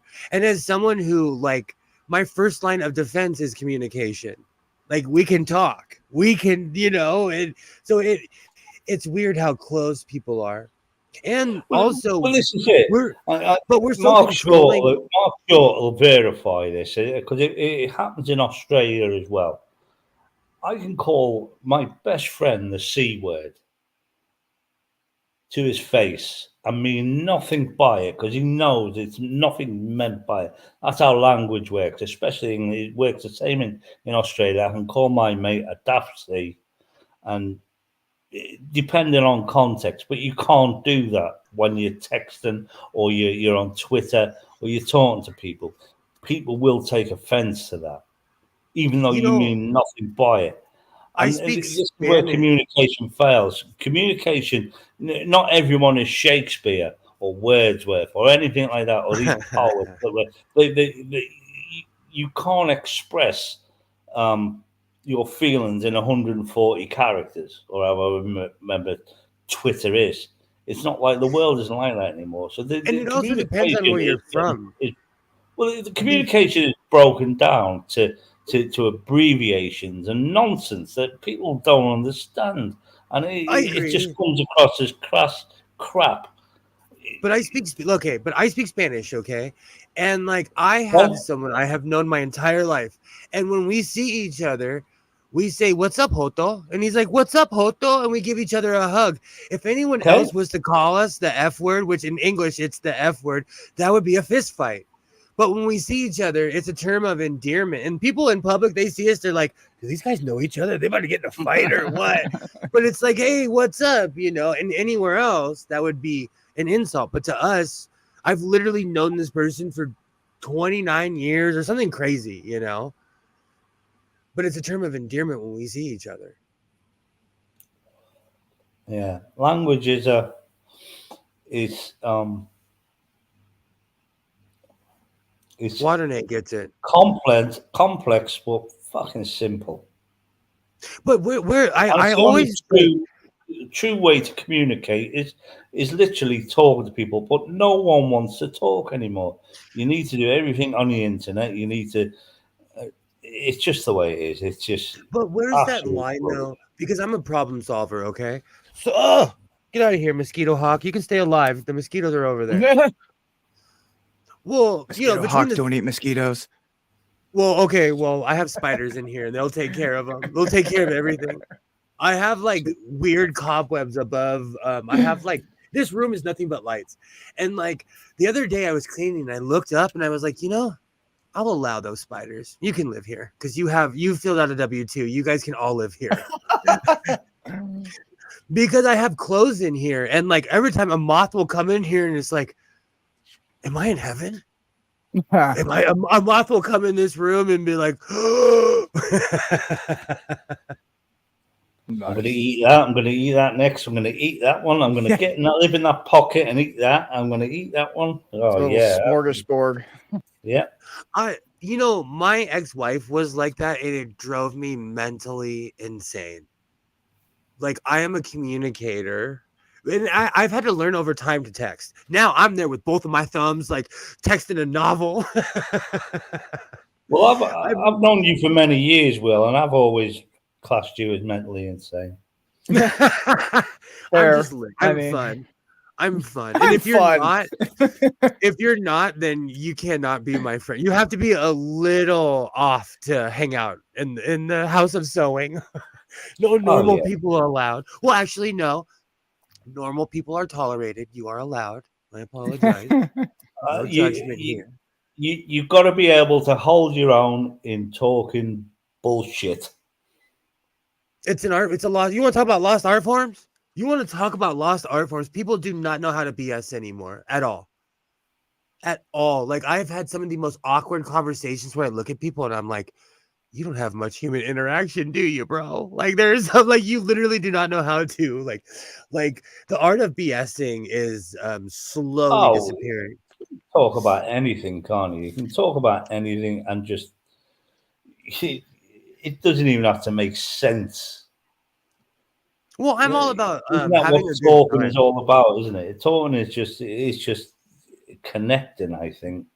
Again, I grew up around people that like they would buy a 12-pack and that was a party. They'd come together like on a Friday night, like hang out on the front lawn. Like I grew up around my father would just randomly talk to people at the grocery store. My mother was the same way. So I come from extremely outgoing people. Extremely outgoing people. And the world is reserved. People are in their own heads. Like, would you say that people are more insecure nowadays, kids? Oh, absolutely. I mean, we've put these relatively ambiguous standards all over, and people are given things to be insecure about. Yep, I agree. I notice like me walking in a room sometimes will make someone insecure, and you know what? I can't help what a pre-existing condition someone has in their head. You know what I'm saying? Like It's different if you meet me and you get to know me and you don't like me, like then that's way different. But if you don't like me on site, that's more of a you problem and less of anybody Yeah, else. but You know. you could be, when you walk into a room, you could be mistaking insecurity with just the light bouncing in their eyes off your head. Maybe it's summer's coming. I'm gonna be extra shiny. I'm just warning everybody. Summer is coming. If you this room smells like cocoa butter, weed, shame, and daddy issues. I am shiny. I am In that super order. shiny. Oh. Yes, all in that. I had a good friend. And she was a stripper, and she looked at me one day and she was like, do you know what strip clubs smell like? I was like, what? And she's like, lavender, vanilla, and daddy issues. Stuck with me forever. I tell that joke for everything now. Nice. Kind of true. I am definitely a coffee addict. Anyone who's hung around enough knows, especially the people in the UK who are like, what time is it in California? Because Godless Sewing is awake and it's 7:00 in the morning here. Why is it? Daddy needs his socially acceptable drugs. Yeah. Hey, Oh, I'm going to guess where you are. It's 11 o'clock, is it? At night? 10 past 11? Yeah. That means it's 7:00 in the morning where you are, right? 10 past 7 in the morning. Yeah, I've been up all night. Good God. And I know that I have an obsession with Kay Burley. And so I watch Sky News all the time because I love Kay Burley and I'm man enough to admit it. I know how old she is. I absolutely love Kay Burley. But to be fair, because I don't really do anything now, I mean, my whole day is spent sitting around in a wheelchair. I'm not as tired. So even if I go to bed early, I'll only sleep like an hour and a half, 2 hours. No. And maybe have a dose in the afternoon. Then that's me. I don't need that sleep. I don't tire myself out of that. Plus, I'm getting old now, so I don't I'm a sleep. big nap fan. I've stopped growing, and I don't sleep that much. Anyway, as you get older, you sleep less. I don't take naps. Growing a long time ago. Oh, junior high. I've been 5'9" since I was like 13. People told me like you should join the basketball team. I was like, man, I'm half Mexican. Just wait for genetics to kick in. It literally only takes a couple of hours to rebuild your serotonin level in your brain. The rest is usually muscle care and body care, and especially like adolescents, they'll sleep for 14, 15, 16 hours if they can, because they're growing, they're using that energy up, so they're going to be tired. Matter of fact, I'm subscribed to a couple South African YouTubers because they're going live at like 2:30, 3:30 in the morning West Coast time. And I'm like, awesome, a fresh show to watch. And they're like, Godless Sewing, do you sleep? Are you okay, sir? We need to call someone. Well, my job, like every 3 days, I go to my job at 4:30 in the morning. So I'm already awake. So I just literally get in my car at 4 a.m, putt down the street, and go to my job. See, you try explaining world time zones to a flat earther. There you had it, haven't you? You just had it. I say this all the time. When I first came online, okay, and I haven't said this in a while, so it's going to be a little rusty dusty. I had no idea that young Earth creationists exists. I didn't even think that was real. I didn't know that was even a thing because I was raised Catholic. Along with flat earthers, I thought it was just a joke until I saw the guy, Nathan Thompson, literally did some stupid experiment by the lake by my house. And I'm like, oh, you are an embarrassment to humanity, sir. You are young Earth creationists are the flat earthers of religion, and flat earthers are as thick as the thickest pig shit. And when I say the thickest pig shit, the pig itself has been on a diet of gravy granules and concrete dust. these guys are stupid. And then Nathan Thompson, he keeps getting arrested because he hangs around schools a lot trying to convince these children to flat Earth is real.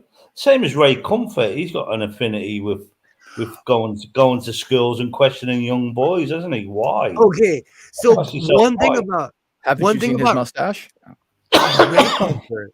One thing about Ray Comfort, I give him respect because he gets on his bike, he takes his little dog, and he goes to Compton, Carson, Watts. He goes to the toughest neighborhoods in LA. Because I know he lives in like Redondo Beach or somewhere really expensive. And if you go anywhere south, you're in the hood. And I give Ray Comfort respect because he goes to neighborhoods. I have family members in those neighborhoods, and I wouldn't go there. He's crazy. Ray Comfort is insane. I saw this one video where he was in the hood, and I'm like, we need to check on see if Ray Comfort came back home that night. Like, that's crazy. Did he make it? He did because I'm sure people were like, who is this crazy dude with a little tiny dog on a bicycle? Does he know where he is? Like, in those areas, there are certain people that just do not go in those areas. So it's just weird to me. It's just weird. And yes, Liz and I are the Kay Burley Mutual Admiration Society. Ray Comfort for real, Kilroy. This has always tripped me out, and he still goes. He still goes down there because I ask people like, "Have you ever seen Ray Comfort?" And they're like, "Oh, he's in the hood all the time." And I'm like, "Oh my gosh, it's real. Oh my gosh." I just But imagine that. Sorry. Sorry. Go ahead. I forget which movie it was where Bruce Willis had to go with the sandwich board into like the hood with like the Die emerald. Hard. Was that Die Hard? Okay, yeah. Yeah. I just imagine that scene there. Like, do you know I talk about that all the time? I say you're not crazy until you're standing on a street corner with a sandwich board that says "I hate N-words." Then you're crazy. That's such a good movie. I got mono at a certain age, and I was trapped in my room. Yeah, I was Georgie Porgy when I was a kid. I got trapped. I got trapped in my room for 5 months, and so I watched every movie. Still to this day, I can beat Sonic 2 within like one day. I'm gonna go for the world record because I got so good at it because I was trapped in my room. I read every trilogy, every like Norse mythology I could get my hands on. Like, I was quarantined for real. It's different when you're a kid. I don't know. There's some sad, you see a lot of OCD and any of them illnesses. Like these kids that can do a mixed up Rubik's cube in 2 seconds flat, blindfolded, and you think, how on earth? I've done a Rubik's cube once, and that was taking all the stickers off and re-putting them on the side. The only way I could not work it out. I knew someone literally do it in like seconds, blindfolded, and you go, wow, what sort of life must you be living? Is it autism? Or is it just? And you get them like them cups, and you lay all them cups like. the stack. They put them all down, and you think. I want to get my kids doing that. Watching cup stacking is actually weirdly soothing. I watch the strangest things on YouTube. Like I always say, I'm subscribed to like 3 orcas, 5 manatees. I'm subscribed to like 6 different beaches, a bunch of Africa cams. I'm subscribed to all kinds of weird stuff. But I fall asleep to weird ASMR because I'm a space alien, and cup stacking weirdly puts me out. That like, I don't know. Dominoes too. I listen to loops of dominoes and it puts me out because I can't sleep, so I have to find extra strange things to fall asleep to. Well, you're an original series Klingon. That's what you look like, Will. I was just about to say, I really like wish. your Klingon vest in the background. Thank you. And it was It was worked hard Star on that. Trek Discovery that gave the reason why some of the Klingons didn't have the ridges. No, it was they explained it in Deep Space Nine when Worf and Cisco and the crew went back in time to the Triples episode, and basically Worf was like, you know, and Star Enterprise. Trek original series crossover episode. There we Yes, go. I love this thing. It turned that out. looks great. It has turned out so well. As Every time I ride wear it, through- someone's like, "Oh my god, I love that thing. I love that is that great. thing." That is great. And Did you I have was those kind of patches custom made? yes, I did. I was kind of I made the ones in the front though with my brother PE 535, but the ones in the back I had cuts are a little bit different. If I had the machine to do this, I would do it instantly, and I'm thinking about stepping up and doing it. But then I would literally have to start taking orders because this is an expensive machine.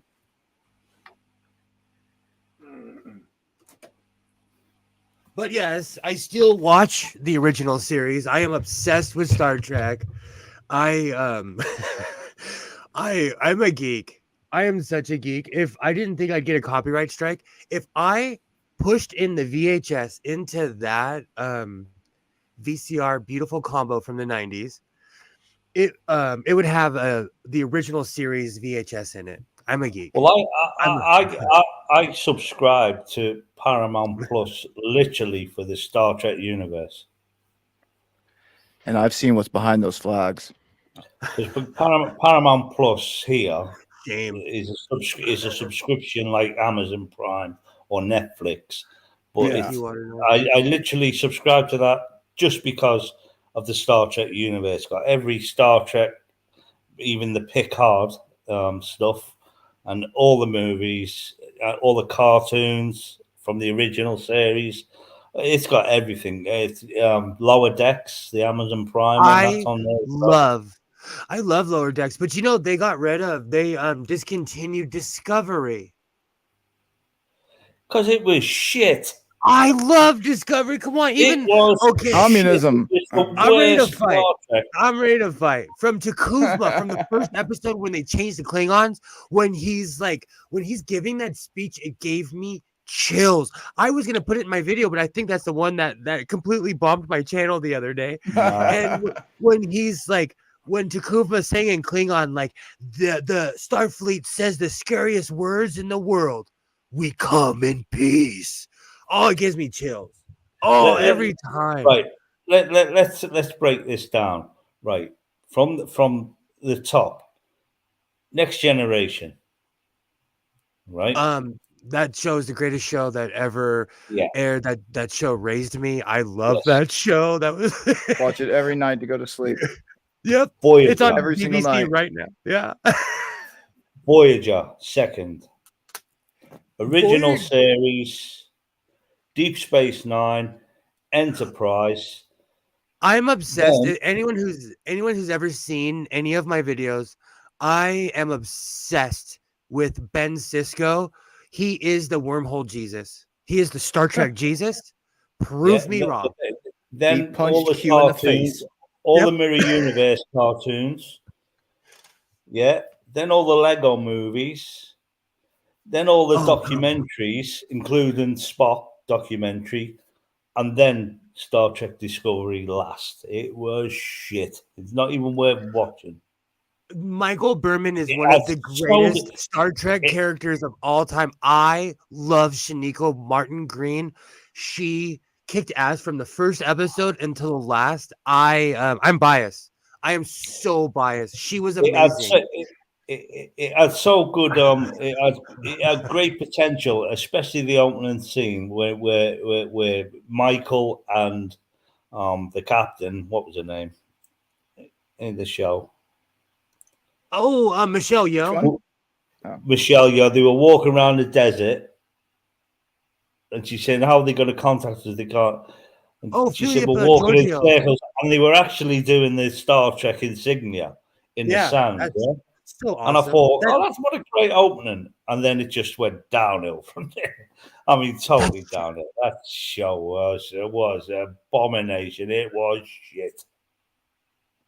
Compared to even Picard is better than that.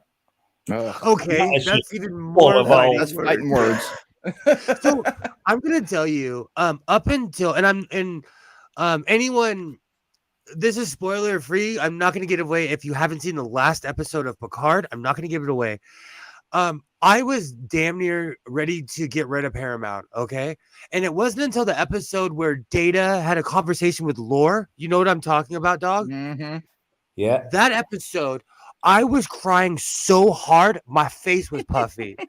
Okay. The next week, when we all know what happened the next week. At the end of the episode, I was crying, just hyperventilating. So Picard Such a saved fucking itself. nerd, you It are. saved it. It saved itself.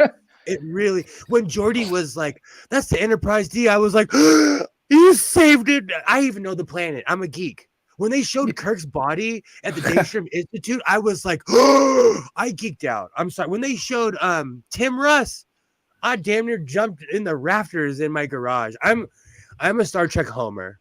I love Discovery. You know how some people, when they'll meet somebody, for the first, like if I went and met you for the first time, like, oh, some people like will go party or we'll go hit the clubs or we'll go to the bar. If I ever actually met you, I just want to sit down and watch Star Trek with you. Oh yeah, dude.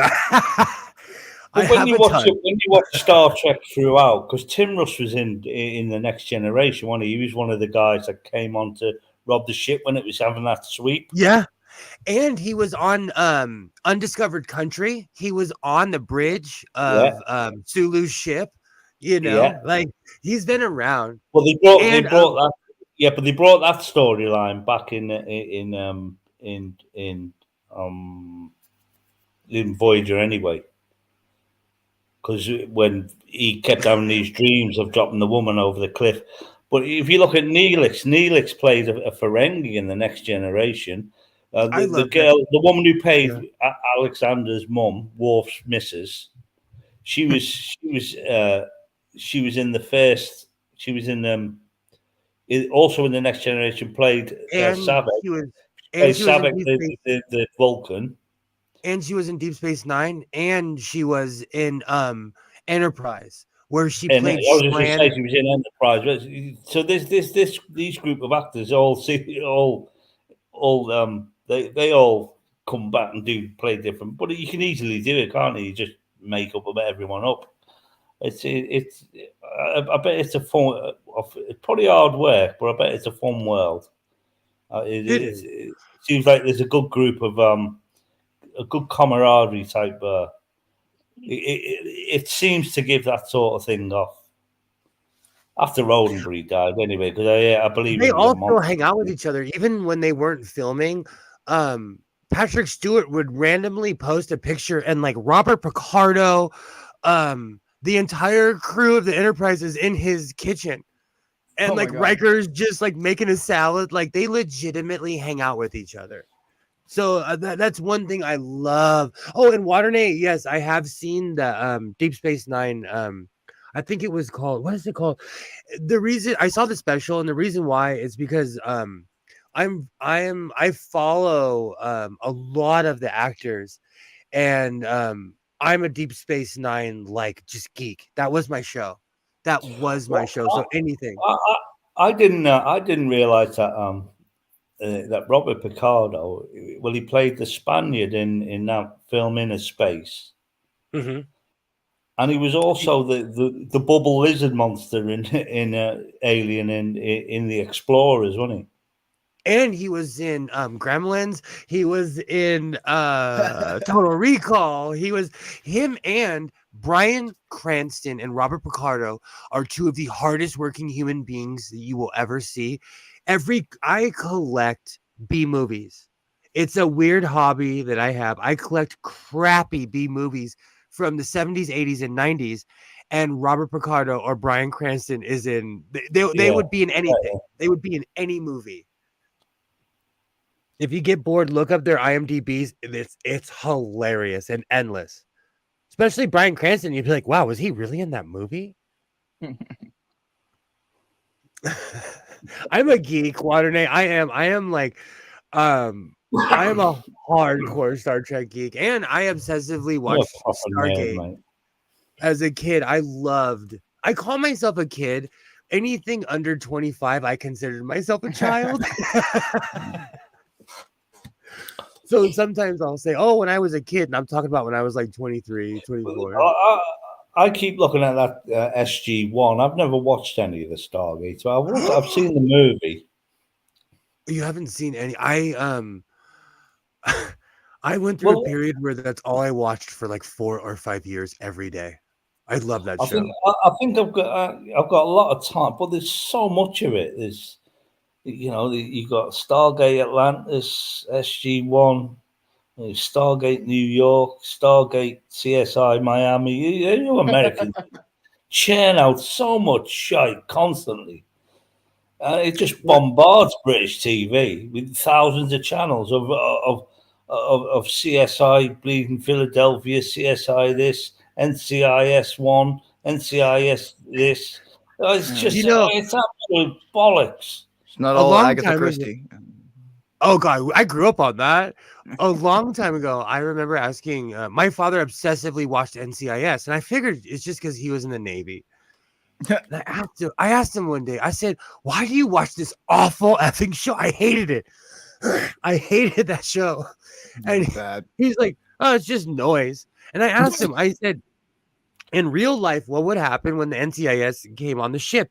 He's like, bro, it was nothing like the show. They would literally lock down the whole ship. Everybody would be in crew quarters. Like, if anything, if NCIS showed up, it was a bad day. Bad day. They were gonna ruin everybody's life on the ship. So, on TV, it's all fluff. Yeah. But again, I'm obsessed with Doctor Who, and Peter Capaldi had a line of like when they made the Doctor the representative of Earth, and they basically made him the president.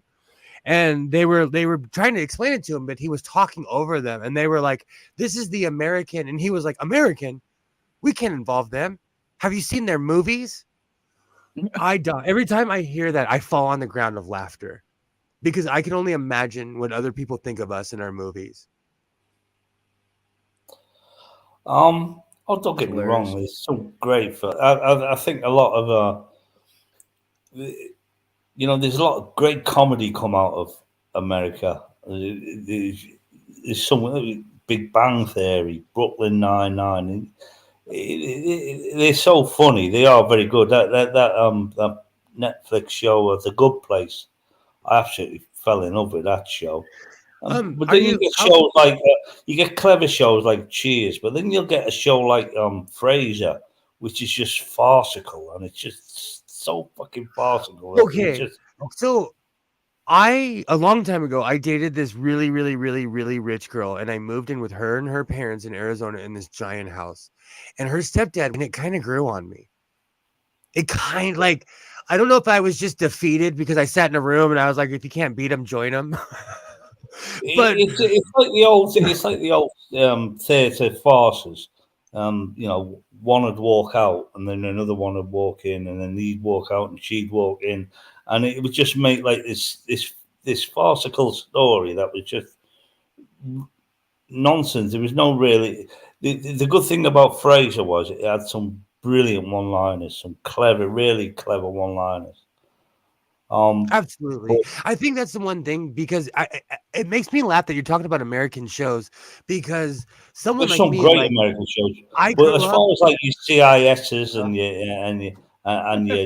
your NCISs, there's just too much of that shit. And Yeah, it's all but like every I show's grew the up, same. but dog, like I grew up watching Penelope Keith, Prunella Scales, John Thaw, because Yeah, of British television broadcasting on American television, Like I grew up obsessed with John Thaw or Penelope Keith or like any show Prunella Scales was in. So it makes me laugh. Oh, Alti recently Towers. I've been watching a show Loved Faulty called Towers. Have you ever heard of a show called Friday Night Dinner, dog? Yeah, it's I'm the I have obsessed not. with in-betweeners. it. I'm Yeah, it's obsessed brilliant. with it. I have I fallen in love.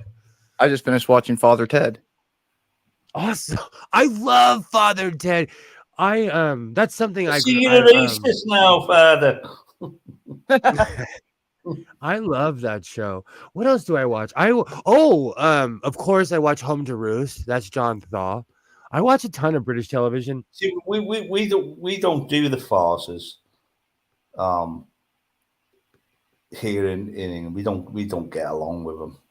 We used to do a lot of them, but yeah, we don't do them now. But America still does a lot of them. But America run out of ideas, so they have these. The middle of every season, you'll have 2 or 3 flashback episodes, with basically just being lazy and just putting flashbacks on and making an episode out of it, which no one wants to watch. No one needs to see that.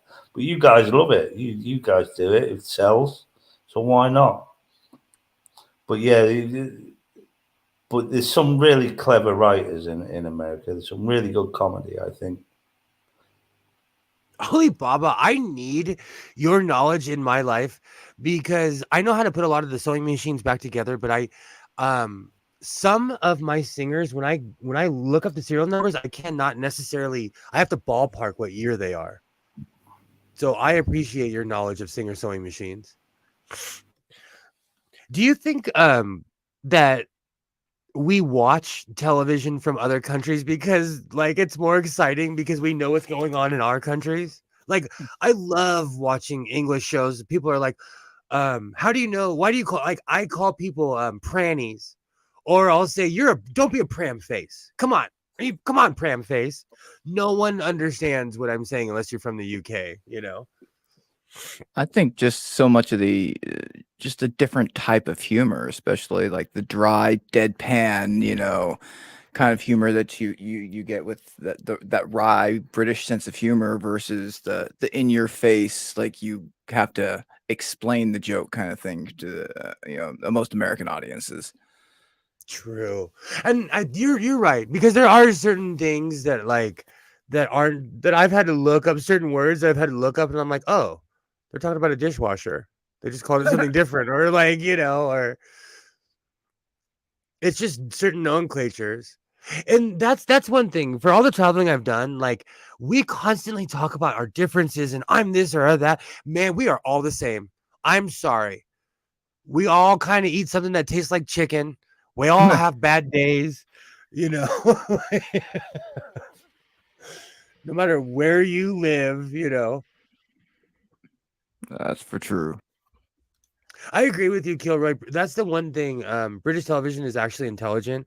I've become obsessed with watching like their Tuesday night movies and all, like even the old independent like movies that were shown on their television in the 90s are better than some of the stuff that's out nowadays. It's a weird obsession. I watch a lot of stuff in Spanish too. A ton of stuff. Do you speak any languages, Skits?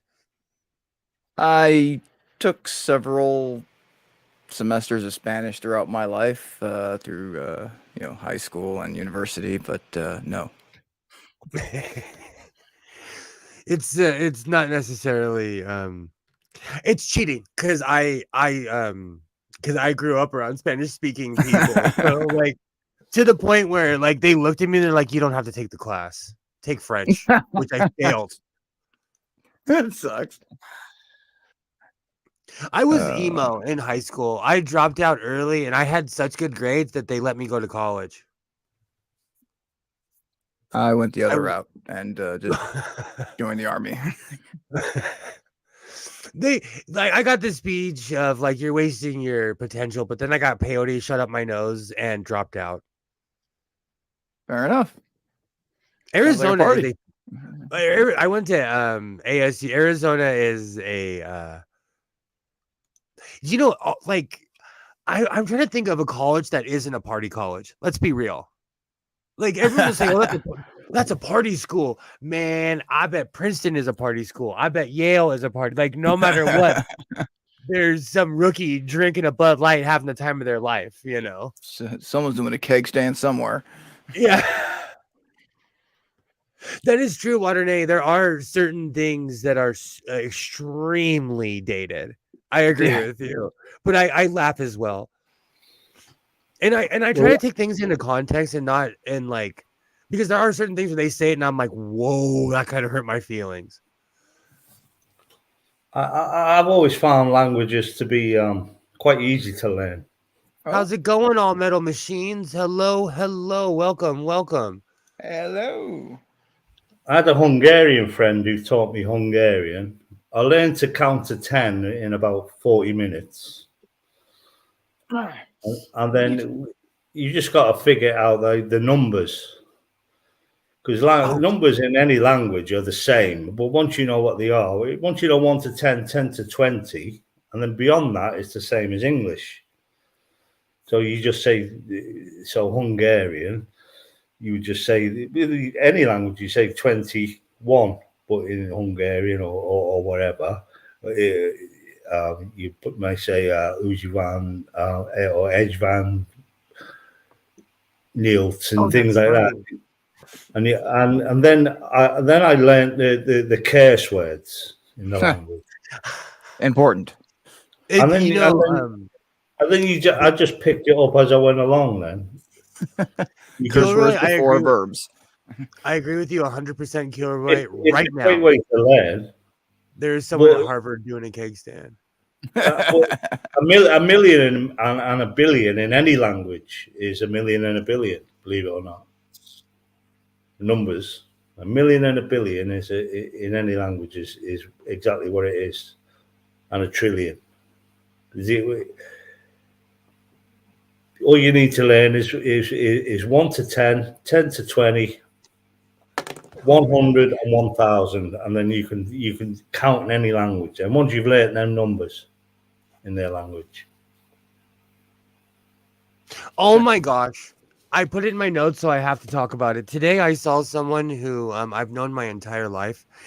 And when I say I grew up in the suburbs, people sometimes don't realize how isolated I was from the rest of society. I'm about to age myself. I'm going to tell a story really quick. It won't take that long. When I was younger, I grew up around a tight, close-knit group of people. My mom babysat. So I hung out with a very close group of people that I grew up with.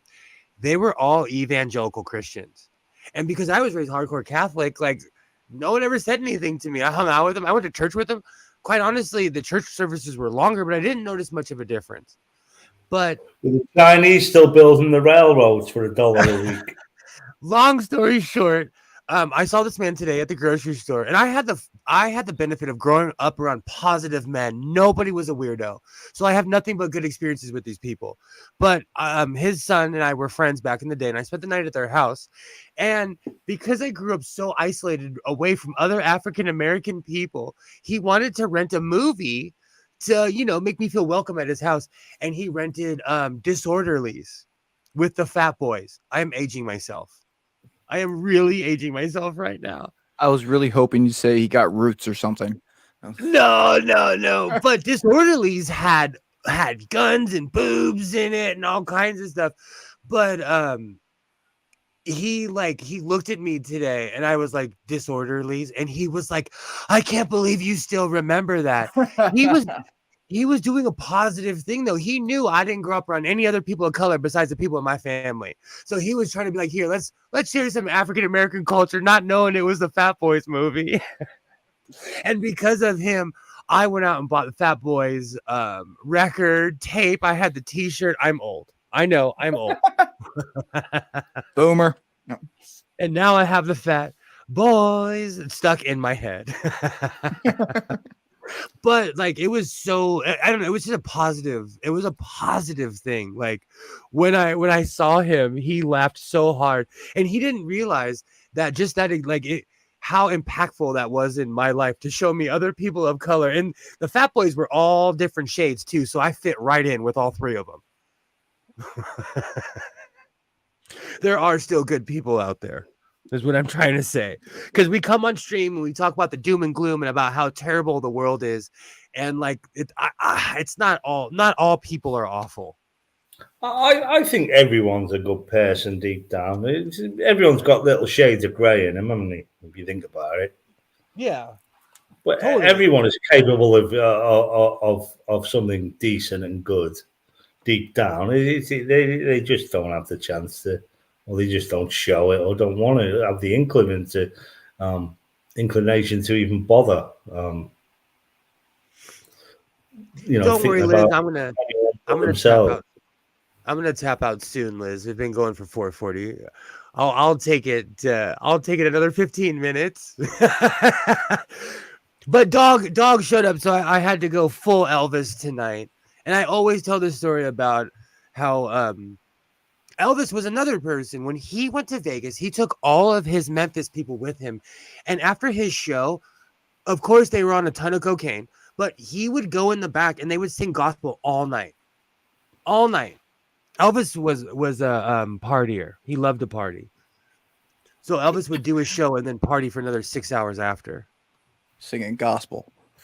He was His hit was a gospel song, wasn't it? Yeah. Well, he started in a church, He but put then the wiggle on it. well, then he found cocaine and Vegas buffets, and it was over after that. I grew up with real life boomer parents, so I watched like all these old movies as a kid, like Elvis movies. I've seen everything Sidney Poitier's ever been in. People wonder why I put Sammy in my thumbnails. Like in my head, he's still relevant. I love Sammy Davis Jr. Yeah. Yeah, Teddy Bear is my favorite Elvis song. Oh, absolutely. Oh, that's awesome. That's awesome. You know, all this talk about Vegas makes me want to go back now that I don't imbibe in alcohol. Or, well, it's not the Don't alcohol. do I it. haven't had. It's the gambling. I don't even Don't have do a it. desire. Gambling addiction. Don't do it. I was thinking about taking my son though, because if I take my son with me, then I can't go in casinos because he's a minor. Fair. Like we can walk through and stuff, but there's so much more to do, and I want him to experience like the roller coaster on the stratosphere when you can see all of Vegas and you're like, what am I doing up here? This is really high. I'm regretting some choices. Yeah. Or there's a zip line through Fremont Street. I want him to experience that, you know. He's getting of that age where he can finally when he was younger, he didn't do well in car trips, but now he can hang. And we have better cell service now. Well, I did tandem skydive, and you strapped to the parachutist. You don't train you; they just strap you to the back of some bloke, to the front of some bloke. Yeah. And he jumps out the plane. You're like, screaming all the way down. To be fair, it's a wonder we didn't plummet a mile into the ground with the turd that was lodged inside my underpants. Oh, I shit myself. When he jumped out that plane, I just screamed myself hoarse. Skits, aren't you a former professional plane jumper out of her? I was a paratrooper in the Army, yeah.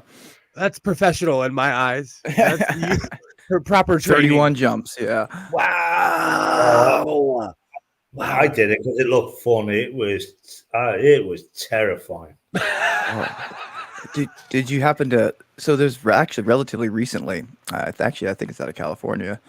There was this lady who went skydiving, and she went on this tandem jump with this gentleman who has lots of experience, years and hundreds of jumps. Anyway, so they go up on this jump and they jump out and they deploy the chute, and the chute doesn't open all the way, and they start spiraling in hard. So the guy's like, okay, trying to stay calm and everything, and he knows that he's got the tandem jumper with him, this middle-aged lady. So he's like, okay, and he pulls the reserve. Only the reserve malfunctions. And now they're spinning in, out of control. And there's really essentially nothing he can do. He's trying to shake out his chute and it's just not working. So finally, he's essentially resigned to the fact that they're going to plummet into the ground. So what he Oh. does is he unsnaps a bunch of his snaps and positions himself underneath the lady. And so he's using his body to pad her when they come plummeting into the ground. And they hit the ground, and it's a horrible ordeal. But what he did saved that lady's life with relatively minor injuries. He survived as well, believe it or not, paralyzed and all that. But yeah, so like I saw some GoFundMe's raised like nearly $500,000 for this. He went into the intention of like, okay, I'm gonna die, I'm gonna save this lady, in the process. But he What a managed to live man. as well. Yeah, I true appreciate hero. most people can't even think under pressure. So to have enough mental wherewithal to be like, you know what, I'm not going to make it, but this person has a chance. See, that's why we can't rely on robots, because a robot would only go by the odds and they would sacrifice everybody. But a person, people are like, well, one of us is going to survive. Sorry, I read a lot of Isaac Asimov books as a child. Isaac Asimov. Ton. I have a ton. And Gene Roddenberry. I wanted to cry when I turned the corner, and when I lived in Hollywood for a while when I was younger, and there is L. Ron Hubbard Boulevard and Gene Roddenberry Drive. And I got an argument with someone that I used to be friends with, and they'd say, Gene Roddenberry isn't a Scientologist, whatever, get over it. He was. I still love his The Halloween Tree is such a good book. Star Trek, I'm a total geek when it comes to Star Trek. Like, it's okay to no one can believe in that nonsense that Scientology peddles, the alien. No one can believe in that. That church, all that church is one big tax fiddle for them rich actors. They just put their money in there. Say that money. No, I'm not paying tax on that because I donated it to the church. And it's a bank for them, where they hide their taxes. That's all that is. Absolutely. I was weirdly Scientology is so ridiculous. It makes the Bible look like a work of genius, a true story work of genius. And I said this earlier when Commander was here. They people have all these crazy conspiracy theories. Come to Hollywood. They own more land than anyone else. They own like a lot of historical buildings, and I'm not kidding you. If you're like from where the Big Blue Building is, I believe it's on Sunset. Yes, it's on Sunset. Okay, I believe it's on Sunset or Hollywood. I get them mixed up because it's been that long. Because I avoid that whole area. But anyways, anything rightfully so. Anything that's on the side of the street where the Big Blue Building is, they own that land almost all the way to the beach. So they own West Hollywood. They the police are paying there's a giant police station in West Hollywood. They're paying rent to the Church of Scientology. I worked at a tattoo shop. On one side of the street, they're paying rent to the Russian mafia. On the other side of the street, they're paying rent to the Church of Scientology. It's crazy. It's just crazy how much land they owned in LA. That's worldwide. Religion, they're the biggest landowners on the planet. Even in the Vatican, UK, church own more land than any other institution. British Rail used to be second, but they're nothing now. Because British Rail privatised and sold off their tracks to different companies, Virgin Rail and whatnot. But yeah, it's the church. Funny. You think the acreage around a church of graveyards and things like that, and these houses, especially in the country, of rectories and vicarages and these homes that they put their staff in, their vicars and stuff. They own a hell of a lot of property and land. Yeah, there's a lot of money, the church. And I watched this really. Yeah, they have the Big Blue Building on Hollywood Boulevard. I always get the streets mixed up, but they own Hollywood Boulevard. It's crazy. I forgot what I completely lost track. When I when I lived in Los Angeles, I wasn't exposed. I was really sheltered growing up in the suburbs. Then I moved to Arizona. Then I moved to LA, and I realized how the world worked. And it was a lot more gray. And the church society, I lived on Hoover Street, which I'm not gonna dox where I used to live, but Sunset Boulevard and Hollywood Boulevard meet at a certain point, and that's where it turns into Sunset and slowly turns into Cesar Chavez Drive. At the end point is where the big blue building is. They own that entire area, and it is historic LA. Like when you see it in the movies where it looks like the 1920s, most people are paying their rent to the Church of Scientology. It's crazy. And I didn't realize this. And anyone in LA knows that the Church of Scientology constantly has a now hiring sign in front of it. Oh yeah. They sucker people in. And they say, "Oh, you want a job? We'll pay you." But they basically talk you into joining their religion. I'm sure it's required to work there. Yeah. And they you sign away power of attorney right then and there. That's scary. And they basically like, there's also a place called the Dream Center that they're in charge of. It's crazy. Don't drink It's Kool-Aid. crazy. I don't know if they still have that inside though. Like if they still have the now hiring thing inside. I've avoided that place. I haven't lived in Hollywood in 20 something years. But when I lived in Portland, I was shocked because I moved from LA to Portland, and I was shocked that the Church of Scientology had the same amount of influence in Portland that they had in LA. But I met somebody who was a real dude, and he would hang out. He was a normal dude. He puffed. He was like everybody else, and he was in the Church of Scientology, and he never brought it up once. Huh. Was he there by choice or by like marriage? That's a really good question because like I eventually moved near this person, and like one day I was walking down the street smoking a J, and he's like, "Oh man, come and hang out." And we found out that we lived right by each other. And I always thought it was weird because when you walk past the building, he would try to recruit you. But when I saw him in the neighborhood, he wouldn't say a word about it. This was in Portland. It's different than LA. LA is different than Portland, but like he was just a normal dude. So I always try to, take the person away from the religion because he never was a weirdo. Never once. He was actually a stand-up human, So you can't do that here in the UK. They would never be allowed to start up a church like that. I'm not saying Scientology couldn't come here, but it'd have to come here and they would have to pay full whack of taxes, and they never get away with tax-free stuff. We went through a spate of the American Christian religions coming over, the door knockers we call them, trying to sell their wares, the Watchtower. So we had the Jehovah's Witnesses and the Mormons. They come over, and they don't even knock on the doors anymore because they're usually slammed in their faces. They were reduced for a little while of preaching on street corners, but now they